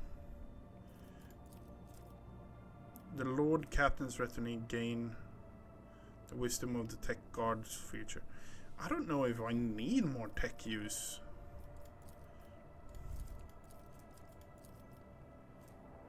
Titan Forge Las Cannon. A long range las dealing 84 to 90. Shows an enemy within a narrow arc. Unwelcome guests. This auger system is connected to the mighty cognitator, blocking off by the explorators as a gift to the rogue traders. Their computing power is so great that augurs can pick up even the slightest vulnerability in the enemy defenses.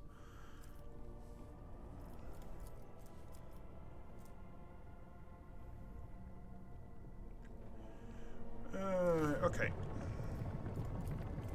We did it right.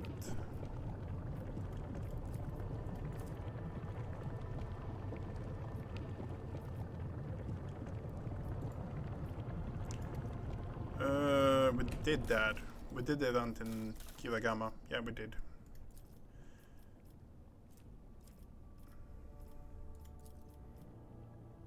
Yep. Get the mag trains going.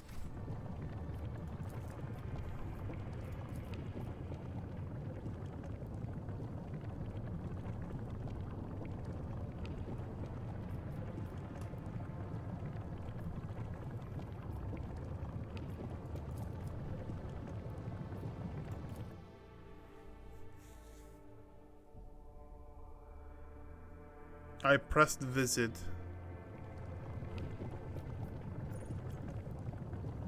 Oh yeah, it's that thing. It's this system. Okay, yeah. Well, I needed to press warp, not visit system. Me dum dum. Me a real dum dum. We are heading over to this system then.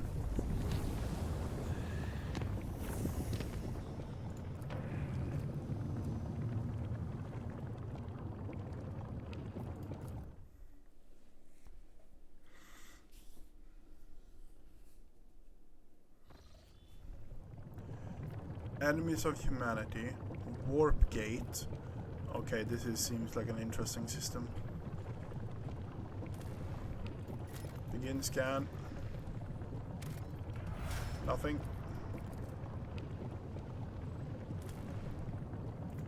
Begin scan. Plasteel. Don't need that much more plasteel, honestly.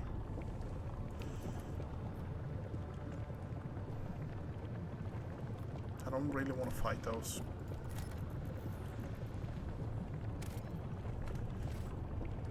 By the ardent labor, unbreakable spirit, do this faithful servant fuel hundreds of imperial worlds. Their lives are an example of the true service of humanity. Lord Captain, we're passing by a construct marked as a star shard, as a dimensional gate, and the augurs are not showing any suspicious energy readings from the device. The device is dormant, thank the Emperor. What is this gate? An ancient Xeno artifact, older than humanity itself, judging by its design. This is a gate leading somewhere, possibly straight into a wicked abyss of the warp, considering all the nasty shit that used to roam around here. Many captains, Her Ladyship Fyodora included, have tried to reveal its secrets, but it seems that no one could figure out how it works. Good for them, if you ask me. What was Fyodora interested in? Her Ladyship didn't exactly share her plans with us, always kept them close to her chest, but I'll go out on a limb and say she was searching for a way to open the gate to see what's on the other side. Cognus fleet conducted its own analysis of this Xenus artifact. All records of the expeditions on the site were added to the exploratory's catalog. Nasty in what way exactly? I don't want to repeat the rumors, but I don't know the truth, but it was bad. There was word of a ship and even a whole trade convoy disappearing. Captains started avoiding the system until eventually the Lord Inquisitor came here and made short work of it. It hasn't been much in the way of rumors ever since, actually. The Inquisition made sure voidmen kept their mouths shut. Whatever the gate used to spew out, it must have been profane and a danger to humanity. We live to serve. I wish to study this construct. Lord Captain, I would advise against approaching the gate.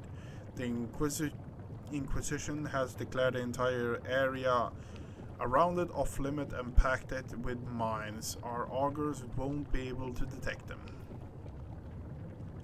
Ignore the construct. Consider it done.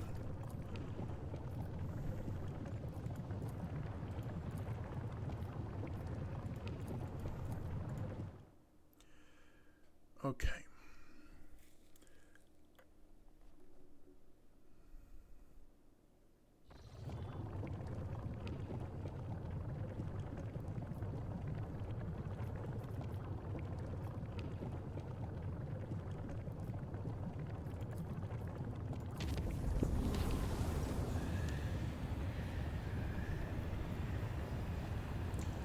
During the Warp Warriors, the middle decks reported a strange gathering that were attracted dozens of officers. An investigation quickly bore fruit. One of the acolytes from the augur deck has proclaimed himself a prophet and is rambling about purification by a blessed fire.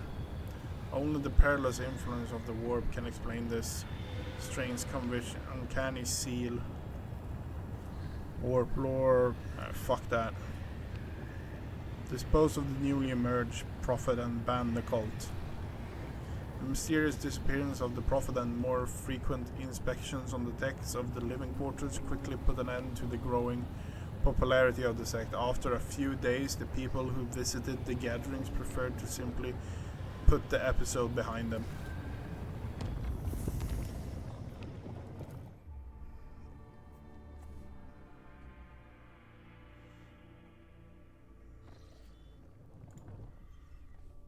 Okay, we are going to...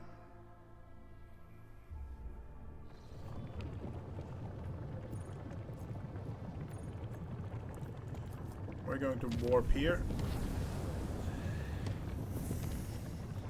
And we're going to warp here.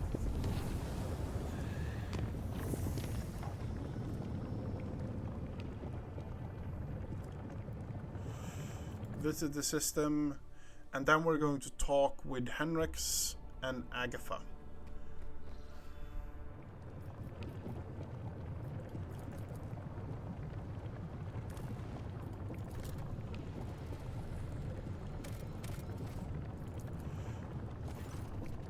Lord Captain, the augurs cannot determine whose the ship we approach belongs to, but the telemetry clearly reveals it's a vessel of the it's an Imperial vessel. The hull is badly damaged, but there is air in some of the chambers, which means they are hermetically sealed. What are your orders on the discovery? Send out the order to prepare my troops for boarding. I will personally take part of the exploratory expedition. Okay, let's see what we can do here.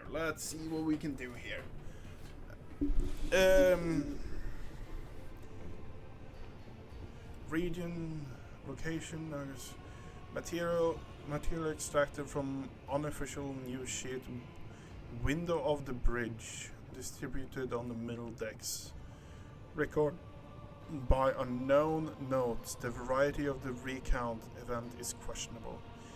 We who walked down the same passage in the same bay day after day, we who are born, live and die to the hum of a ship's machine, we forever hunger for the smallest glimpse of another life, and for the chance to see the heroes who tirelessly fight for us and for the glory of the Imperium. So let's have the tale about the Lord Captain. By the will of the Emperor, the guardian and commander of every good and honest soul upon this void ship, and the time he boarded the vessel named Fireborn, like a dead whale cast ashore in the sea, inexorable force of the swell, the wrecked vessel was confronting the sight for its unwitting visitor. But base still retained an atmosphere, but there was no life anywhere. The ship was dead, its machine spirit dissipated into darkness of space. It was just the husk left, and the rogue trader's crew were to become scavengers swarming a carcass of a fallen. Our lordship captain oversaw the expedition personally. He decided to train a penetrating gaze augur array on the ship, have Idra tell us feel out the course of an unholy psyche she may be, even souls as dark as hers submit to the Lord Captain's will. We're going to use tech use. The augur's keen eye scanned the eerie vessel identifying the void ship was gravely damaged and was in the process of final erosion. There was a little time to explore it. 3 sectors seemed the least damaged: the bridge, middle crew, deck, and the service bay. After exchanging a series of frills and rabbles in their mysterious ancient language, the tech priest responsible for the auger reported to the Lord Captain that they had glimpsed a sign of a valuable component in operation in the service bay. The Lord Captain to have Idra tell us out a course, an unholy psychic she may be. Yeah, I'm going to scan it again. With hostile eyes upon her, Idra sank into a trance. She resurfaced. She reported that the ship has been a victim of the warp. The bridge had suffered worst of all. It was sections that provoked the greatest anxiety and trepidation in the psyker. The service bay was the least damaged section, though Idra spoke of it with no particular interest.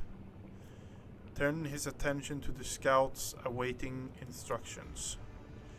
The Lord Captain had to decide which of the 3 teams he would lead and which 2 would entrust to their officers.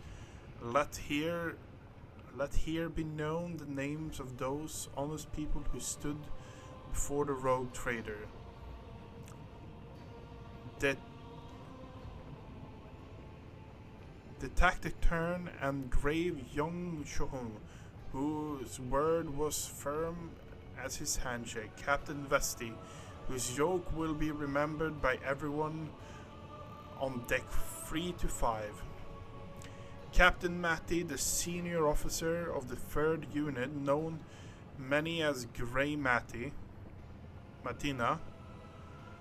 She had been leading units back when the current corps of scouts were snot-nosed kids.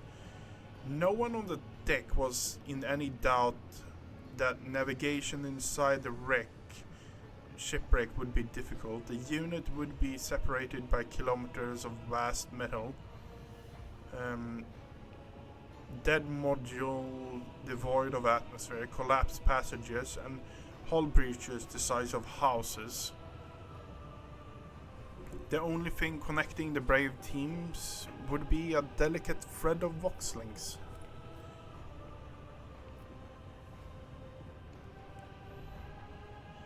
Who were sent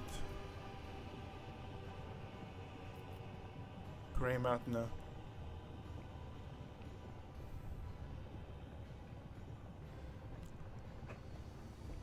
We're following to the bridge.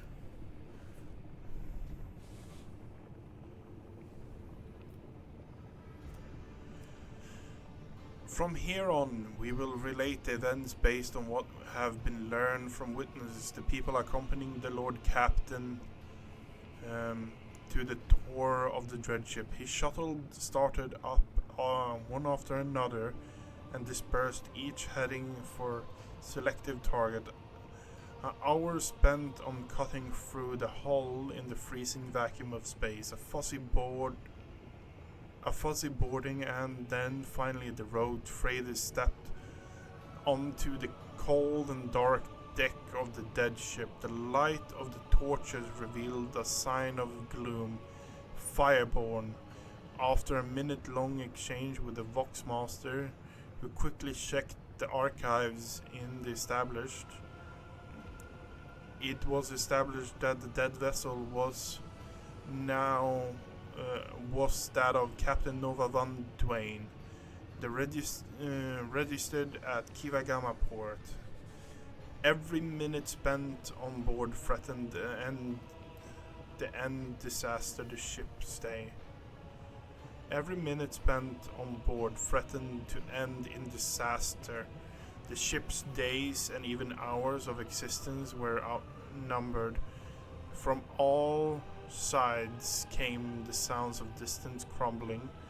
The floor underfoot trembled every now and then. The Lord Captain hurriedly moved deeper into the compartment when he suddenly felt the slightest puff of air burst against his neck, followed by a soft sigh, almost as if someone had leaned in close and opened their mouth to whisper dark, tantalizing secrets. And then the fallen silence. The only thing was that the Lord Captain stood entirely alone.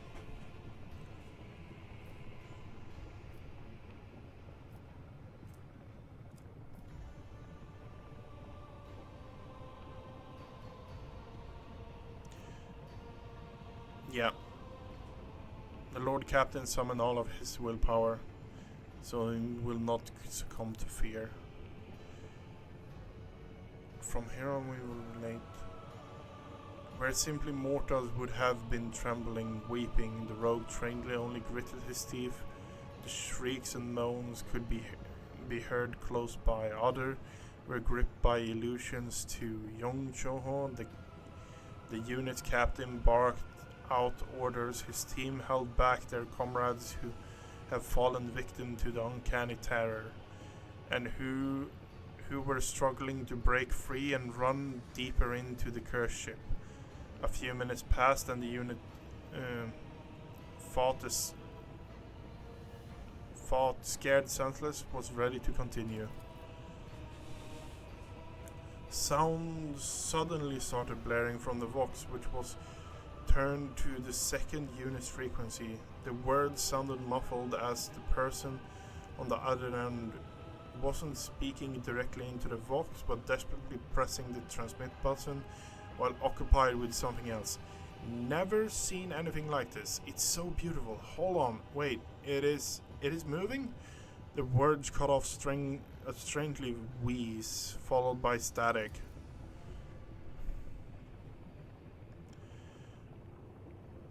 Young Soho listened to the transmission and the final rasp with a surprising calm expression, then pressed the Vox button and in a similar calm voice let loose a stream of flurried swear words which centered on casting aspirations on his interlocutor, intellectual capabilities. Turning to the rogue trader, he remarked, "Apologies, Lord Captain. Captain Vesti from the second unit is well known for his pranks." Crap, the Lord Captain's with you? Comes Vesti's voice from the speakers, followed immediately by, "My sincerest apologies, my lordship. I just wanted to spook these guys."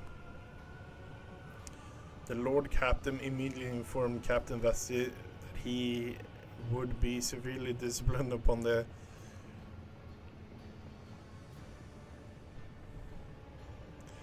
Lord Captain's resolved to show leniency and merely asked for a report on the unit's progress. Yeah. The Captain Vesti reported that his unit's foray had so far proceeded without incident, mystical or otherwise. They had found no survivors from the ship crew or bodies for that matter. However, the units had encountered a problem. The passage leading to the deck section with the arsenal and storage depot was severely damaged, especially the power cables. Proceeding further could be dangerous. Decided to not risk it. After consulting his officers, the Lord Captain issued a new order for Vesti's unit. Vesti's units headed off, carrying out their order while the road traders team continued. After spending several hours wandering down the dead passages, Young Soho's units and the rogue trader reached the bridge of the firewall. An oppressive feeling had not dissipated. It was though the bulkhead of the ship were stepped into the. It was though thought the bulkhead of the ship was steeped in terror and pain of the people who vanished without a trace from those decks. On their way there, the unit had found no signs of struggle or bodies of the crew, and that served only as deepening their unease. After examining the bridge, the scout unit discovered that the captain's principal cognitator was still functioning. The final log entry was identified, and a damn pict recorded that no one in the unit was eager to view. Proximity to the cognitator alone was unsettling enough, and with each passing second remained on the bridge was becoming more and more difficult. The Lord Captain took the risk and watched the recording.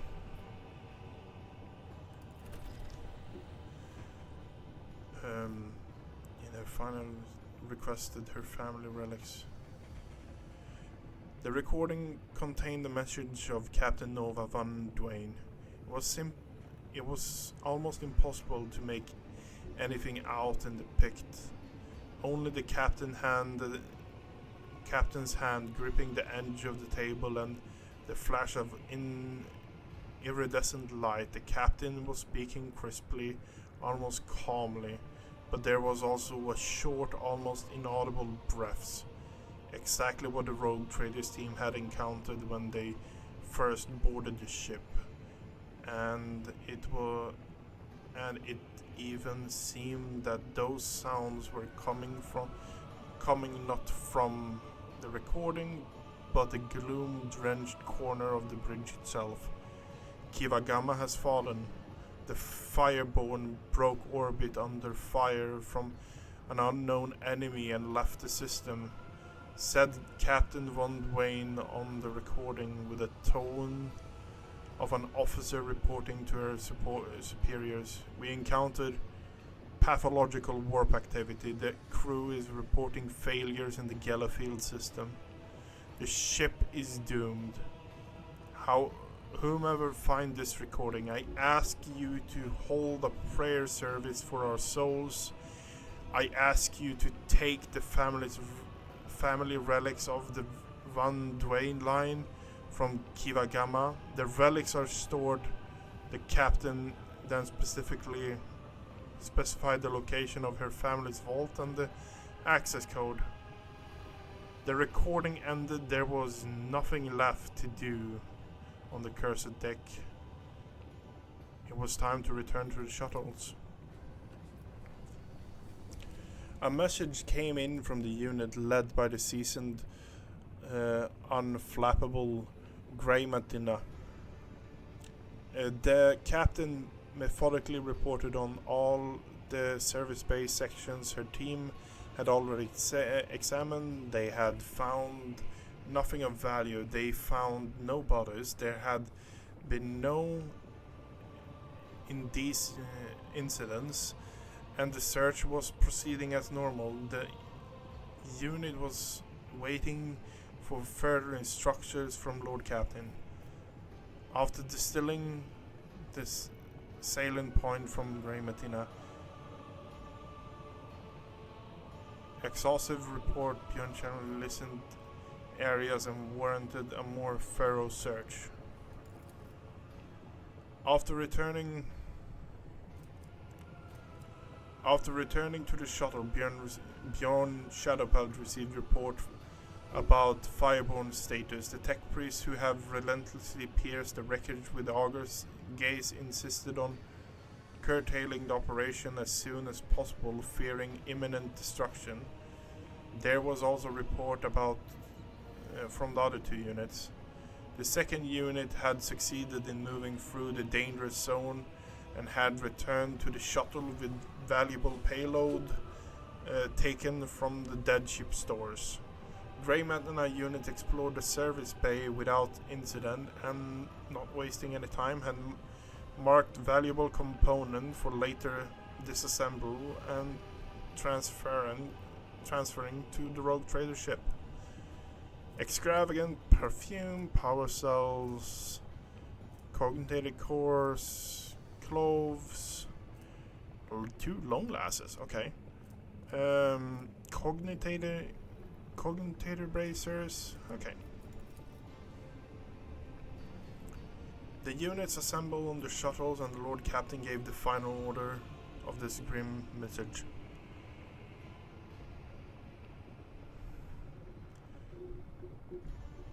Recite the memorial prayers of the Omniscience honor.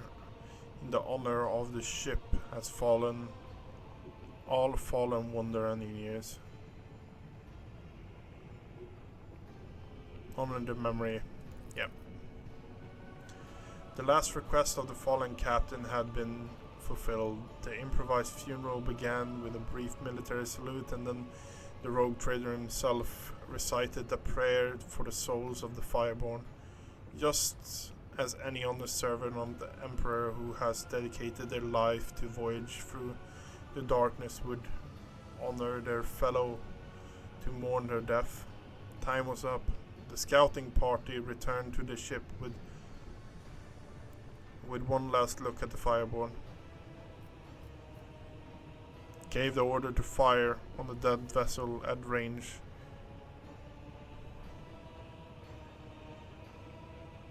Which was born in fire should be perish in fire. Okay. We need to do that as well. Repair the hull. We have already scanned that planet. Okay, let's continue on. There's a Space Hulk over there.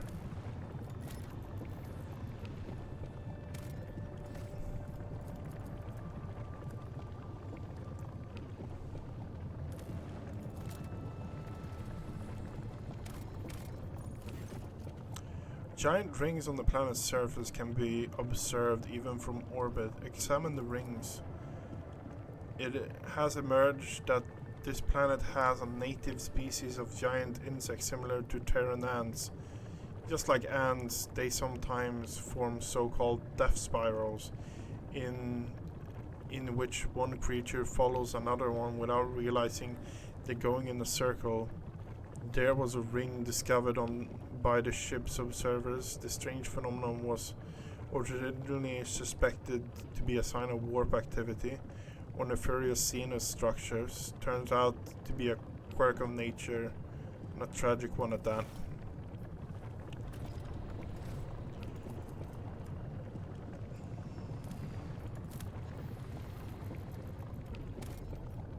Provisions? Yeah. There's a Space Hulk here. The augurs have detected a wreckage void ship vicinity, but the exact nature of the wreckage is unclear. Look at the source of the wreckage. The augur's crew report that it has registered no evidence of disaster that could have produced this debris. Look at the source. Okay, that's a bit disappointing.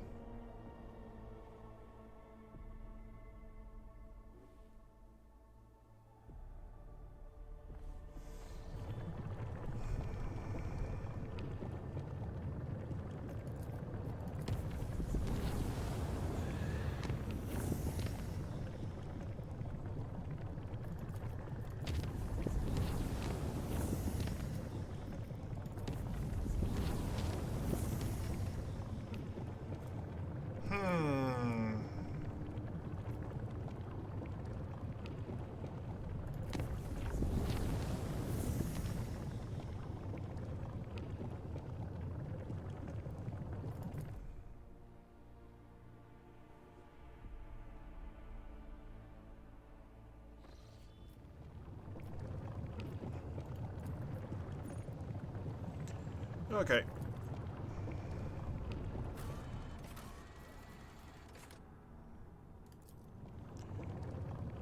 Oh, yeah, okay, yeah, we're doing that first.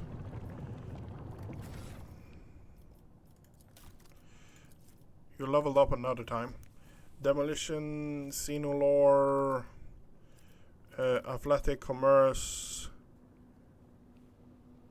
We're going Commerce, honestly. We're going Commerce. Perception.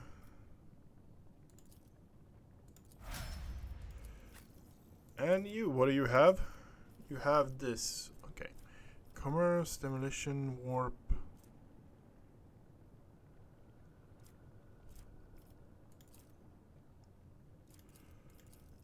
Wait.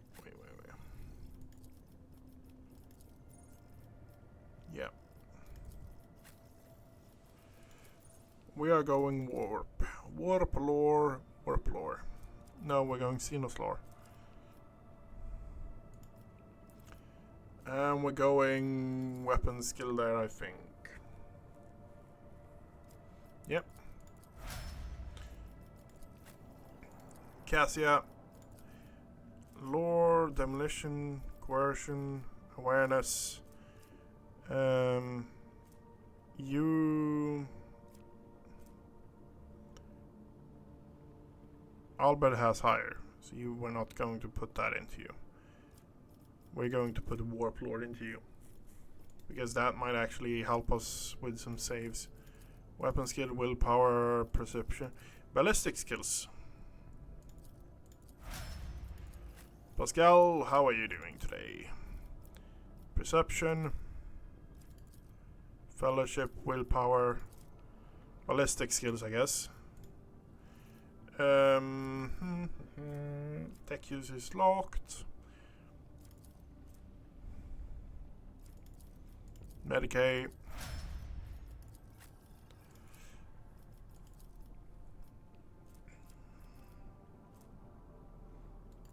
Coercion.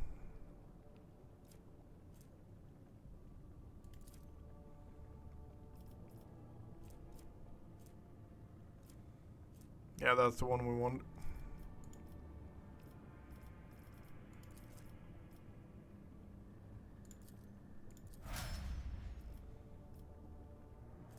$92. Okay, great. Agatha. Weapon skill, agility, toughness, perception.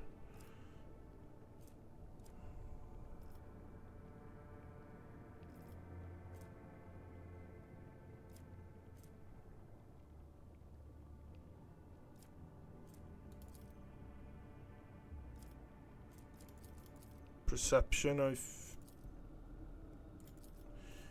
toughness, honestly. Okay.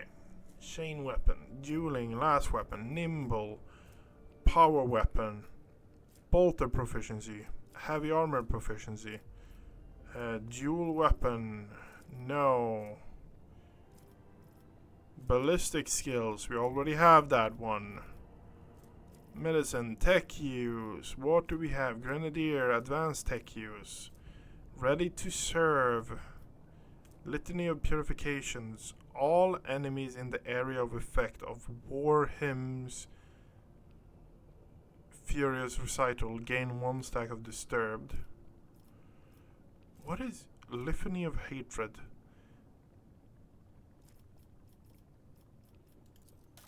What? Furious recital.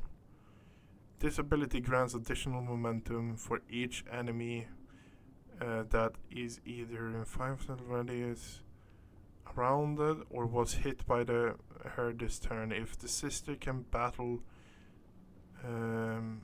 if the sister battle hits demons or chaos cultists, the additional amount of momentum will be doubled. Okay. Toughness.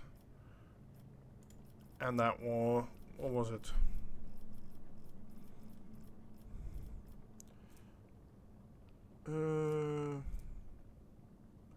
If the Imperial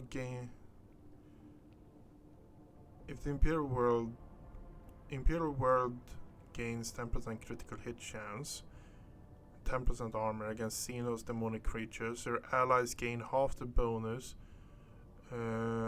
of No Heresy. However, Imperial World characters, Xeno lore and Warp lore are always 0. Melee, flame, and melta weapons. Okay. Doing my part. If no character... First use of any ability from this archetype costs 0, 1 less. Ready to serve.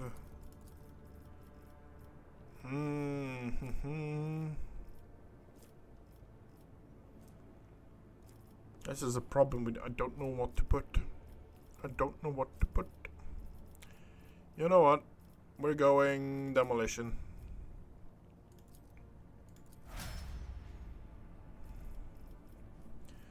Okay.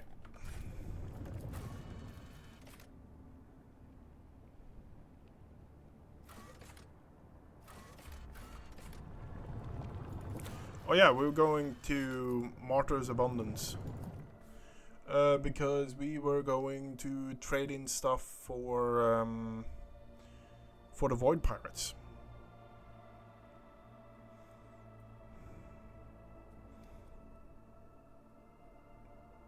And we need Malta Charge. We need Malta Charges.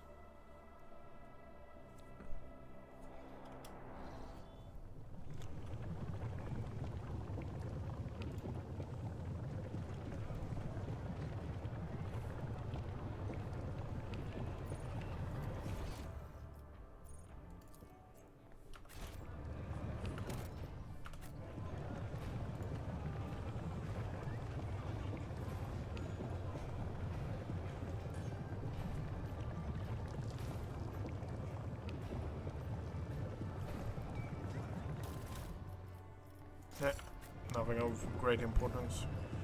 Raisa, how are we doing today? Let's see what you have to offer.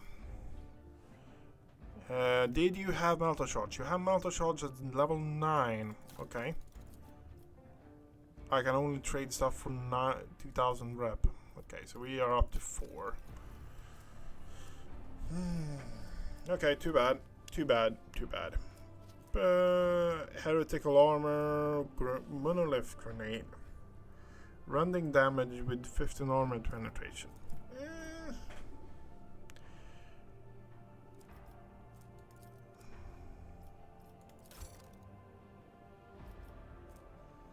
Bayonet knife. The wielder attacks with any ranged weapon and one cell that also inflict. That attack also inflicts bleeding. That seems actually fairly good. We were looking for more. We're looking for more gloves. Oh, sorry, trinkets or whatever you want to call. Okay, before we do anything.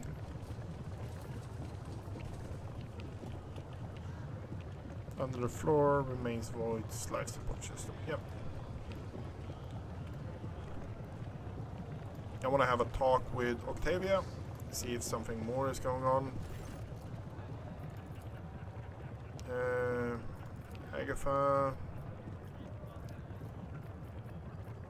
give me the latest. The latest is there hasn't been a logging or a lot. Okay.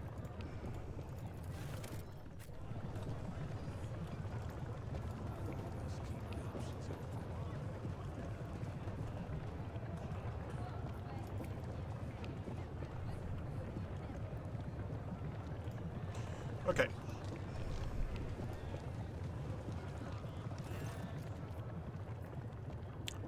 There truly was a hidden cache on the bridge. Sadly, it had been plundered already.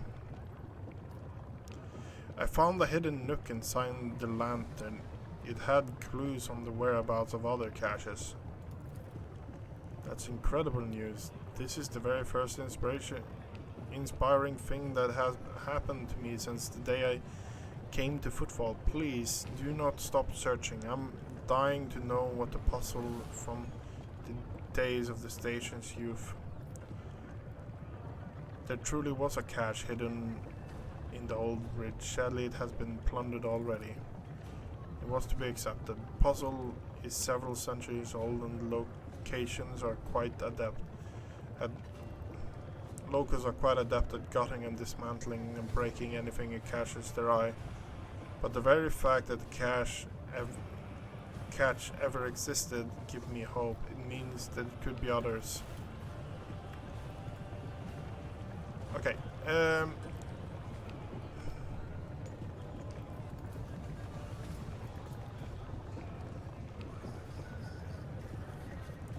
easily eerily similar to the design of the internal scans of fuel compartments. Some of the inserted new data into the void ship content left from ancient times.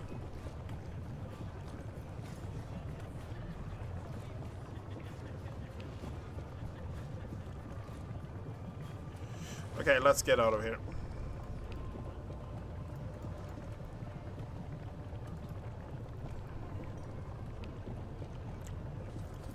We got our ass all the way to there.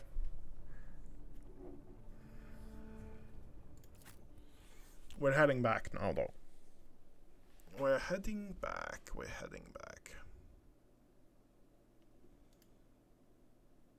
I want to talk to the mechanicus right next to the void ship station.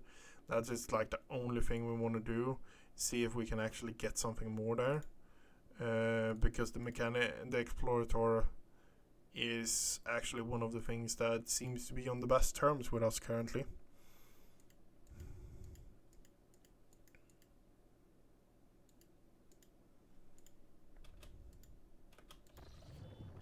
Keep your wits about you.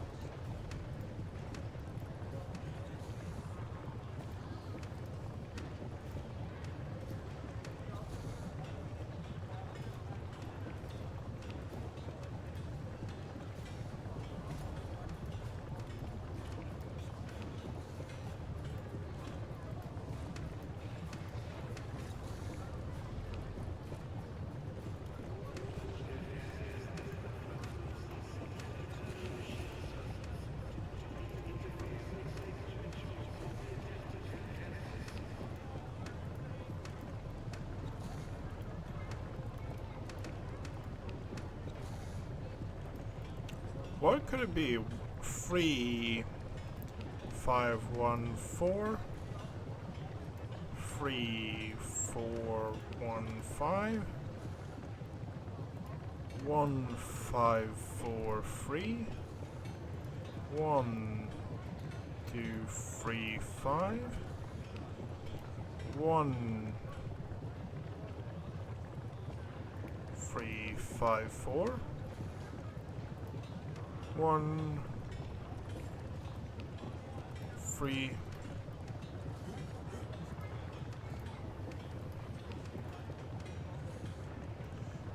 There is a cache in there, but what's actually in it I don't know.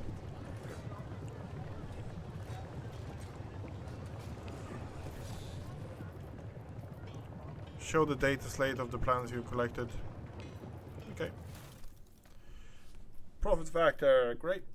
46 profit factor. Increase the wearer's chance to hit the target at a range of 10 or further by 20. Combat manipulator. You don't have multi-charges, do you? I'm getting that. I want to have more utility when it comes to stuff like that, so that's one of the main reasons I want to get as many gear pieces as possible, because then we can maybe get some kind of working build on many more characters than just a few. Agatha is currently a monster. Albert have been a monster for quite a bit. He is honestly more of a monster because he can just rush in and just hold down a fair amount of enemies. Agatha just real crazy damage deal right now. Like that is bonkers.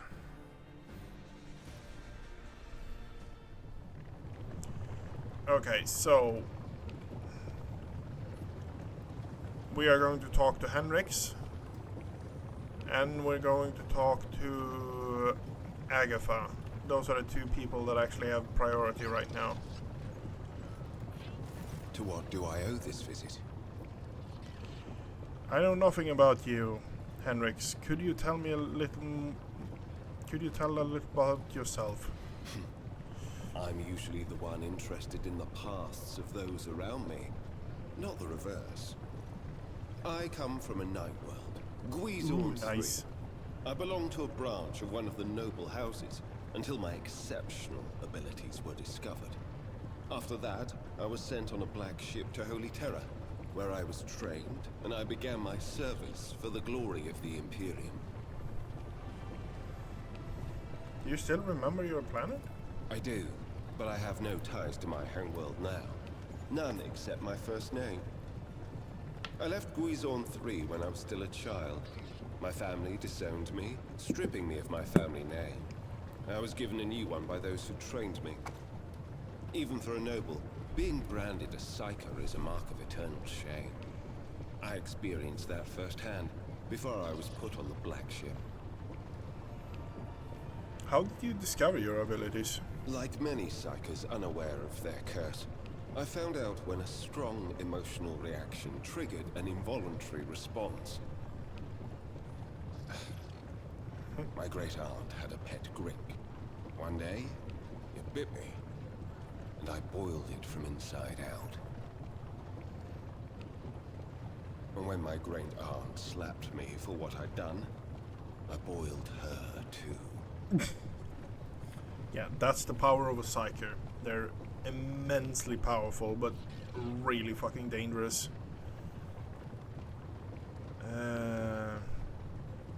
Sorcerer's powers are truly dangerous. I hope you have mastered your abilities since then.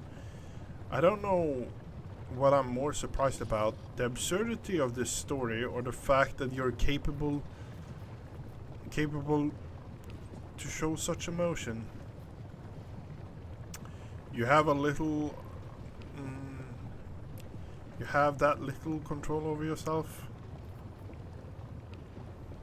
Yeah, Sorcerer's abilities are truly dangerous. I hope you mastered your abilities since then.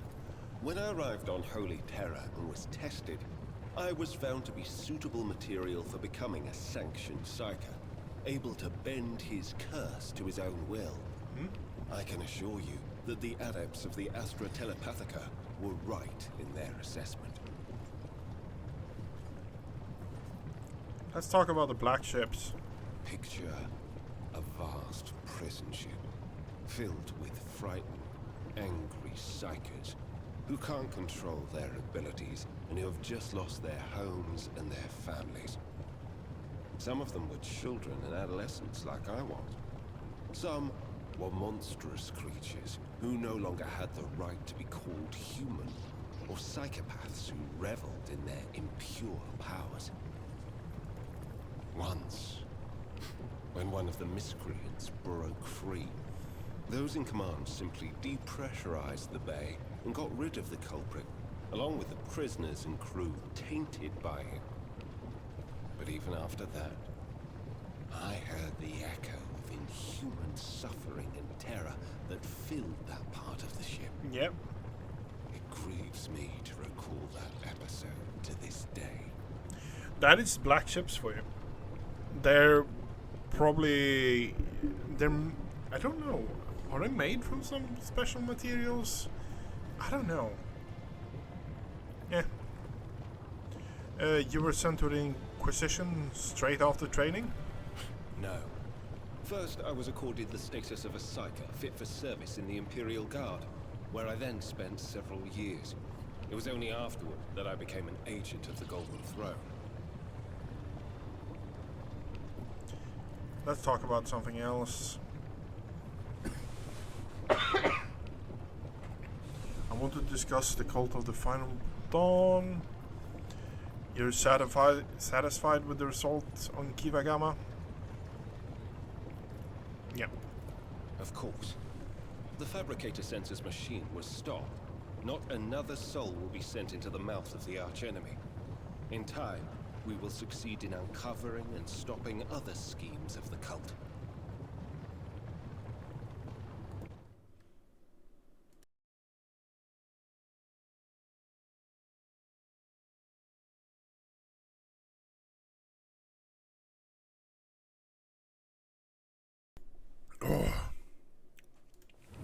Oh. We dealt a blow not only to the cultists, but to the archenemy itself. I cannot help but be pleased. Touching the Cognitive did something to you. I want to know what. No servant of the God Emperor has closer dealings with corruption than the agents of the Golden Throne. In its quest to guard the Imperium against its foes' most devious and secret schemes, the Inquisition seeks to understand the essence of evil. It is not enough for us to burn or cut down a rotten seedling. We must study it, understand it, touch it. Every time any of us do our duty, we are risking our very souls. But when it comes to Psykers, the soul of a Psyker is especially enticing to the archenemy. Yep. It's the one way demons actually can enter our dimension without any big problems. So yeah, the Psykers are conduits of corruption, is said. Because one of the only ways a demon can actually be in the real space, so to say, for a longer time is to possess a Psyker. And one of the only ways they actually can get in to the real world without any big problems. The cogitator was stopped, yes. I touched an infernal machine that was created to serve chaos. I used it. I delved into the principles of its operation. That was enough. Corruption needs only the briefest brush of contact. Yep. When I touched the cult's cogitator, I drew the thousand-eye gaze of evil upon myself, as any agent does when they interfere in the schemes of those who serve the ruinous powers. And that evil undoubtedly left an invisible mark upon me, as it does on any acolyte who fights against the archenemy. And this will be the case every time I do my duty. I know a good deal about the fates of those who have served the throne before me. Enough to know that my path leads to one place, and one place only. What are you going to do next? My visit to Kiava Gamma did not produce answers to all my questions, but we did succeed in dealing a blow to the cult by destroying the Fabricator Sensor's machine. I have directed my spies to track the sect's surviving leaders. I am certain that they will have useful information for us soon.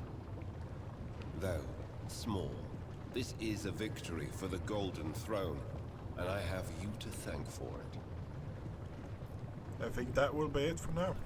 Thank you for finding the time for our conversation.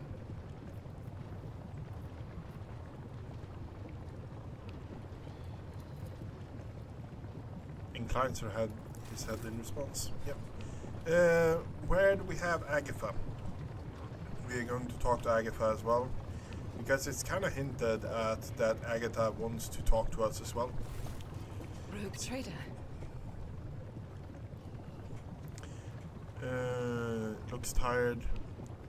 Are dark circles under her eyes. Her hair is somewhat disheveled. She moves like an on edge. I'm waiting for you to tell me about your past to explain the strange word of the cultist of footfall. Yes, I'm ready. I would ask only one thing of you, Rogue Trader. If I may, I would like to see the chamber of the sacred warrant and kneel before the relic touched by the Emperor himself. A difficult conversation lies ahead of us, and I wish to pray by the relic before I lay my soul bare. Not now. Well, then I will be patient, rogue trader, and wait. Okay. You said you have a personal request for me. I indeed have a request, rogue trader.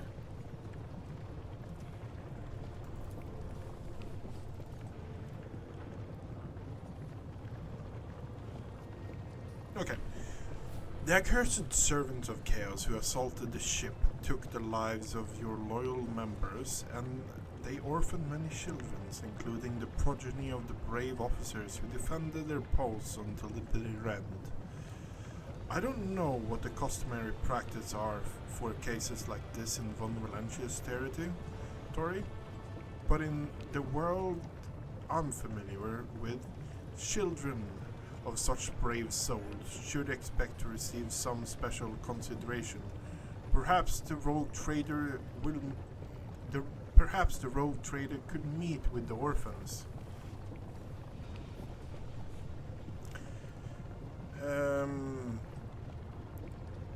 I will meet with them. No formalities needed. These are the children of the people who gave their life for Von Valentia's dynasty.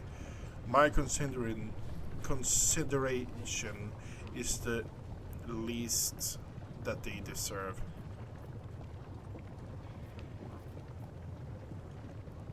What good would meeting them would be? Deliver order on my behalf. The orphans are to be properly provisioned for on my personal Yeah, I'm meeting with them formally, or no formalities myself, absolutely. I will pass on the instructions. Thank you for taking my request to heart.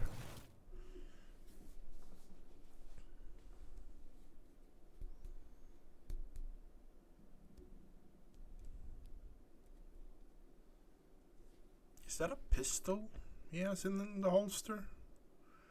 Is it a plasma pistol? But it's greenish. I don't know. Bolter, maybe?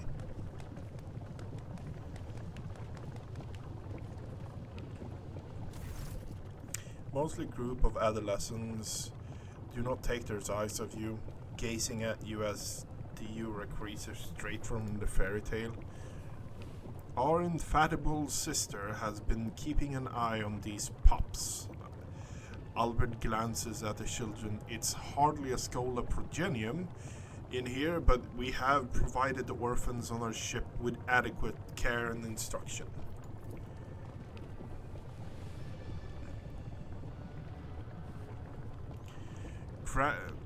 Agatha is standing on the side of the group.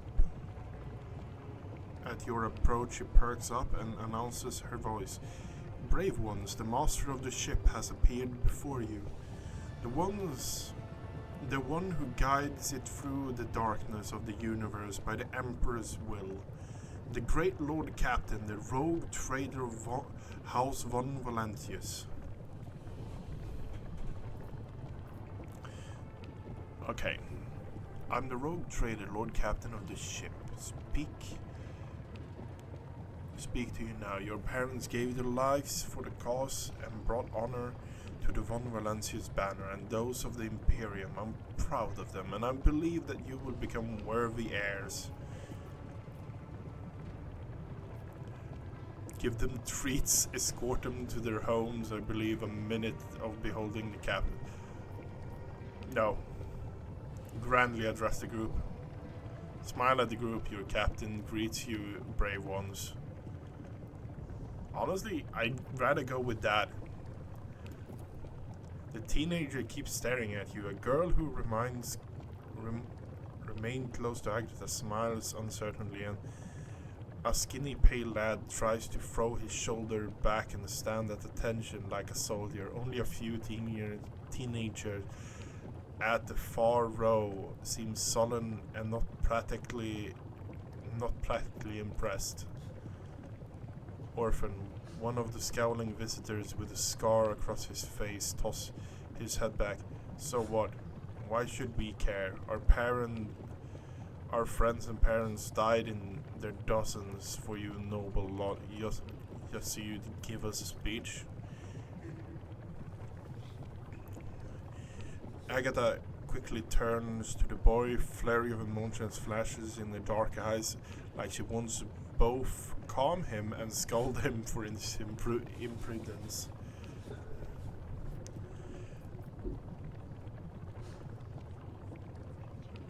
This component will leave much to be desired. I hope that they will be molded into worthy servants. Punished troublemaker. If you have things to say them without fear. I will listen. The boy smiles grimly. It doesn't matter what we say. It won't bring our parents back. It won't change our fates either. We will keep slaving away on their ships until we drop and die like our folks or worse. I understand your grief and dismay. Your parents died. It's not an easy thing to go through, but they gave their life for the truth and for the good of the whole ship, for the Imperium. Do not speak of their honorable fates with anger and disdain. When the heretics who killed your parents attacked the ship, I was there. I took command. I fought. I repelled the assault as quickly as I could. But no war can be won without losses. You can only strive to do what is within your power. The strong have power to decide the fate of others. The weak obey or die. If you seek a different lot in life, boys, save your grumblings and look for an opportunity above rest. Yeah, we're going with when the heretic who killed your parents attacked the ship. I was the one who took.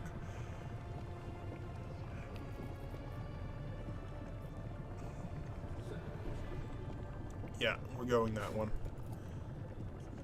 You heard the rogue Jay. His words carry wisdom of the Imperium. It's hard to say whether or not your words have left an impression on the boy. He nods slowly, then he catches himself and gives you an awkward bow. Albert gives a sign and the servants immediately emerge, carry out package of treats with von Valencius emblazoned on the wrappers. It appears that the seneschal came prepared with contingency. The animation is so jank. Agatha rubs her temple penitently, smiles and offers a few more words of encouragement and then leaves the boy.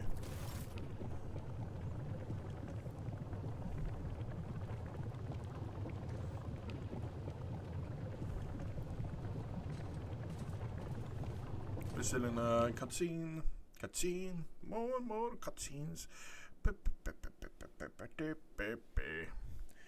We are going to call it here now, I think.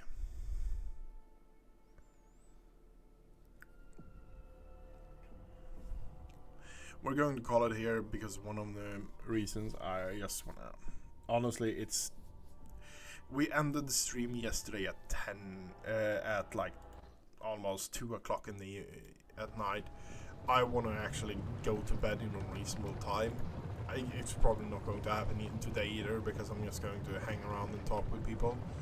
But yeah, I'm going to call it here. I want to wish you everyone a good night. And